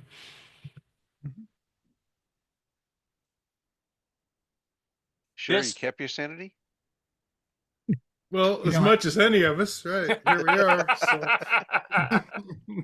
Alan was talking about looking forward to this every week, getting together. It's like over the years, I've described CoCo Talk and the CoCoNation as kind of like, it's kind of like a user group meeting where we get together once a week and people bring their stuff and show it off. And, it's like us here on the panel are kind of sitting up front, and everybody else in the audience is sitting out there watching, and they can raise their hand and ask questions. And it's just what it is. It's a user group meeting. We get together every week. It's like, I look forward to meeting with everybody every week, talking through stuff. And we talk in between other times too. We have lots of other channels, the CoCo Discord and some individual Discords, and the Game On Challenge on Thursdays if you're gaming oriented. Yep. Yeah. Again, even I play that. Been busy the last couple months, but it's like we all get together and hang out. This is what we do for fun. I do want to quickly mention too, because I don't think we pointed out earlier in the show, but if you look in the lower left part of the screen, you'll see a little 45th anniversary of the CoCo, because it's the 45th anniversary of the CoCo 1 this year in July. But celebrate the 400th episode of CoCo Talk / CoCoNation. Was designed by Ron Delvaux, who couldn't make it today because I think he's traveling, if I remember correctly. Or actually, I think he's at a funeral. Yeah. Toledo, Ohio. There's a whole whackload of stuff coming in on the chat here. So if somebody wants to talk about on the panel first here, what their thoughts are, and then I'll go back and kind of read some of these. This is really a huge thing for me because, it's a major source of social activity, considering that my work has me buried in the Bible pretty much all day, working with people who are in addiction and addiction recovery. This gets me out of that entire mindset and into my rest space of techie stuff. Exactly. That's still an addiction. Oh yeah, but it's a nice one. Nice distraction. It's a non-detrimental one. Yeah, All right. and it's not something that's life controlling for me either. Once it becomes life controlling, it becomes an issue. Do I work my life around a lot of this stuff? Yeah, I do. But by the same token, when life happens and I can't be here, I just let you all know that I can't be here. And Yeah, and we miss you. There's Yeah, a and I rotating appreciate that. bunch of people on the panel here, so I mean, we're never short of having hosts here. So Right. Some of us have no life, and we're here pretty often. and- yeah, exactly. Our cross training is getting pretty good now. That's incorrect, Rick, because getting together and talking about Coco stuff and working on OS9 and stuff is a life. Yep. Well, yeah, I'll grant you that. Not one of our better halves probably think is a life, but yeah. Oh man, I know my wife loves the fact that I stay out of her hair basically every Saturday. He's off in that room all Saturday. I can do anything I want. Woohoo! Saturday party time.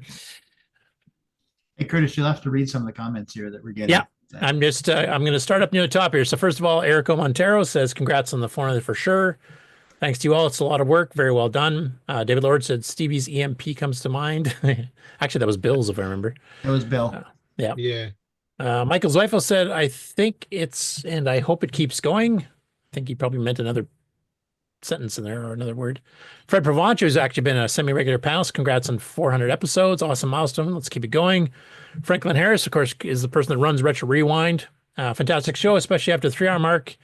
Hearing LCB's voice in the background lets me know that I'm still awake and to keep working. It's supposed to have the opposite effect. You're supposed to be conked right out by the time that happens. Well, no, you need something mindless behind you to keep you soldering along.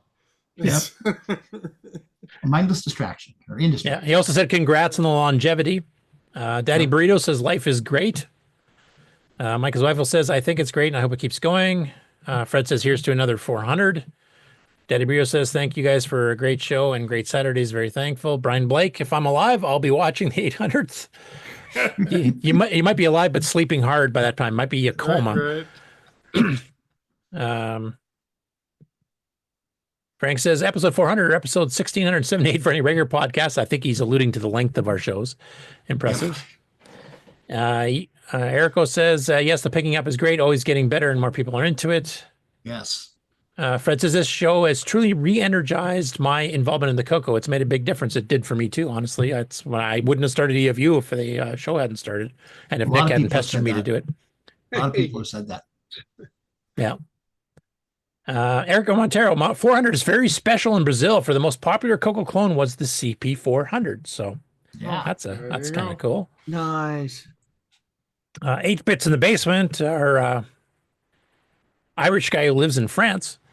The work that you all put into the show is huge and much appreciated. I never had a Coco until 2019. That's when I discovered the show. Because of you guys, the Coco is a huge part of my retro. And of course, he's got his whole gaming channel going up again. And his very first episode was a Coco game, Canyon Climber, if I remember. And he also said, thanks to all of you and long may it last. Tom Eric Gunnarsson, thank you guys. It's the one thing in the week I prioritize over most other things. Wow. I don't know about your priorities, but thank you. You know what sort of life he lives. David Lord, I look forward to it every week. My wife refers to it as Coco Loco. That's pretty accurate, I would say. Yeah. Mm-hmm. Frank says, not sure. I think I would end up spending less money if I was hooked on cocaine versus retro machines. Oh, yeah, the other Coco. Right. Thank God you're not an Apple One collector, because you probably prefer the cocaine for cheapness then. No cocaine. Yeah, cocaine. There you go. Michael Zweifel says, this show got me back to the Coco again. I now have many Cocos and collecting vintage Coco software. Spotless Mind 1975 says, congratulations for the 400 episode. Brian Blake, I've been playing with EOU because of the show. Well, thank you for that one, because that's a pet project of mine, obviously, from doing the original Nitrous 9. So, and thanks to Nick for pushing me to finally make a version that, as he said, normal humans would run. Sucker. Showcase his trash can. And because I've been stuck doing Nitrous 9 EOU now for almost a decade, that's why I keep bugging Nick about pinball and Neutroid. Any other thoughts from the panel? I was just going to say that numerous people I've seen that have found the Facebook group and then, the Coco Discord and then the show, they're just have said, I am just totally amazed at what's happening in the color computer and Dragon community. There's all this stuff going on. And it's very encouraging them to see such interest in such an older computer and, you know, a lively community. So, yeah, I would agree with that. So is there this level of activity in other platforms? Some I would say yes. Yeah, there is. I don't know about the Commodore. I know Apple, there's been a Joe's Computer Museum. He's kind of done a show like this that we do with a smaller panel. And I think they're up to like 70 episodes now. Yeah, the Retro Roundtable. Well, no, not Retro Roundtable. It's Retro Repair Roundup or something. Yeah, something like that. I've actually been on it. Yeah. Right. Well, Erico mentioned the CP400, and that's actually in the case of another retro computer called TS-2068. And the Timex Sinclair community, it constantly reminds me of the CoCo community as, you know, new stuff, archiving things, you know, helping people learn and get into it. And there are a number of people from the CoCo community that I also see in the Sinclair 2068 community. So yeah, I think I said some of the other 8-bits that had a really large audience to begin with, like the Commodore 64, the Apple IIs, etc. Ataris have their own, like there's the Antic podcast and stuff too. I can fairly safely say none of them have shows anywhere near as long as ours. I don't know if that's a plus or a minus, but or as big a panel. Lucky them. Yeah. And we spend a lot of time talking about the vintage computer festivals in different places. And also that's a very important thing because that's where Marco found me, you know, like 4 years ago or something, and has got me involved. So if we keep sending 1 or 2 people to all the different things and making sure there's a CoCo presence at it, that's a good thing that our group is doing. As I recall, Strick, you were very happy. You were wandering around VCF West in 2019. You're going, there's a whole couple tables with CoCos and 4 guys showing stuff off. Yeah, and just my OS 9 sentimentality coming back after. And then we said, we've got level 2. Yeah, because you were using it way back in like the early 80s. I mean, when it first got released, basically. 83, I was an OS 9 level 1 user and maker of computers of. Frank says no one has a show as long as this. Baseball games are shorter than an episode of the CoCoNation. Unfortunately. Geez, you should try watching a cricket game sometime. Yeah, I was going to say, as long as they're shorter. I think other than the length, the one thing that makes our show fairly unique is we're interactive, like not just the panel, but with the chat and stuff. And that's something I kind of stole from Twitter. And when Steve and I started the original CoCo Talk, that was something I really wanted to insist on. Because back then, CNET had all their shows interactive. You could talk to the hosts, and Twit, of course, did that, and the chat became part of the show. And, you know, some of those have kind of gone off doing that now, and I want to keep that going because that's, one, you get new people who want to join in because they get familiar with the show. They get to talk a little bit in the chat. They don't have to, like, come on camera or anything. But then they get enough involved that, you know, no, I do want to come on the show. I want to talk about this particular subject or this piece of hardware, this software, or whatever. So that's one thing I think is fairly unique. Well, they get to figure out we don't bite much.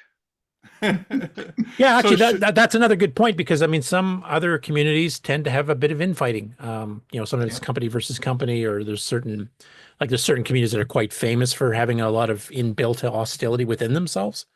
And I think we generally, for the most part, we do have a little bit of that. I think every group does, but it's generally not as bad here compared to some. We try to get along. Appreciate that. Except for Nick, if he makes another Neutroid, then all bets are off. But off come the gloves, huh? I'm just waiting for him to make his Nitrous 9 version of Neutroid. That's what scares me. Neutroid Gunstar, Neutroid Pinball, Neutroid Hour. Frank says, I see him coming. Not a bad idea. Jumping Neutroid, Neutroid Pipes. You should just write an entire Neutroid operating system. Yeah, it just runs itself. Erica Montero says we are more focused. I don't know. We can ramble, I think, with the best of them, but yeah, sometimes we're focused. That's why we have the asparagus word. Compliment from Brian Blake. He says CoCoNation is more entertaining. Thank you. Frank Harris said he knows exactly which community I was hinting to here. A bit of infighting? Ha!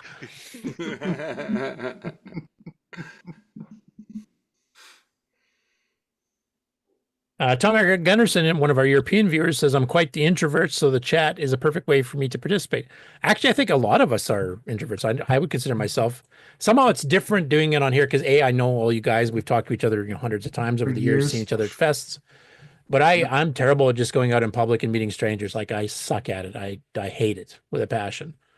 So I mean, this actually helps me. I mean, confess, this is a bit, So the thing I do here hides the fact that I'm such a shy guy. But you're from ZZ Top.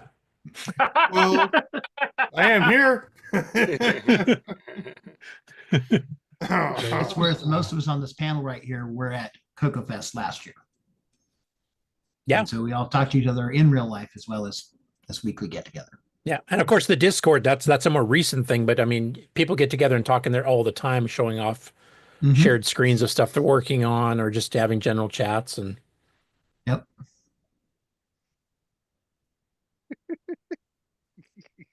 Oh, Frank, you don't know the half of it. His comment. Just ask Ken. He said, yet Curtis can talk about a UU for 9 hours straight. True story happened to me once. Ken, you want to educate him on how long these talks can last? Right. Only 9 hours? Tens of thousands of That was the kilometers. abridged version, Frank. That was the abridged version. That was the pocket novel version, yeah. That's the last We time left he's committed to Saskatoon one day and drove all the way to Chicago in about 21 hours, and I don't think Curtis stopped talking about He you the wasn't whole way. done yet. Because there's so Oh, much wait, I forgot to tell you about this system call. Right, Yeah. right. Where do we go back? And So, that was wait a just minute. level 1. All right, so Curtis, does this mean that if I pick you up in Chicago and drag you to Massachusetts for a con here that isn't done yet, but say that it is, I drag you to a con here, you will teach me the ins and outs of Nitros 9 by the time we've reached Massachusetts. He'll have read you the entire I'll get a source code start level. on it by that Yeah, time. that would be a start. You'll need to take about a month off.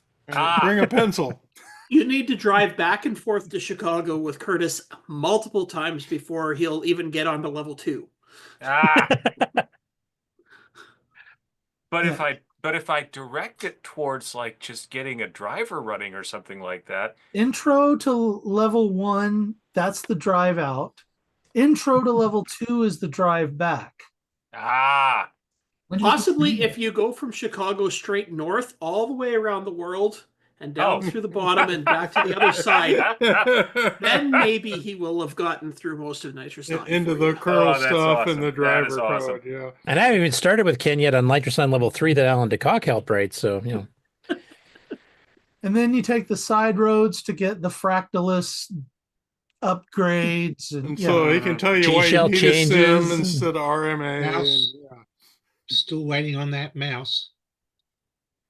Yeah, I got to get back to that actually once work dies You down. fest anyone. That's great. Brian, I think you're speaking to Curtis's heart right now.